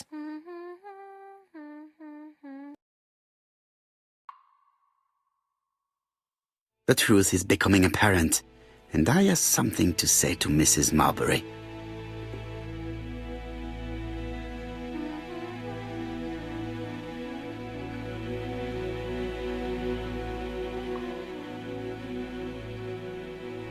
I have something to say to Mrs. Marbury.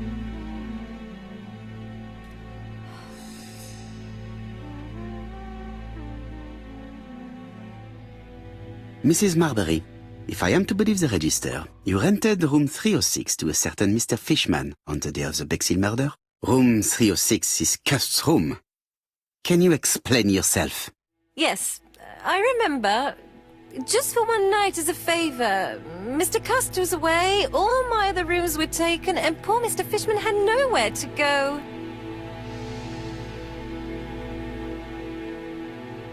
It doesn't matter, provided that you remembered to change the sheets. Oh, do you think so?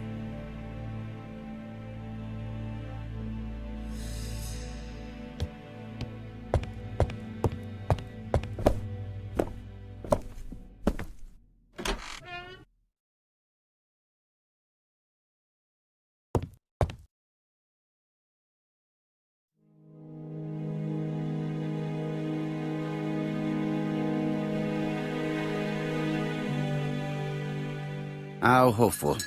This place is a real mess.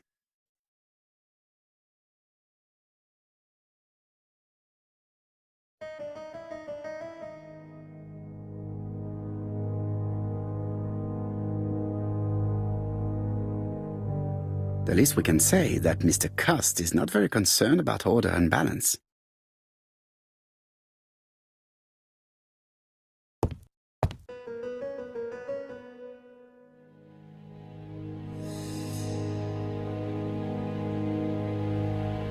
Laudanum Cameron's Chemists.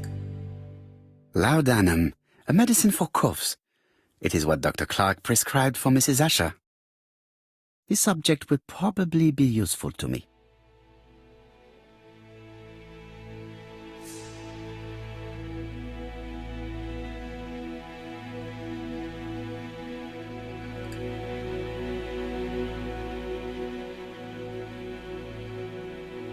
Diethyl barbituric acid, Johnson Company.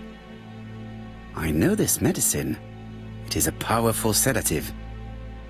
This subject will probably be useful to me.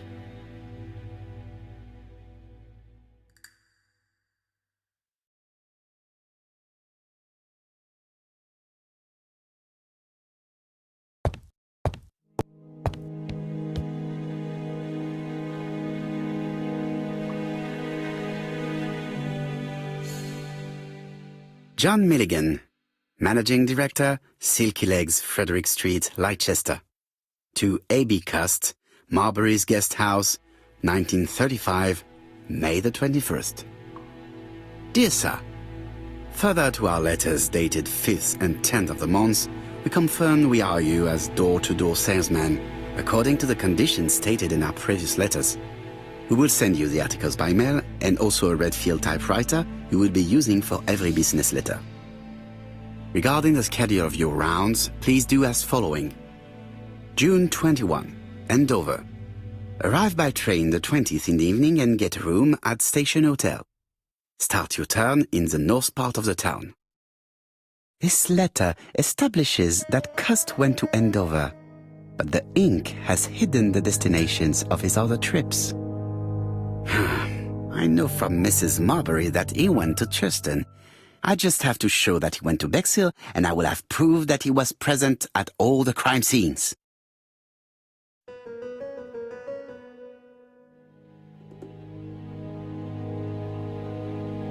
It's an ABC.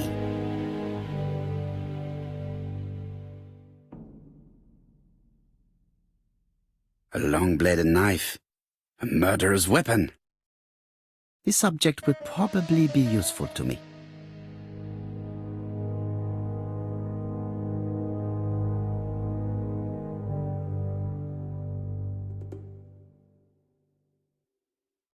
Cast is parsimonious. He keeps his pencils and sharpens them until there is nothing left. It is clear that he did not grow up in luxury.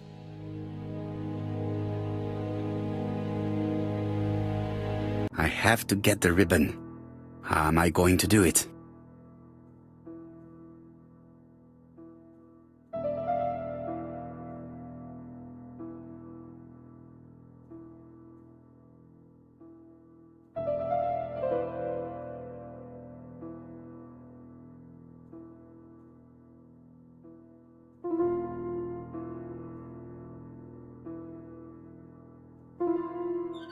The left-hand heel has been removed.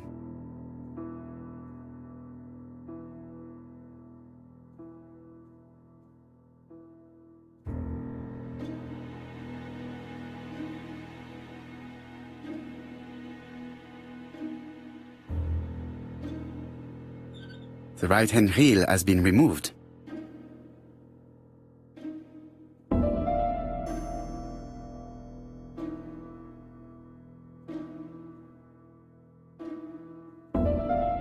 Something is blocking the ribbon. And here is the ribbon. Let us see if it was indeed used to write the letters sent by ABC. I only need the ink ribbon for my inquiry. I will let Jack clean the keyboard if he wishes. All the letters announcing the murders were written on Cust's typewriter.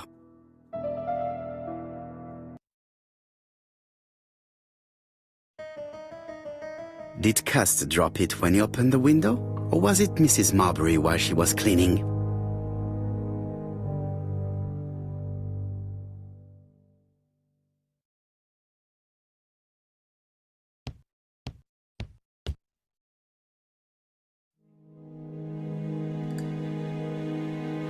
ABC guys, enough to sign about a dozen murders. It's closed.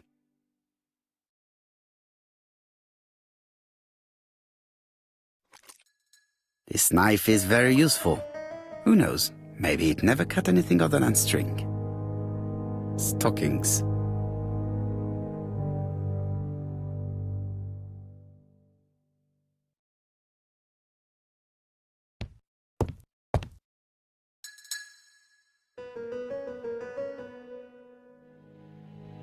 Trousers, white shirts.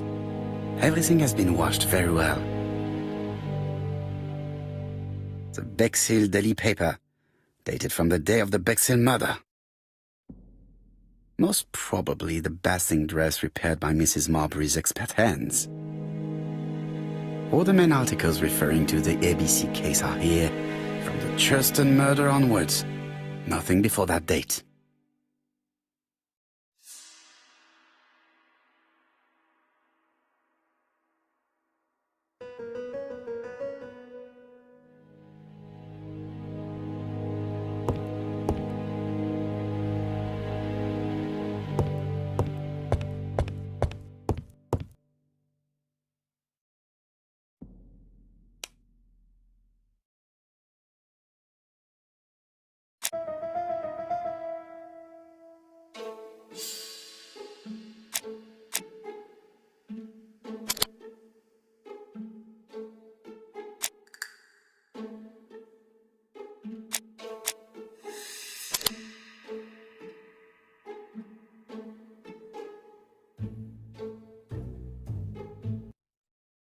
The register shows that Cust did not sleep at the guest house on the day of the murder. Where was he? Bexhill. The Bexhill paper reveals it. Cust bought this newspaper in Bexhill on July the 25th.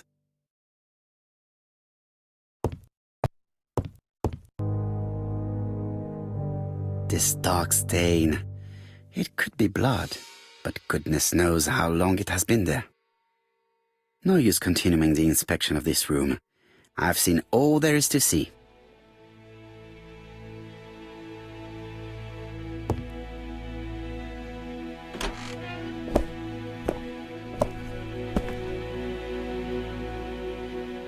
Goodbye, Mrs. Marbury.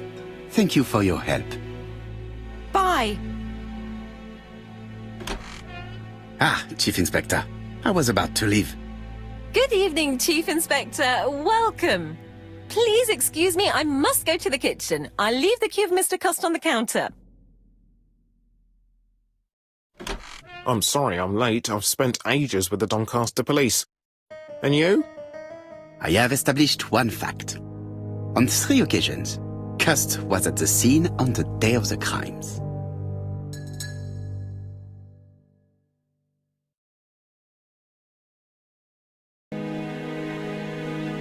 I've listened closely to what you have to say, Poirot. For me, there's no doubt Cust is guilty. Do you have any element that might prove the contrary? That is what we're going to look for. Let us now try and get our brain cells to work.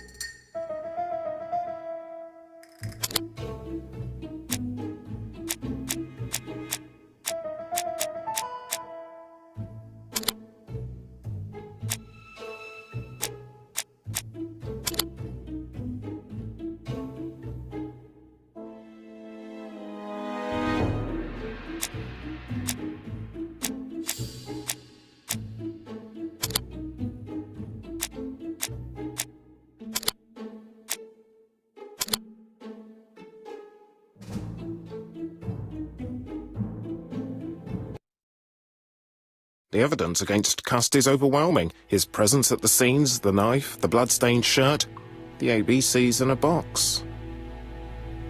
C'est vrai. However, the blood Mrs. Marbury saw on Cust's shirt may have been his own.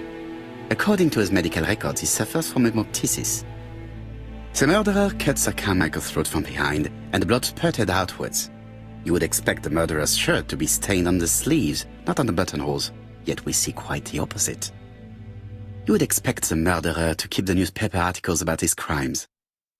But Cust's collection starts in Cheston, as if it discovered the case rather late.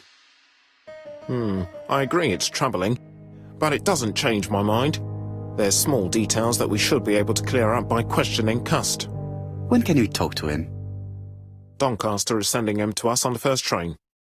Are they questioning him already? He says he can't remember a thing. It's plausible.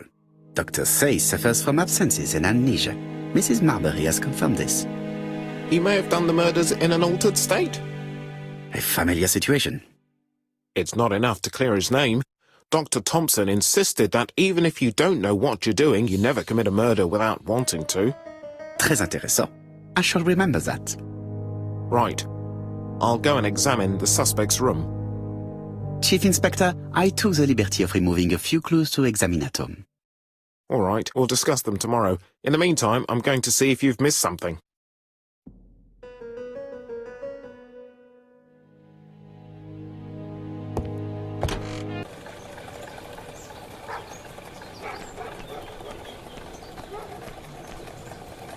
To Scotland Yard, please.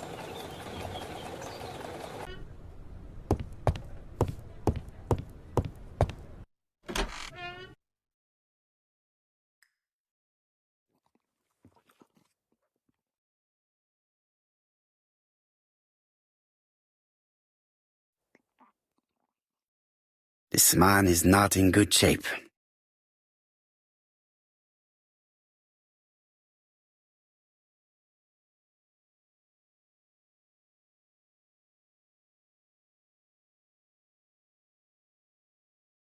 He is worried and very tired, and other police have been hard on him.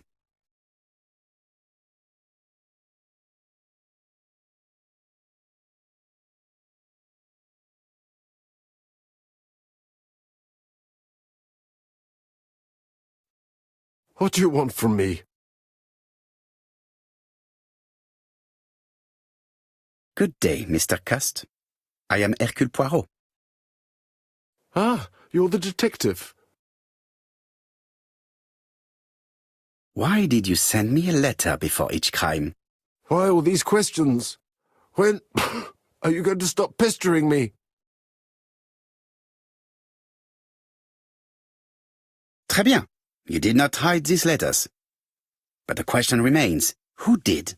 Probably one of my enemies. I have many.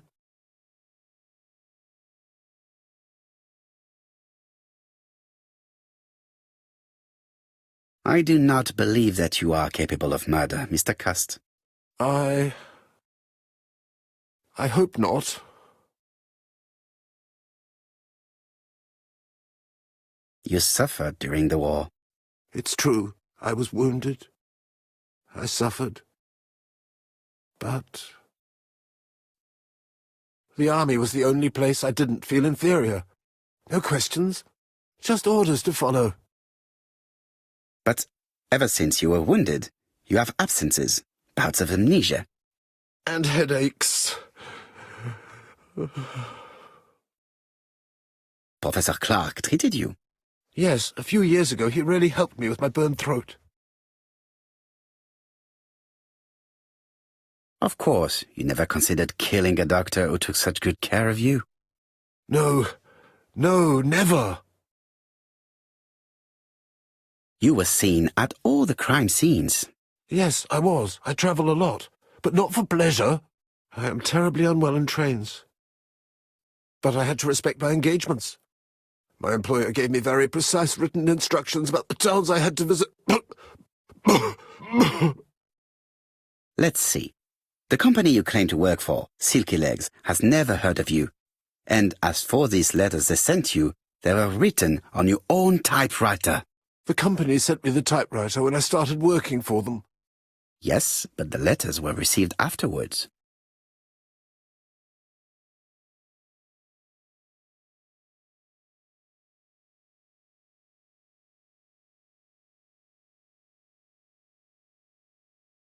So it would appear that you typed them before sending them to yourself. I don't remember. Good God! I don't know what's happening to me. My head hurts terribly.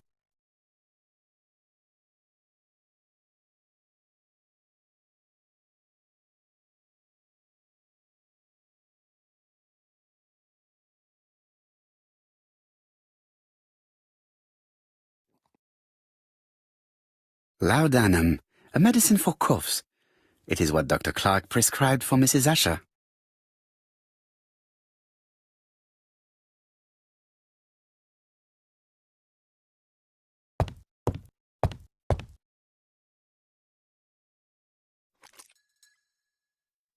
Take this. It will help you.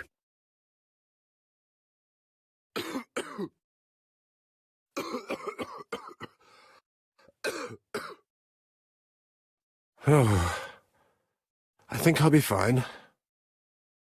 Let us see, Cust. Look at me. You know very well that you committed these murders? Yes, I know. But I'm not wrong in saying that you do not know why you committed them. No, I don't.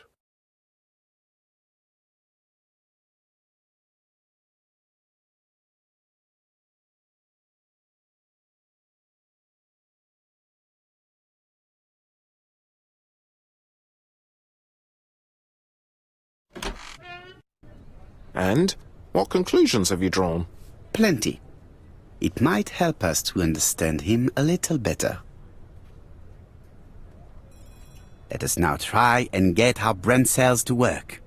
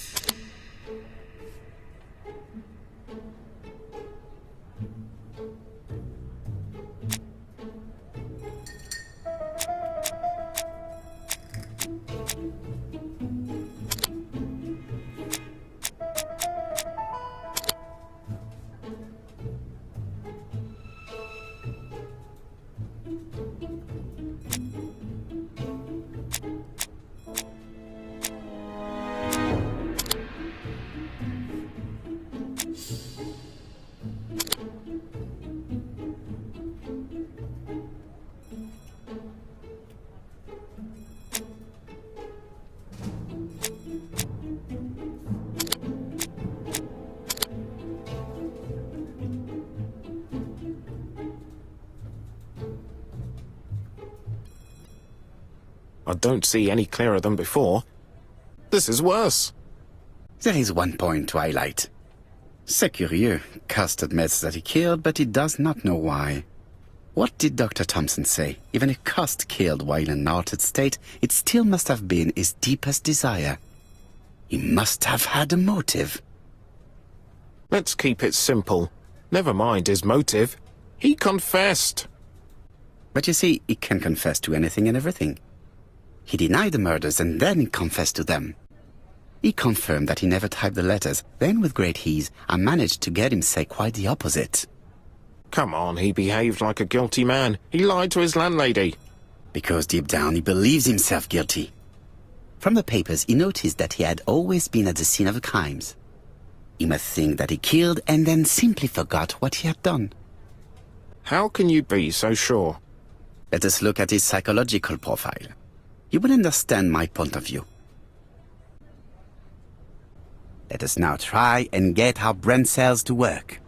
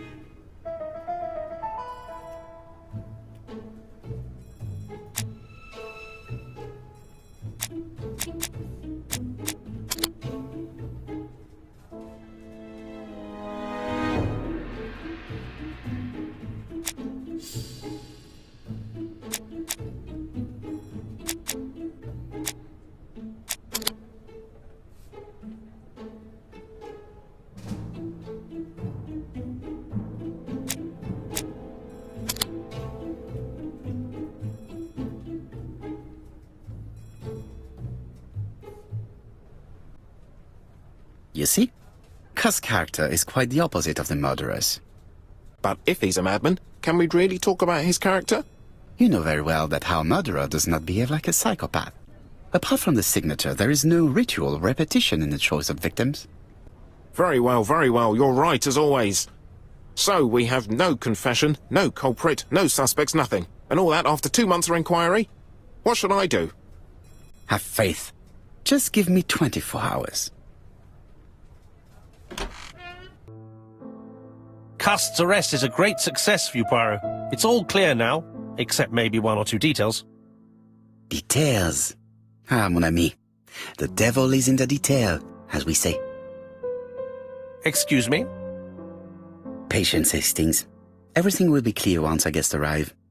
Best be prepared. Slip a revolver into your pocket before they do. A revolver? But Poirot, what are you afraid of? Trust me. It is important you carry a weapon for this meeting. I will lend you mine. What about telling me what you have in mind? Surtout pas. You wouldn't be able to play your role. Wait 1 moment, I will bring you my weapon.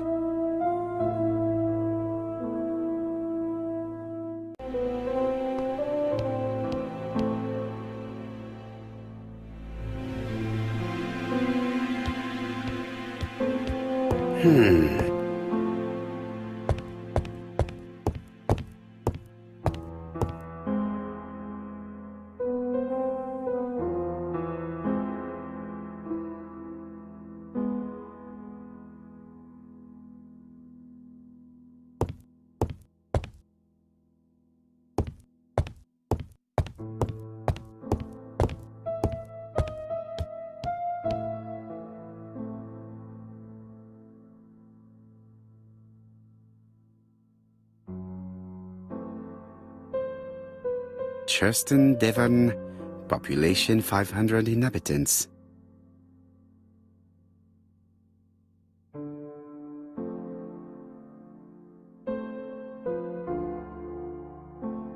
Hastings photo album.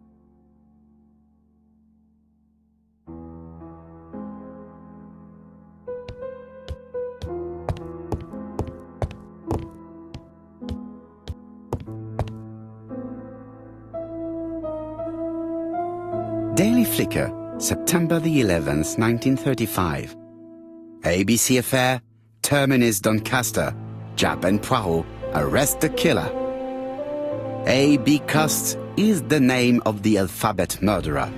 The police have arrested him in a hotel in Doncaster. He was preparing to kill his fourth victim, Mr. Dick Dudley Dunbar, the establishment's manager.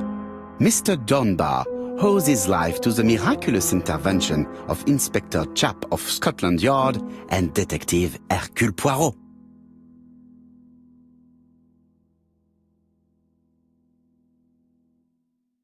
The Lancet, September 11th, 1935. General Medical Journal. The alphabet murderer is not psychotic, according to Professor Thompson. In an early issue, we claimed that the alphabet murderer was not psychotic. Our assertion has just been confirmed by Professor Thompson, a Scotland Yard expert, who has spoken to the prisoner at great length. Not all obsessional killers are psychotic, he explained. It is true that Cost has a disturbed personality and memory disorders. But his amnesia, whether real or pretended, does not alter the fact that he was perfectly lucid at the time of his acts. Therefore, he will not escape punishment.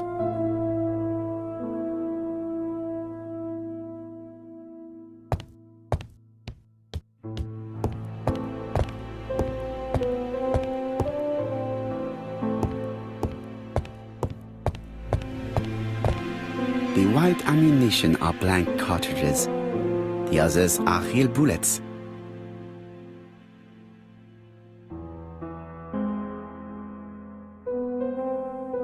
The revolver is loaded with blancs. I still have time to choose real bullets.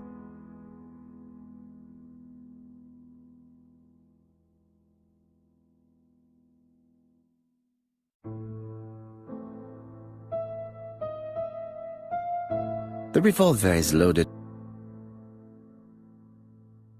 The revolver is loaded with real bullets. I still have time to choose blancs. The revolver is loaded with blancs. I still have time to choose real bullets.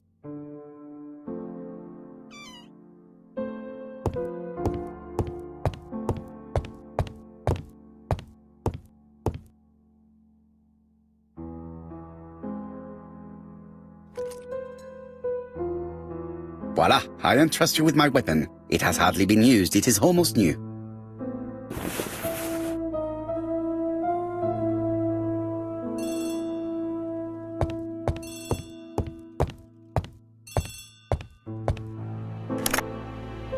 Chief Inspector, is that you? Yes. Sorry, but we haven't found anything. Have you checked the typewriter? And the packaging, the letter, and the ribbon reel. We've only found prints left by Cust and his landlady. Well, never mind, I shall make do. So, are you still going to hold your meeting? Of course, Chief Inspector. I can hear my guest coming up the stairs. Why have you brought us here, Mr. Poirot? Since Cust's arrest, I thought it was all done and dusted. Miss Gray formally identified him, as well as Miss Barnard. Yes, and the stockings he saw drove the same brand as the ones found at my aunt's. This is all true. However, a case is not closed if some questions remain open. And one question is, why did the murderer send me his letters? Why did he challenge me, Hercule Poirot? Perhaps he wanted to play with you, to taunt you. Xenophobia? Maybe he didn't like you because you're foreign. I may be wrong, but maybe by provoking you, he was looking for glory? All these theories should be studied. Let us now try and get our brain cells to work.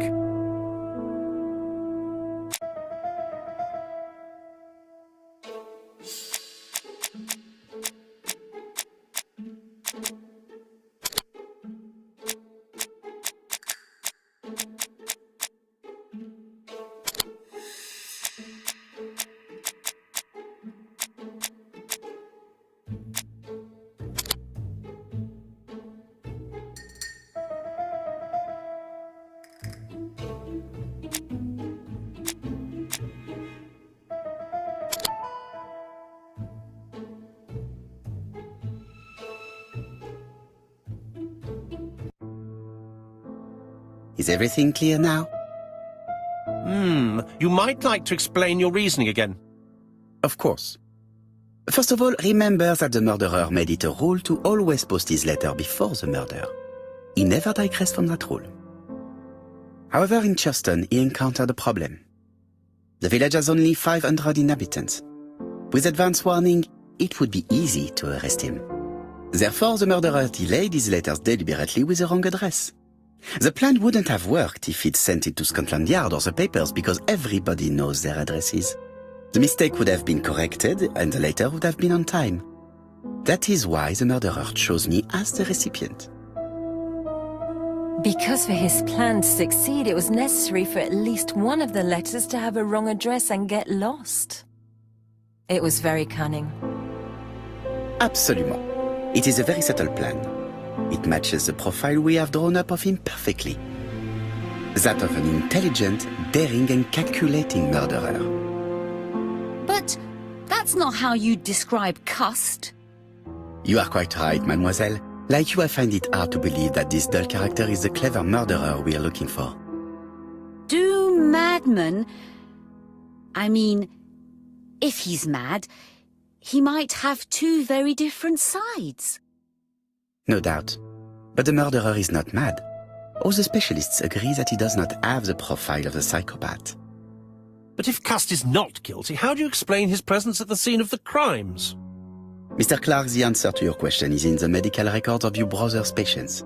Documents which Cust most certainly did not have access to. Let us now try and get our brain cells to work.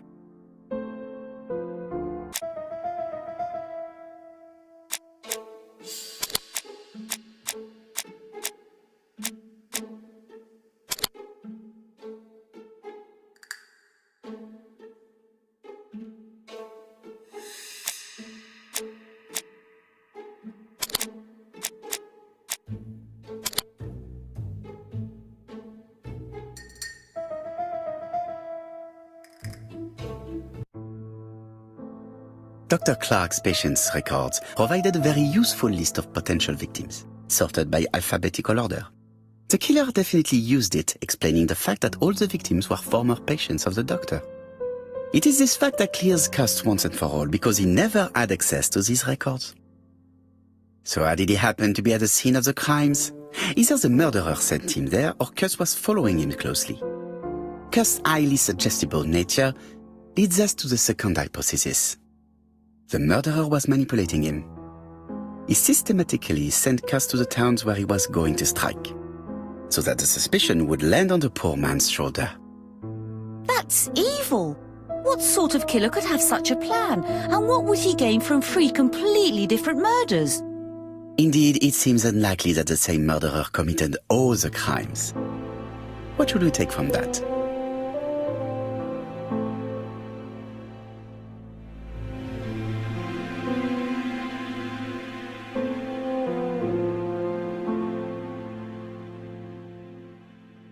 Just one murder was of benefit to the murderer, the others were just diversions. On reflection, there is only one conclusion.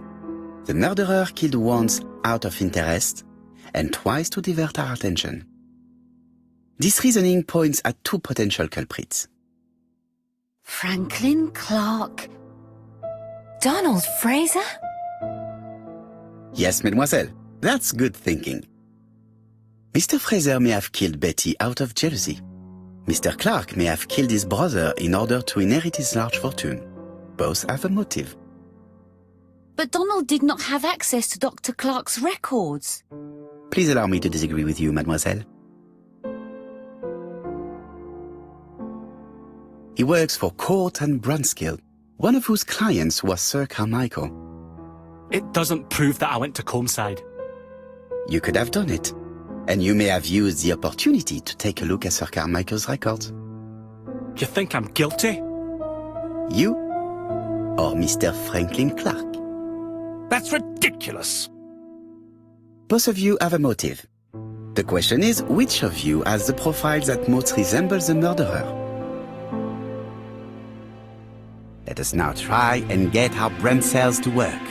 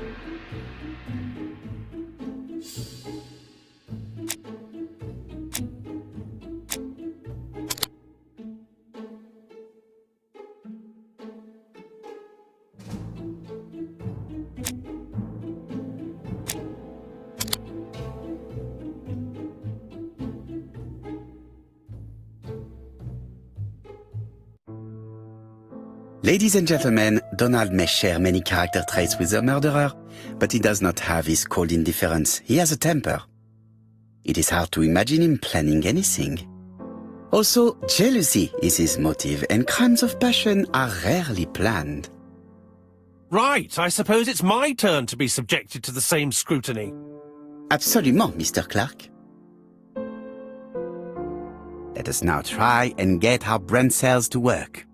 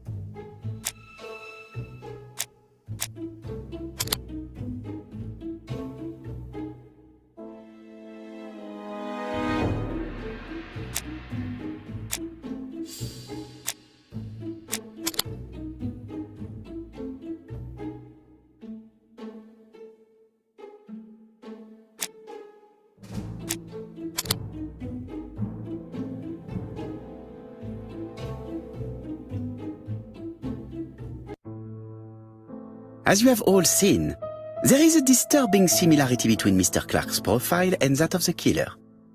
In actual fact, it is exactly the same. Mr. Poirot, your psychological studies are interesting, but your conclusions do not add up. Why would I have wished my brother's death? The inheritance is lawfully mine. I just have to wait. No, you had to act quickly. Because of Miss Grey.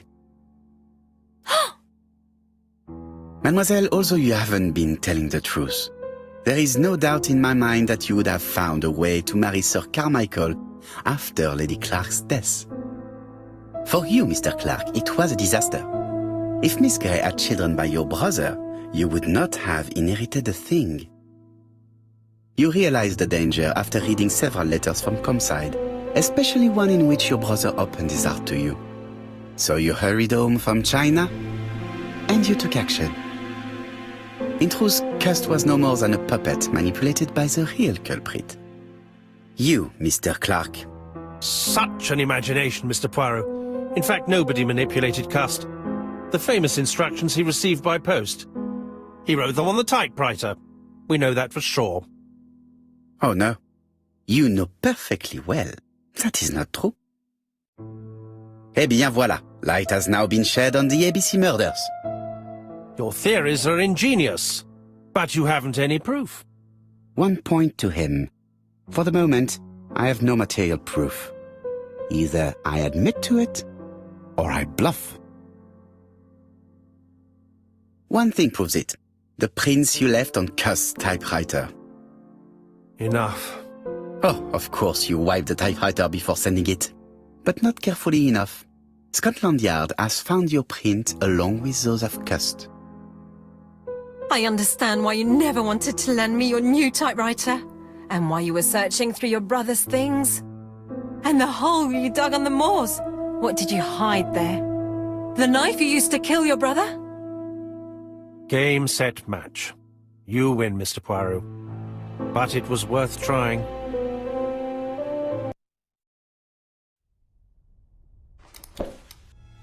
Don't come near me! I'll never let you take me, Mr. Poirot!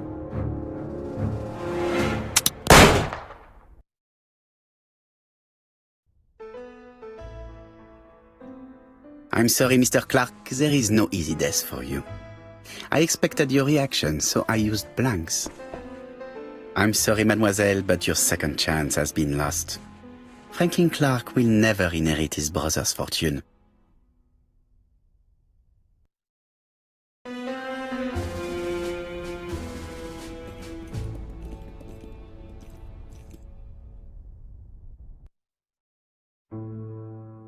Disappointed at having missed the chance to become Lady Clark, Thora Grey left England.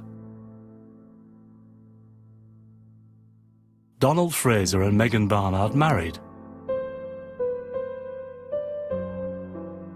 On Poirot's recommendation, Mary Drower started to work for Lady Clark.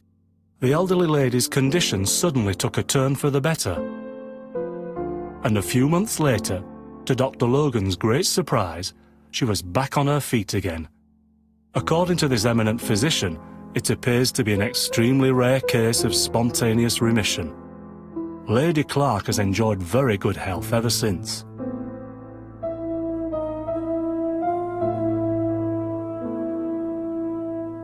Journal of an Innocent, the incredible story of ABC. As for A.B. Cust, after being advised by Poirot, he made a great deal of money by selling his story to the press. And as for me, and with business booming, the Black Swan has become the #1 tourist attraction in the whole of Yorkshire, even more popular than York Minster.